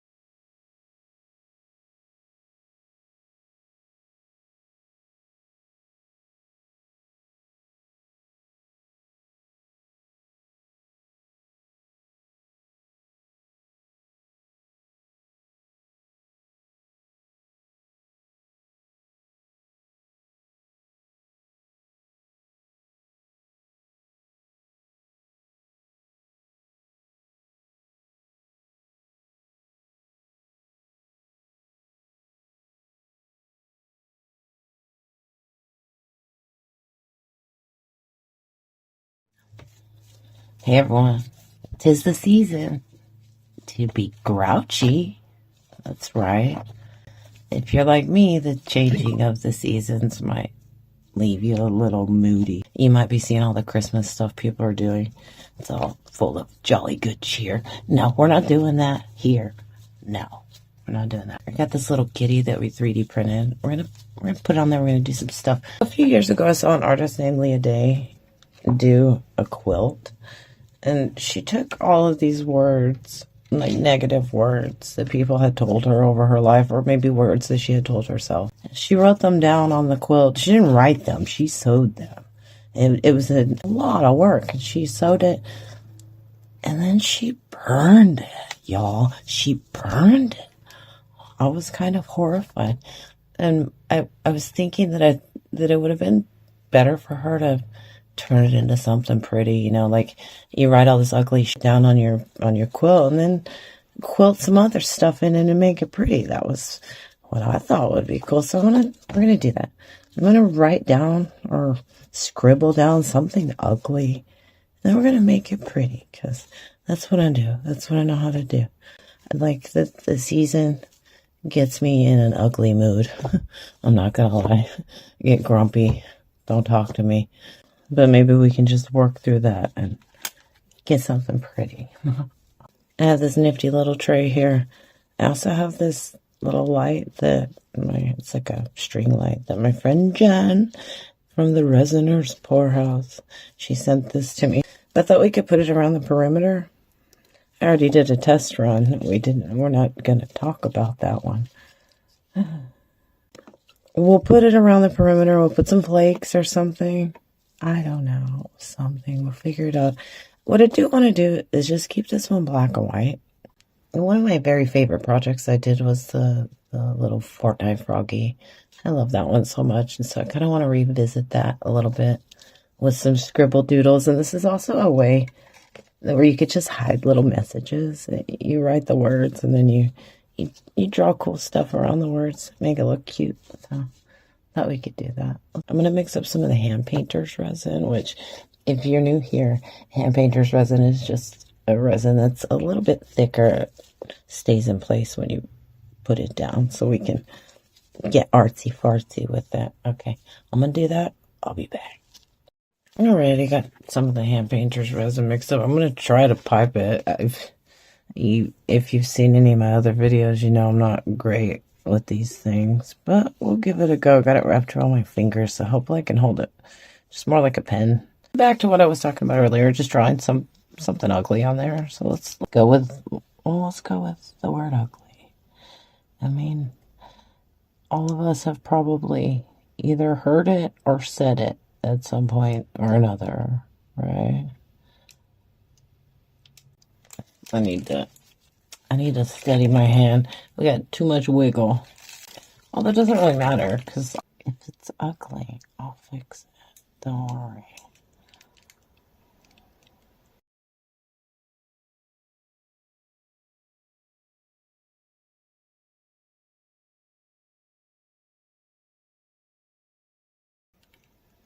Okay, there we go.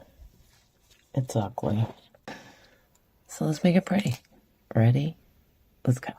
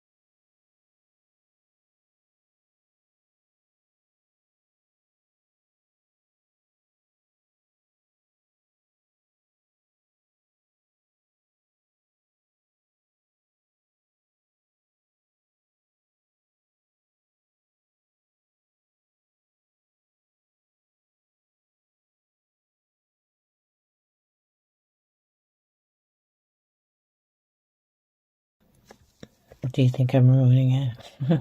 I promise not to smear it with a bunch of gold leaf and stuff. Maybe. I mean, this pretty much looks like what I did on Their video, you know one. Or maybe you don't because you didn't see it. You weren't watching. I know you weren't. But it's okay. And yeah, it does look the same. But whatever. That one was kind of a fail. And the resin was being extra stupid. Or, I mean, I was being extra stupid. It takes a little bit. The resin flows in a lot of different ways. Like right now it's flowing really nicely, but at first it was getting clumpy and stupid. I'm going to have to come in here and fix it with my stick. And I certainly can't do all the stuff I would do in a drawing. Over the summer I did this one drawing and just started as a little doodle and it just kept getting bigger and bigger. At one point I came and scribbled on it and horrified my friend Jen. I made her think I messed it up. But then I fixed it. By the way, do you see the words? Where did they go? I don't even remember where they were. I should probably put a new word in there, but we'll do a new word over there. I don't have enough resin. I should. You know what I didn't do? I didn't leave room for that little kitty. I'll have to go find something else and put it in one of these.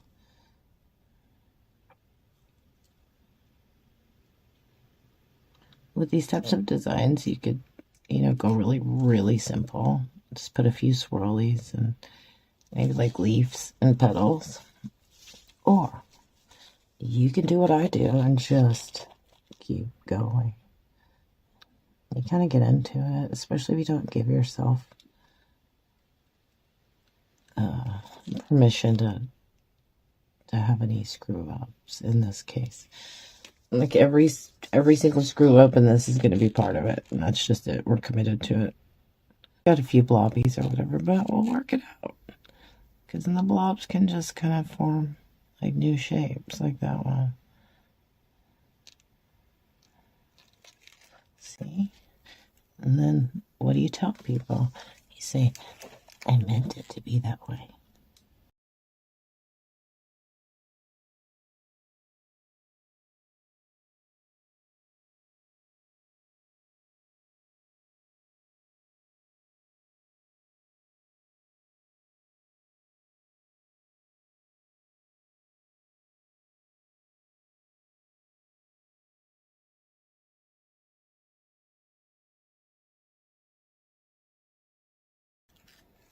If you sort of like throw enough lines into something like this, it'll all make it look like it's sort of twisting and turning.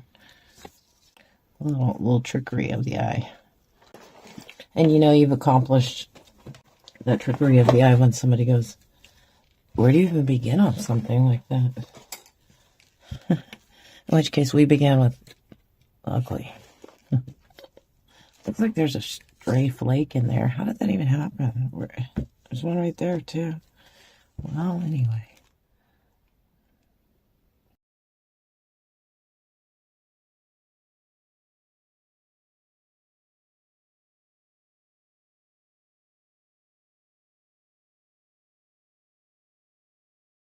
I think it's good. Let's leave it that one alone.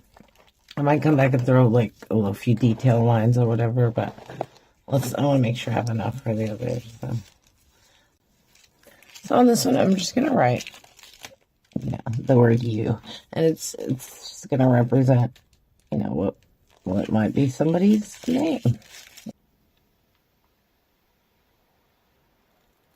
And, of course, you could style this out so that you can actually see their name in it. I've done that before, but this is kind of just a way that you can just sort of hide words in your art.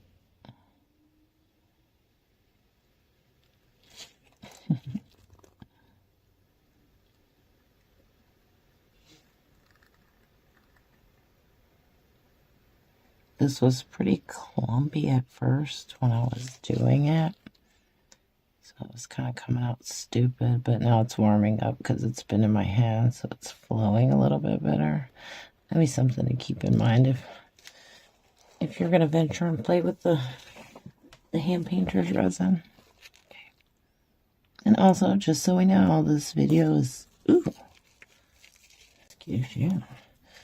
This video is not sponsored. But if you guys want to sponsor me, you know the deal. Just get in touch.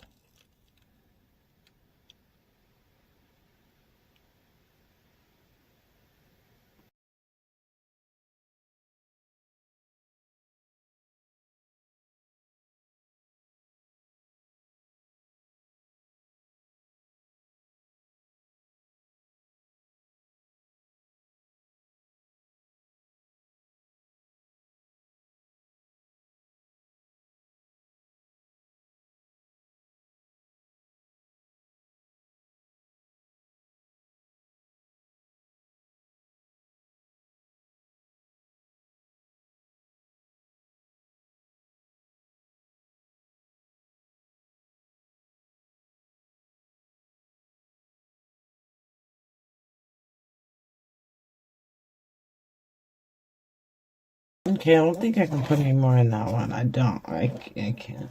You know, for this one I'm going to leave blank because I think I want to come in with like a vinyl sticker or a decal or something. So the last one, what's our last word going to be? Stick with the theme of making it be a bad word. I guess we could just use the bad. Let's make it bad.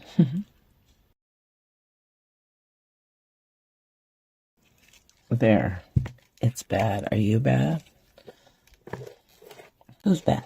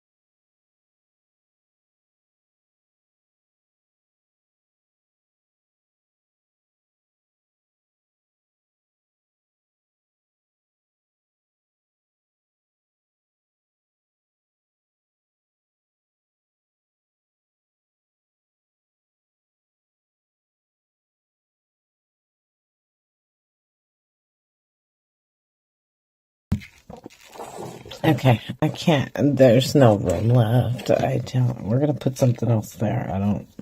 Probably this little crow sticker I have because I like crows. Who loves crows? Yeah, me too. I feel like I could hear you people out there yelling at me to stop before I ruin it. You know, as an artist in art, in life, you gotta know when to stop. This is the moment. We're gonna stop. I'm gonna come in here and probably just smooth a little bit of these blobbies out. Not too much. I mean, it is what it is, and since we're gonna be flipping it over, a whole lot of that's not really gonna matter. Make sure we don't got no weird spots. I probably got plenty of weird spots, but when you put enough crap down on it, nobody's gonna notice. The resin's starting to thicken up. I can tell because it's starting to get stringy. So it might be about time to call it.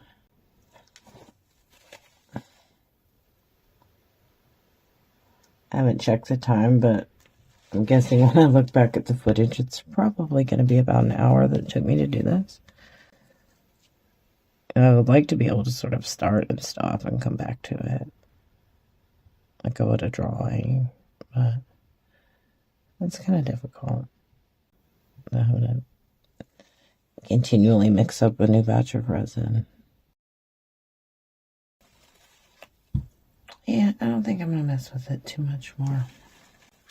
I think she looks good. You think she looks good? You hate it. I hope you don't hate it. This one's for you. Oh, wait. Oh, it's for you. I could still see the bad in that one. Haha. Don't tell anybody. You can make this a game with your friends. Like, where's Waldo? I'm just gonna give it a little bit more of a poke. No? See? Just leave it alone. Leave it alone, lady.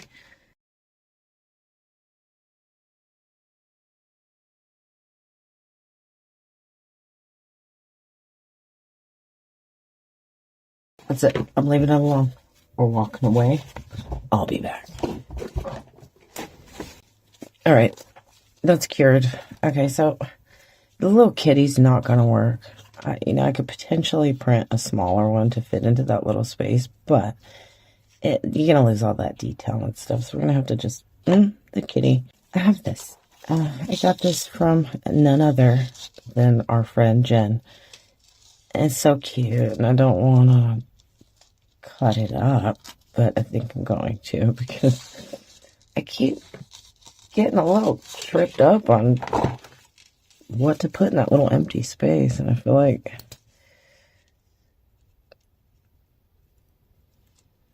it needs a crow. Better yet, it needs a row of crows. That's what we're gonna do. I think I might have to cut one of them off because I think it's too big. We'll see. I have it covered because I don't want to screw it up. It's still a little bit tacky. It hasn't been a complete 24 hours. So. Yeah, I think we're going to have to cut those two guys off. Either those two guys or that guy, but I like that guy. He's cool. So we're gonna cut you guys off.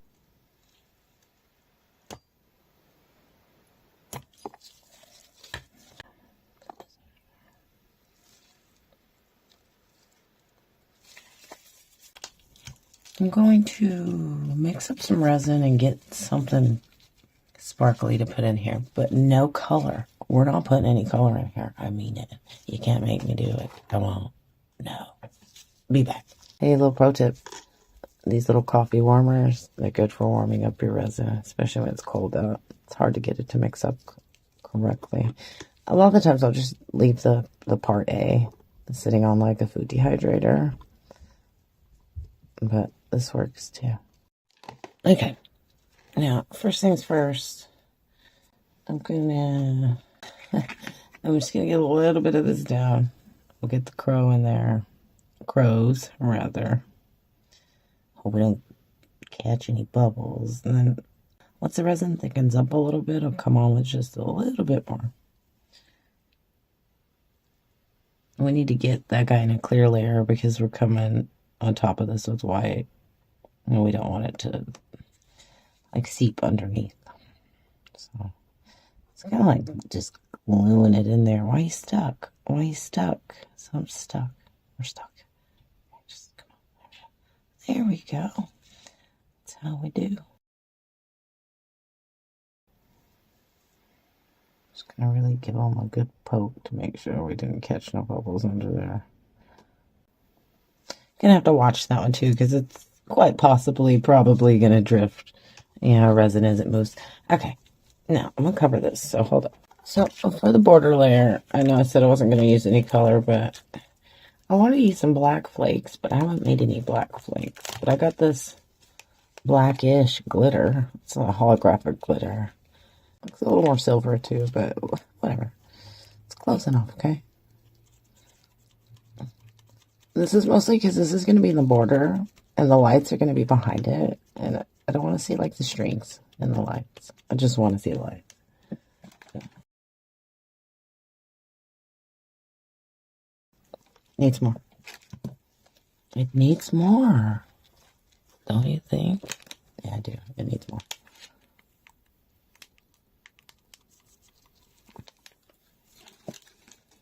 When it comes to glitter, more is more.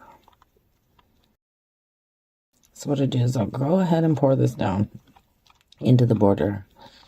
We will let it set up just a bit, and then we'll come in and put the lights down. That way I don't have to fuss with that. And then we'll come in with our white layer. I have to put this in a squeezy cup because I don't want no drips.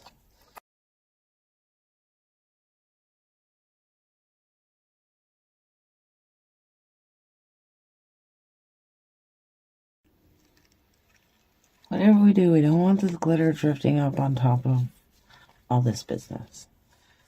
So we're going to be very careful. Which is unusual for me because it's usually just like slap it in. See that drip right there? That drip's coming to try to ruin the party. No. No. You're not doing that drip. I should be catching my drips. If Miss Julie were watching right now, she'd probably be a little horrified. We all know she doesn't watch my videos. Or does she? Easy. Just go easy. I could just pour it all into this one spot and just kind of maneuver it around, but I don't want to even take any chances of dripping anywhere. We're not doing that. It's going to stay nice. God, I hope I have enough resin. No, I won't. There's enough. It's fine. It's fine.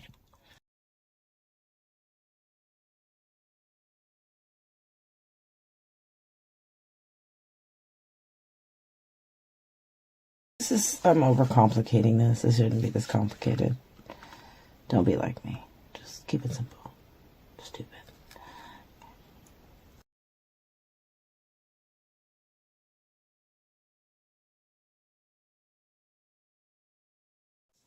Alright. I'm pretty sure that the glitter's set up enough for us to be able to get the lights in. I made like a little silicone plug that we'll put in there to hold the battery pack once we get the white in there. I think that's how you're supposed to do it. I don't know. Okay. So, first things first, when you get these, always get to check to make sure they work. And like, you have to pull the tab out. Don't pull the tab all the way out. It's a good way to save the battery. I learned this from the Swifties. That's how they save those little bands that she has at her shows.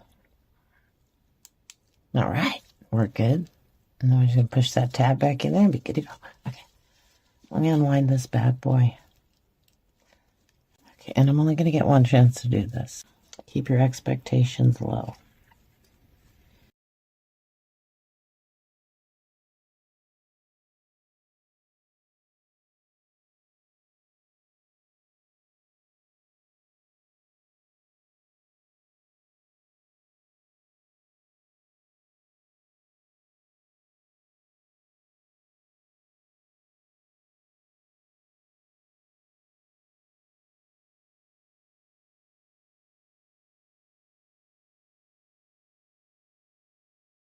Alright, that should do it.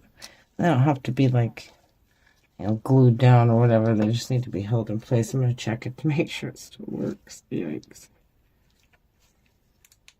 Ooh, we still got light. Okay. I'll go ahead and let this cure. And then we'll come back with the white and see what happens. Alright. Alrighty. I got some white resin mixed up. It's just a basic 1-to-1. It's probably not going to be enough. It's about 8 ounces. Let's do it.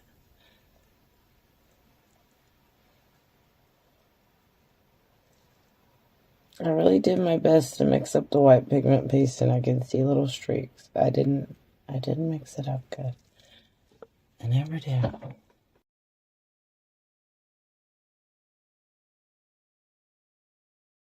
Okay, I got another 8 ounces of resin, but before we do that, I'm gonna stick the little bung in so we can make a bung hole.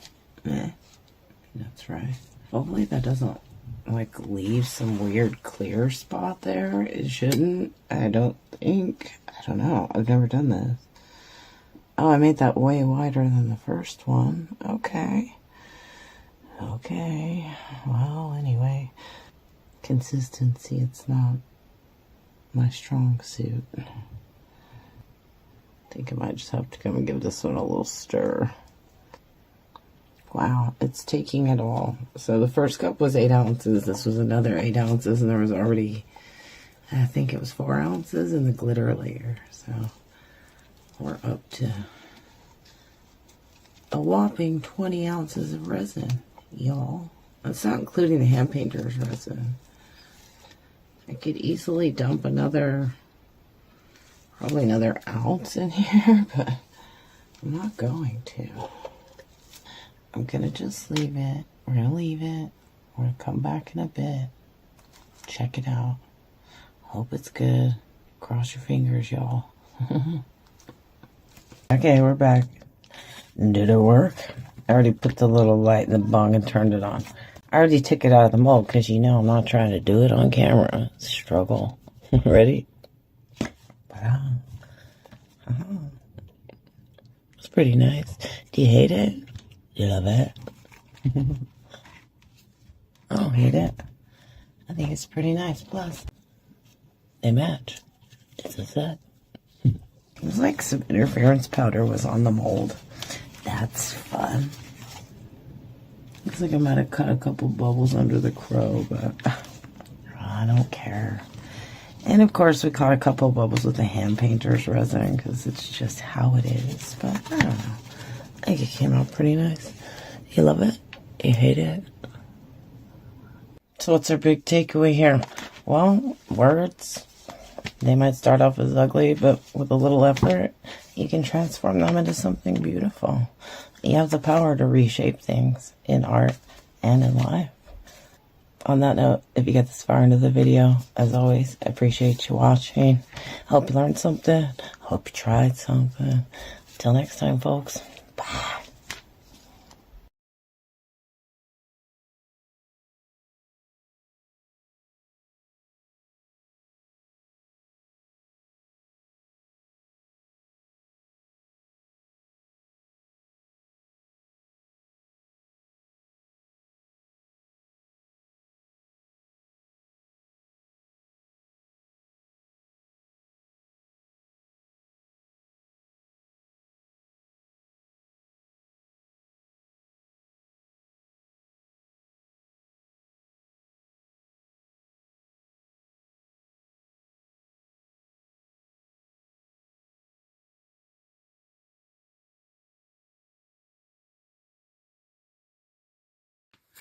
Hey everyone, first things first, if you're here for the clickbait title, here's your 3 tips. First one, weigh your piece. If you're having to do multiples and you don't know how much went into it the first time, just weigh it and you'll get a rough estimate of how much you need the second, third, fourth time.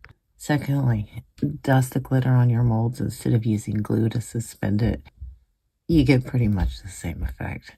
Third, use little molds turned in reverse as inlays. If you want to see how I made all of these bears, tune in. Pay particular attention to Orange Bear where we bring out the inlay and get a really cool effect. I'll put a timestamp down below if you want to just skip to it. I'm not going to go in order of the rainbow, but we'll have the whole rainbow by the time we get to the end. If that's something you're interested in, stay tuned. It's going to be a long one. Okay. Let's just get the resin in there to his little head. We'll go from there.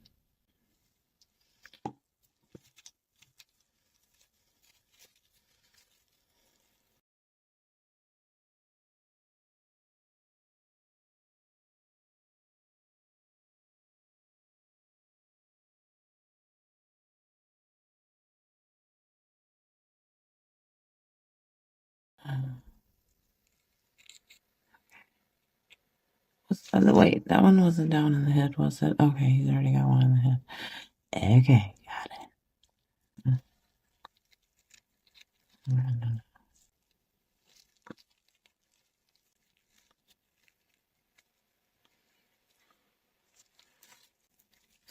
I'm like getting this sense of urgency and I need to stop.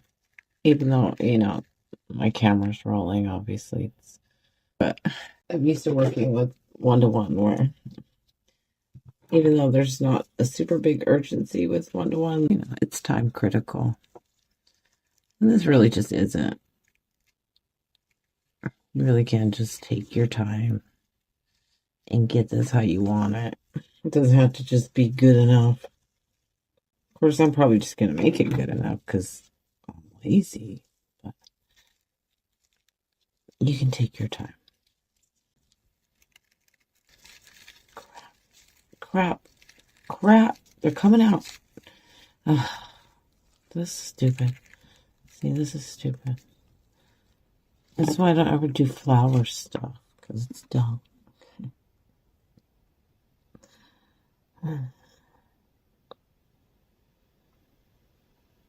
I know. User error.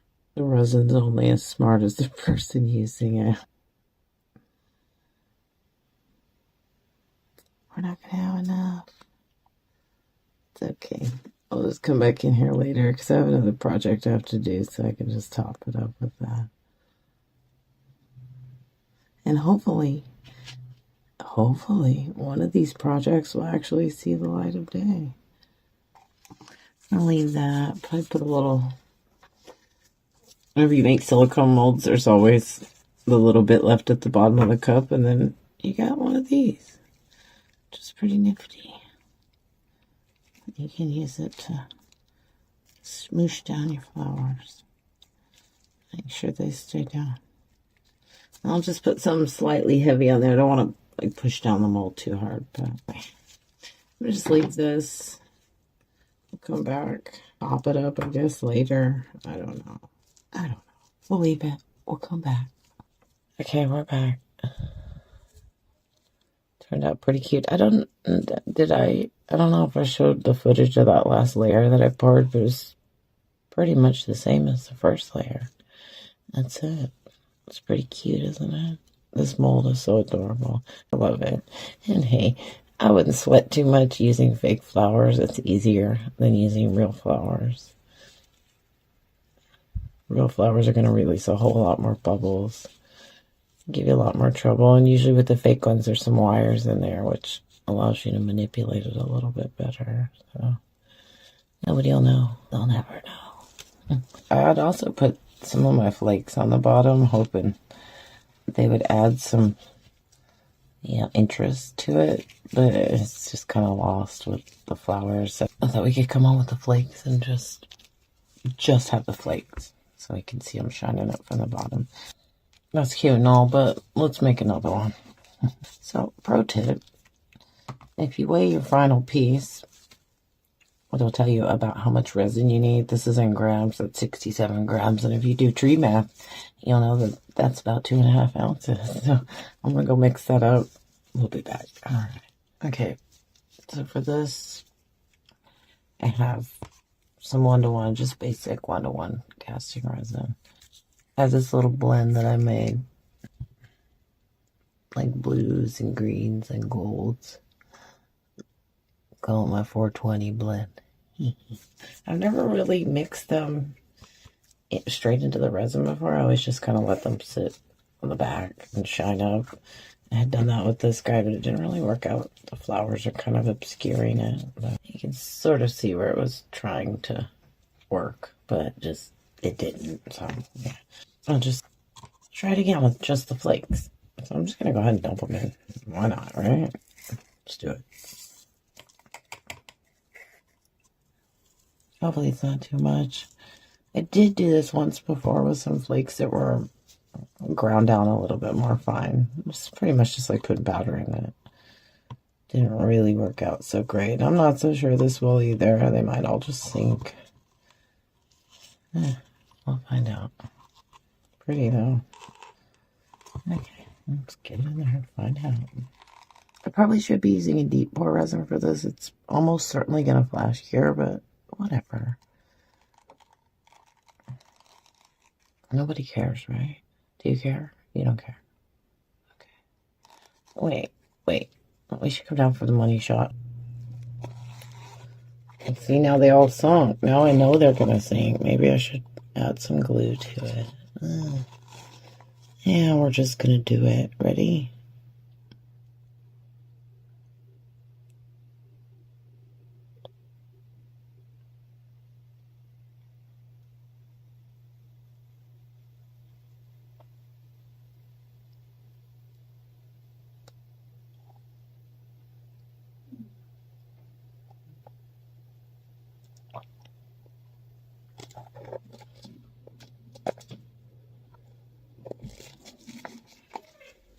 There's quite a few bubbles up underneath his chin that I need to get in there and get out.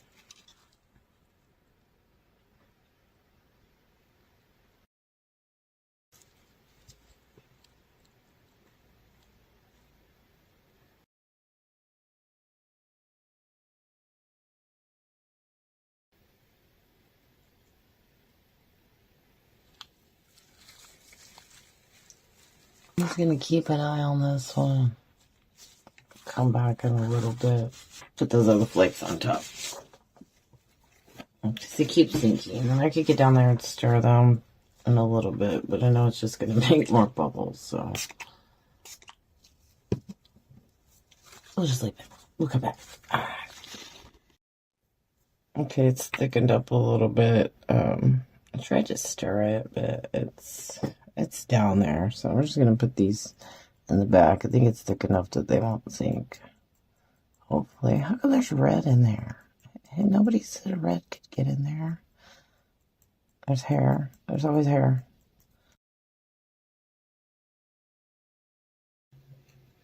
Okay, that ought to be it. Alright, we'll leave it. We'll come back. Okay, we're back. I came in after a little while and gave it a bit of a stir because all of the flakes had just completely sunk to the bottom. So.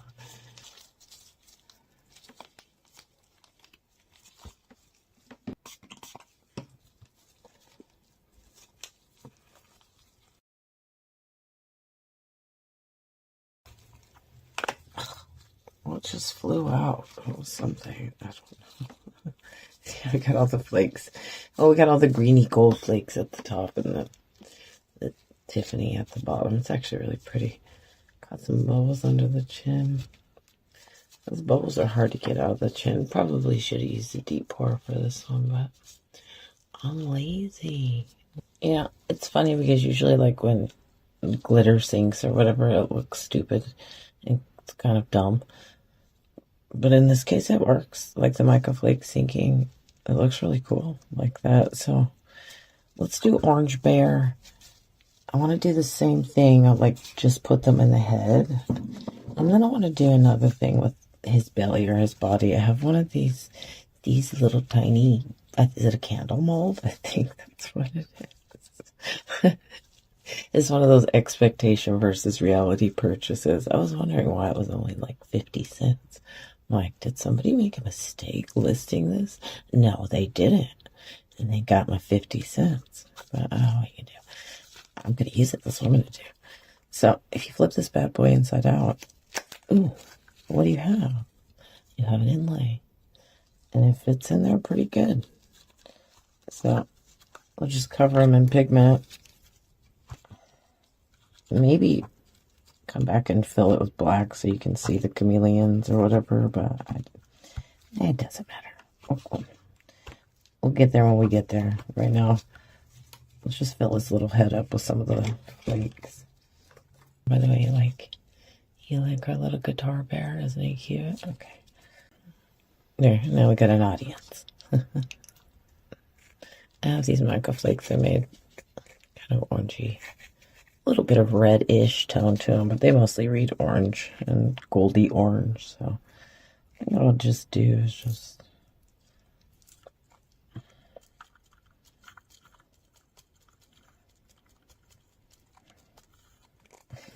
put way too many down there. Okay, so let's get some clearings in. I'm just gonna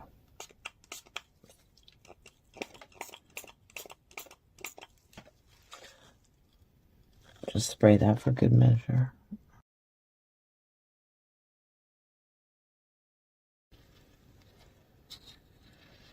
And now we're going to give it all the squidgies and get those bubbles out. See them? Yeah, there's lots of them. Oh, hello, bubbles. We see you there.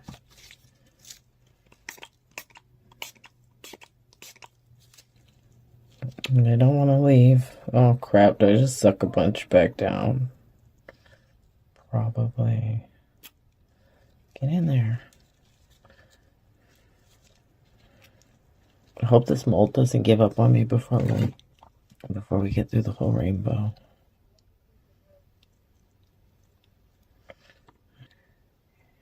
Ooh.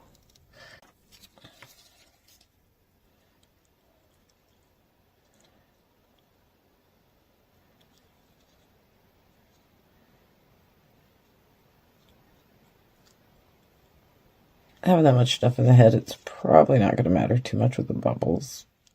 But if we can get them out, we should get them out. This is the part of, making this stuff that a lot of people gloss over in like short form videos and stuff. And so then the casual viewer, they try it and it's not quite what they were expecting. And more often than not, the complaint from people is that it looks cloudy. What happened? And that's just from all these teeny tiny bubbles. That'll mess up the clarity. Of course, that happens. Just pivot. Treat it like it's a ceramic piece and paint it. All isn't lost in any resin project fail unless you don't mix it right. If you don't mix it right, it's kind of hard to come back from that. Now let's take the little ball. This is one of those little off-brand beauty blender brushes. If you didn't see my other video about it, I'll link it below.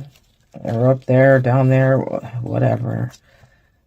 This is some just basic chameleon pigment. These little beauty blender brushes are better for doing this. They don't, it doesn't fly around as much.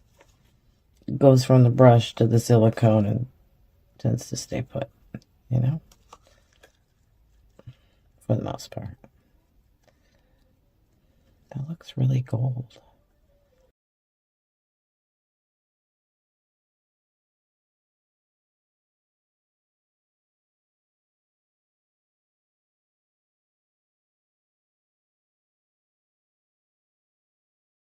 I got this, of course, gemstone citrine. I think it's more yellow.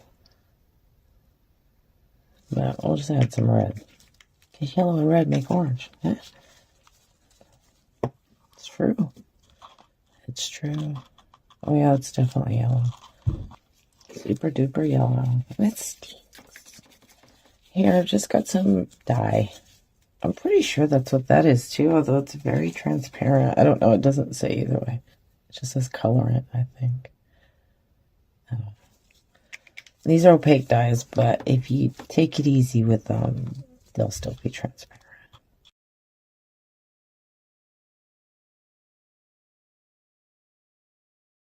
Looks pretty orange to me, right? Like that's yellow. This is orange. We got it. All right. So the teddy bear's already got some clear in him. Hold on. Alrighty, to get that finished up, I just kind of came in here and sort of just smooched it around. Make sure I get into all those little open spots. It's a little tricky with a mold like this. If you get a mold and you don't know what to do with it, just rethink it. I was never going to make a candle with this. I wanted to make one of those tabletop lighters, but yeah, that didn't happen either. I might have to put some in this to keep it weighed down. You know what? It'll be okay. It'll be fine. Don't worry about it. We're just going to do it. You ready?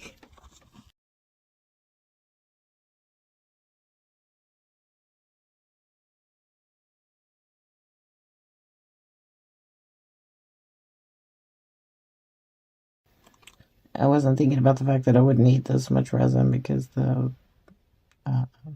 inlay is displacing it.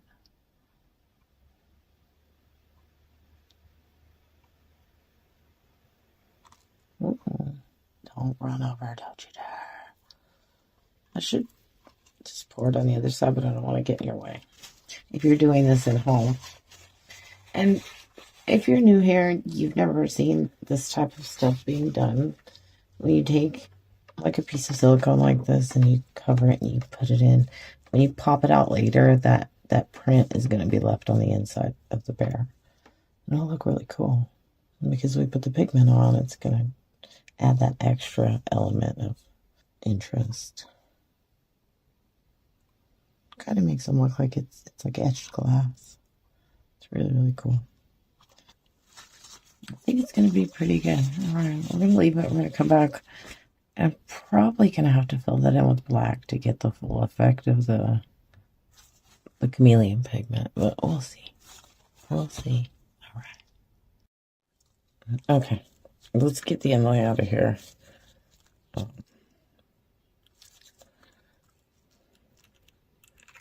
Oh, that's cool. Oh, that's cool. I mean, I'm assuming that's going to show through on the other side. Should I just leave it clear? I was going to fill it with black to make those chameleons pop, but maybe I should just leave it clear. Oh. We take a boat.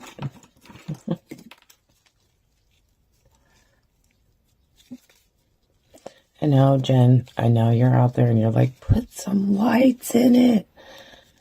No, Jen, you can't put lights in everything, okay? I mean, we can, but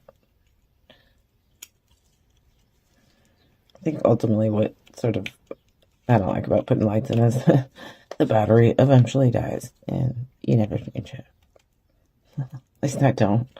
Because why? Say it back with me. I'm lazy, that's why. So. Oh, goodness, I don't know what to do. I want to ask Jen, but I just know she's going to tell me to put lights in it.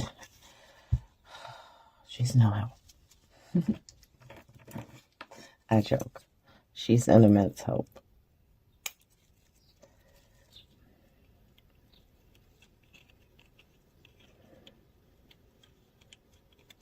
That's really cool.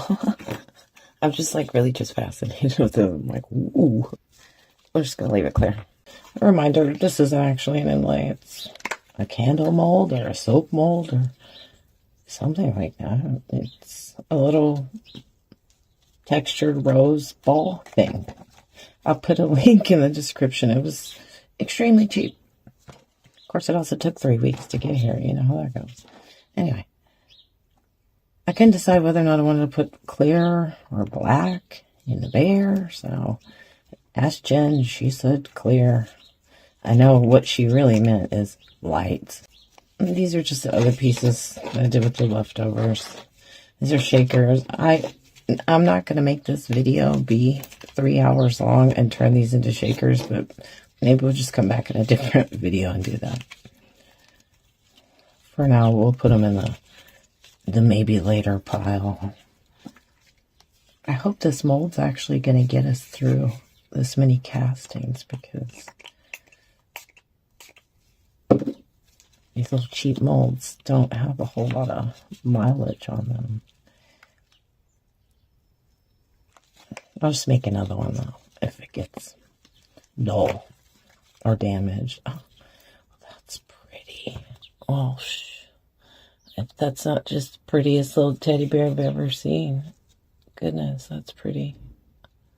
Wow. You love it? You better love it. And the flakes. Like, they all sank, but it's pretty that way. I like it. I love it. Oh, my goodness. It's pretty. So what we'll do is we'll go ahead and make Blue Bear. There we go. All right. It's Easter time, so I have some of this iridescent tinsel that's widely available in the Buck Tree and what have you. I actually got this at the grocery outlet.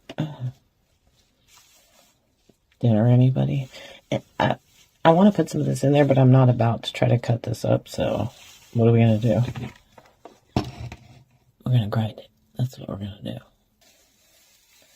I'm going to pull a chunk of it off. Or cut a chunk of it. Oh, I don't want to cut it because it'll be everywhere. Okay, there we go.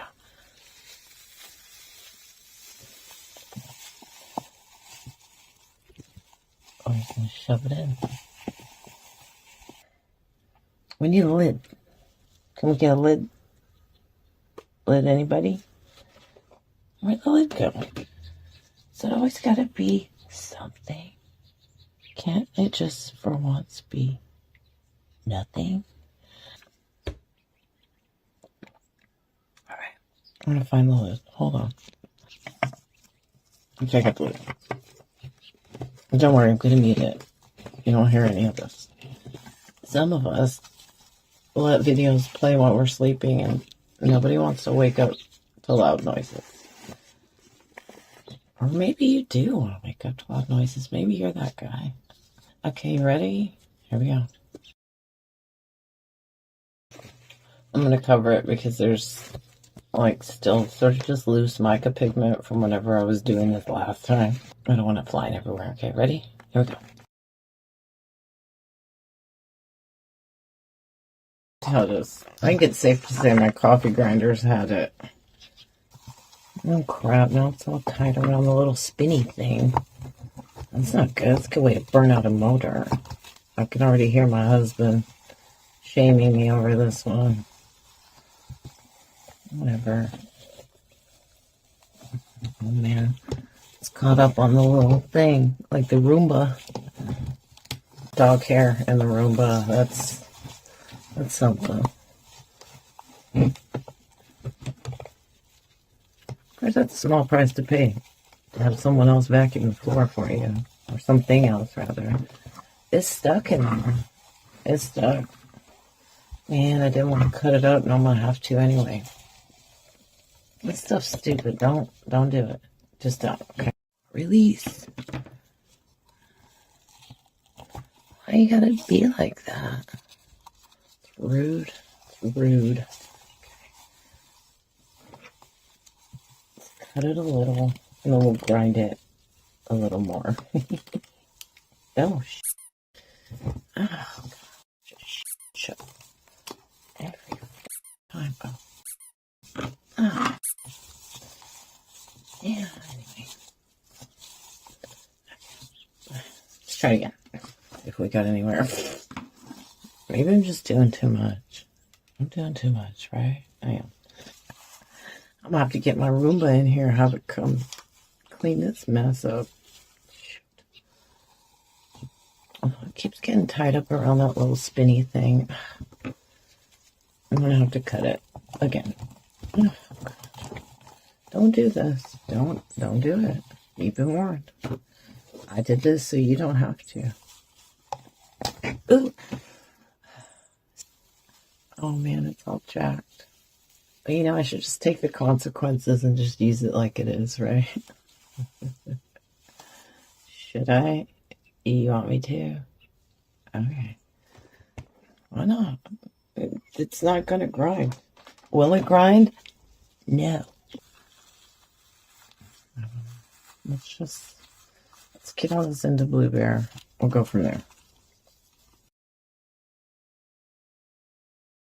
This seems ridiculous. If you've never seen somebody doing this, if you're new to resin, this looks off the wall and dumb, but when all is said and done, it will look extremely cool and extremely sparkly. Gloves.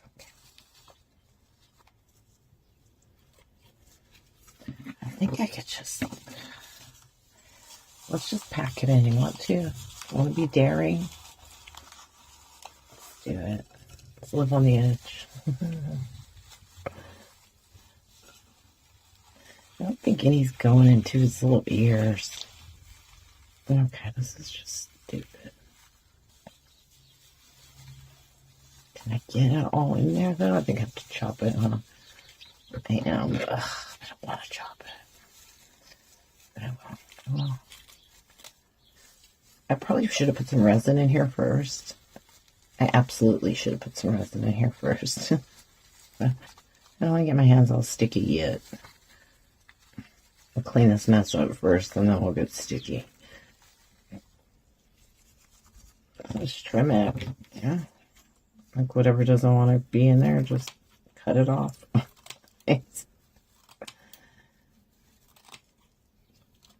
This is a professional way, don't you know?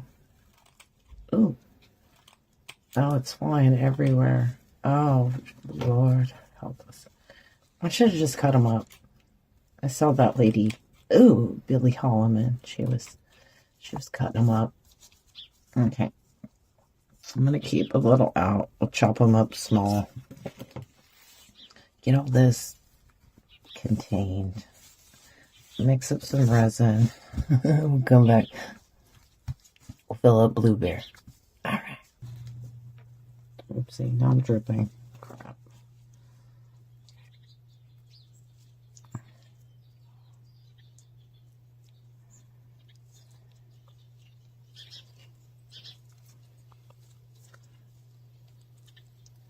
What do you think? You think we're catching bubbles? Most certainly, we'll catch some bubbles. But I think if we're careful, we'll catch any surface bubbles and some of the worst kind of bubbles. So, yeah. I'm going to get the rest of this resin in here, and then I'll leave it. We'll come check it. I'll give it another coat. Trim all that off and lock it in. Hopefully it works out.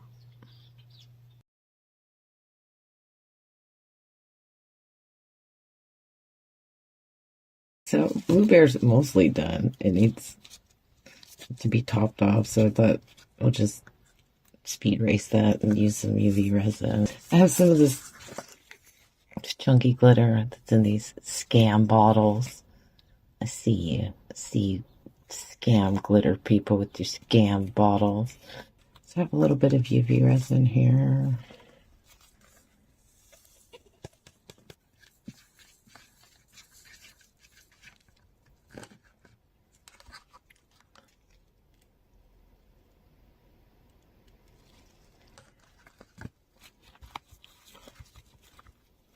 Like, not much of the tinsel got his little toesies, so pretty sure you'll see this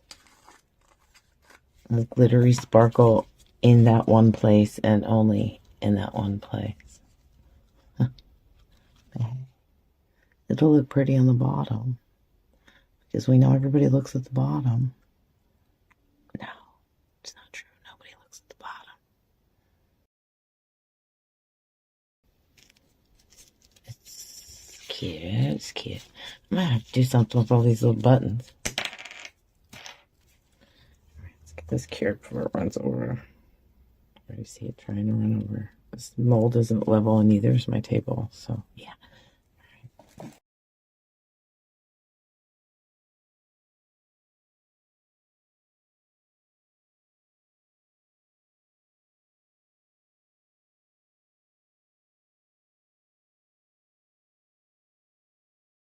I'm going to put it aside and we're going to shove this into the bear.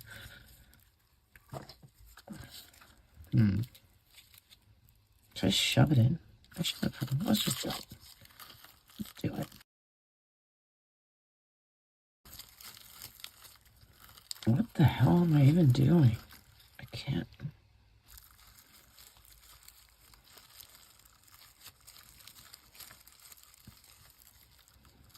Get in there. I'm probably gonna have to use like something on top of it to hold it down.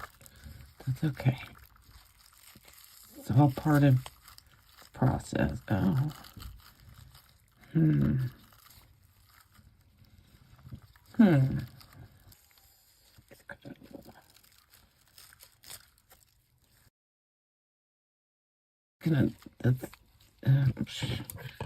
just gonna leave it.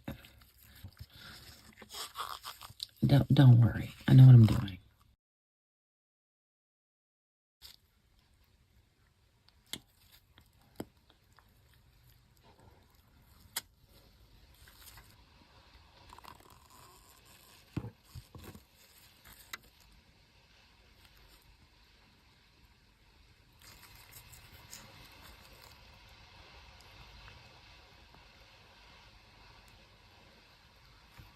I'm doing is I'm squeezing his little head to try to force some of those air bubbles out.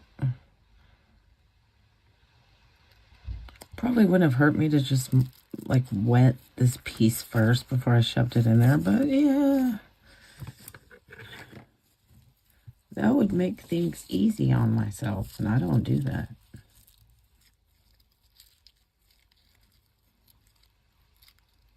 Okay, let's try that.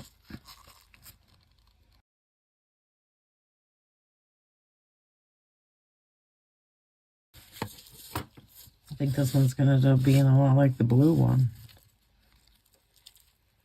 Oh, come on. This is deja vu. Okay.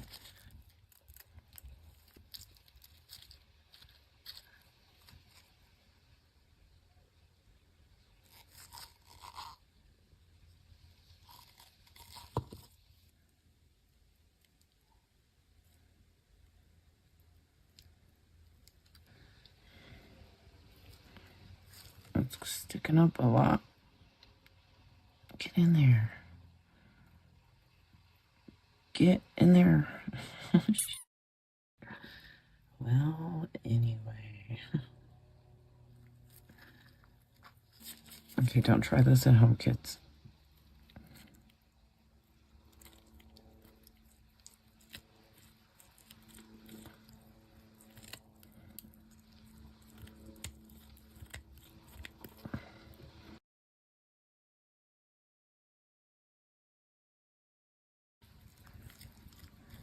This was dumb. Why didn't anybody tell me this was dumb? This is so dumb. What have I done here?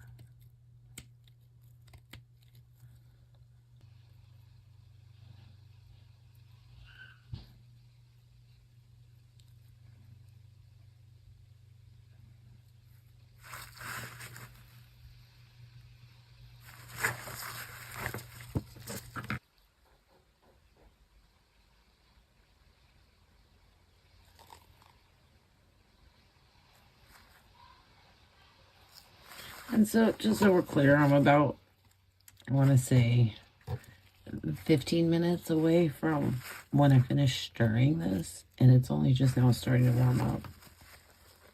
So that tells me that I need to get a move on. I've exceeded sort of the recommended working time, and it's only going to get thicker from here out, so we need to move it. I'm going to dump this resin into another mold I have. Anyway, that should do it. We're going to leave him. We're going to come back. Okay, let's get Purple Bear out of here. I just top coated him a little bit with like some purple UV resin.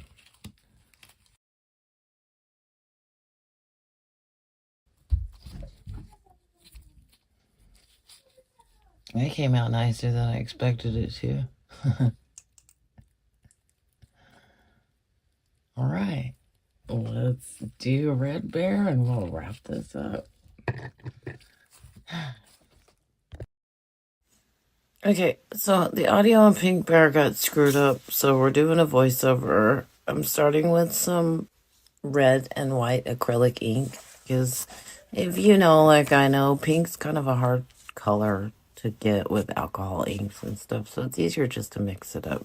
And I used an ever so slight amount. You have to be careful with acrylic inks because they're opaque. If you use just a little tiny bit, they'll still read transparent. I'm kind of going for this baby pink. I'm not like a huge fan of pink, but yeah, no. I thought we might as well include it in the rainbow. Hey, here I want to share a little tip with you about making chunky glitter look like it's suspended in the resin. Normally, I know you're all saying it, get some glue. No, we're not using the glue. What I'm gonna do is just dust it on. And what it'll do is some of it will sink, but some of it will cling to the edges. And then when you put the transparent in there and you unmold it, it'll look like it's suspended. I'm not into the glue hack because it thickens the resin, and when the resin's really thick, it makes it hard to release the bubbles. Yeah, so I'll just dust it around, and whatever sticks, and then we can just dump the rest back into the resin and see what happens. Also, just a heads up, I lost the unmolding footage to this, so we're just going to cut to the glam shot. We had problems with production on Pink Bear, okay? It was a problem. And also, hey, props to this cheap-ass little mold from that cheap-ass website that sells cheap-ass stuff, because I cast in this thing, I think about 11 times. I cast this thing 11 times and it's still kicking. So, hey, props to you guys. I'll try to put a link in the description. Okay, so I went ahead and dumped the rest of the glitter into the resin, and we're going to fill her up and let her cure. Don't blink because you're going to miss it.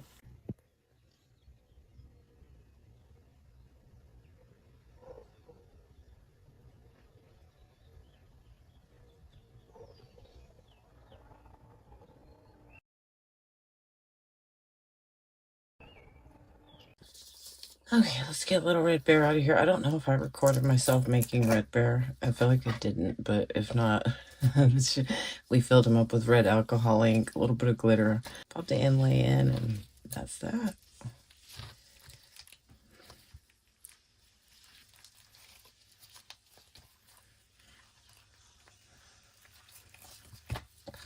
There we go. That's what I was going for.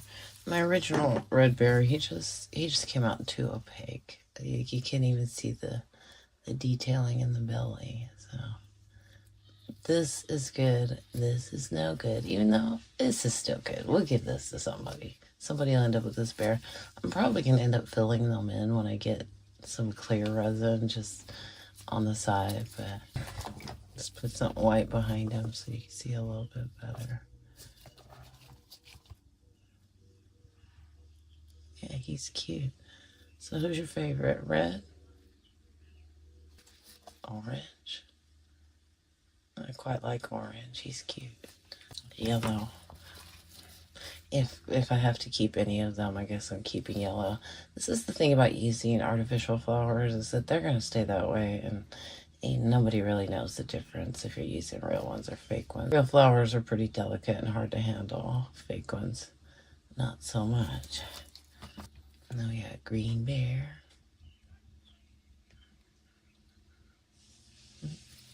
Blue bear.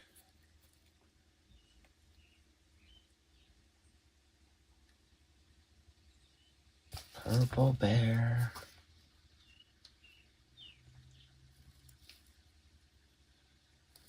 And last but not least, pink bear.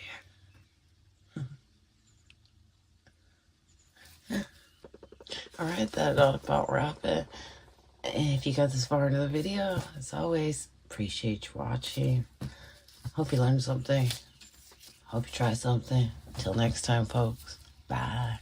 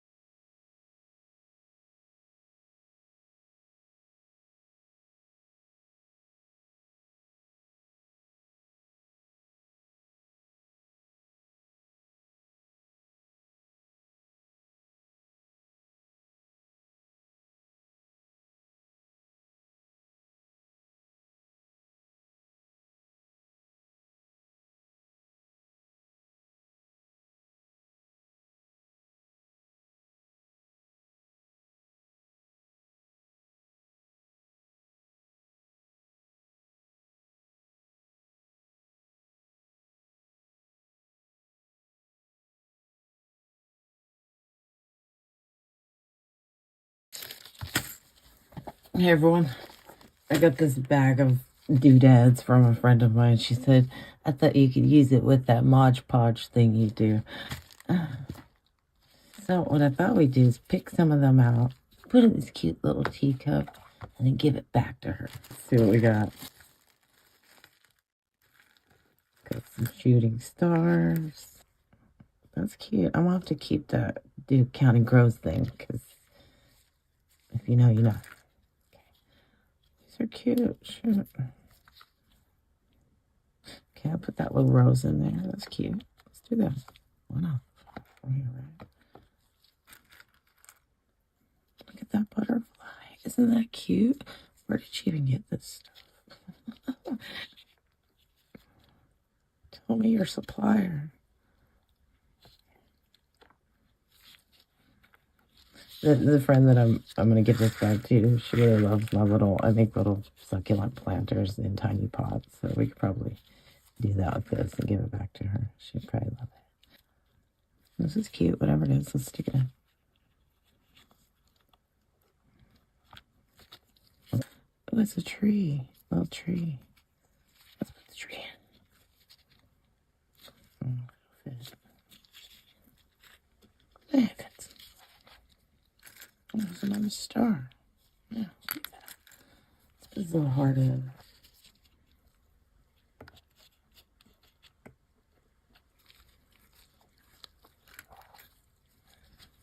Let's put this cameo.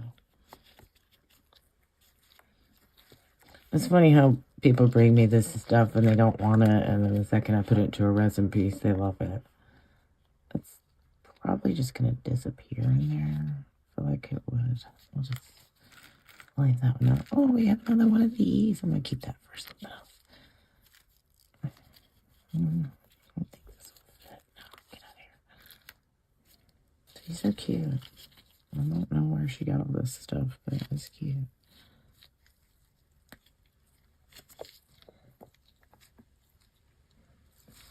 Where are we at?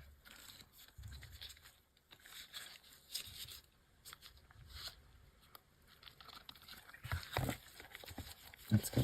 Let's go. Let's go.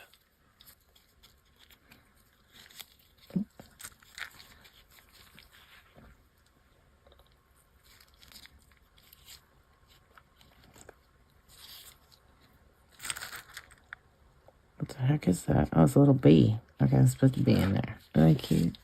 I'm not even showing you all this stuff, but it's so cute. That's cute. Okay. Somewhere around here, I've got the saucer. I'll fish it out. We'll do it later.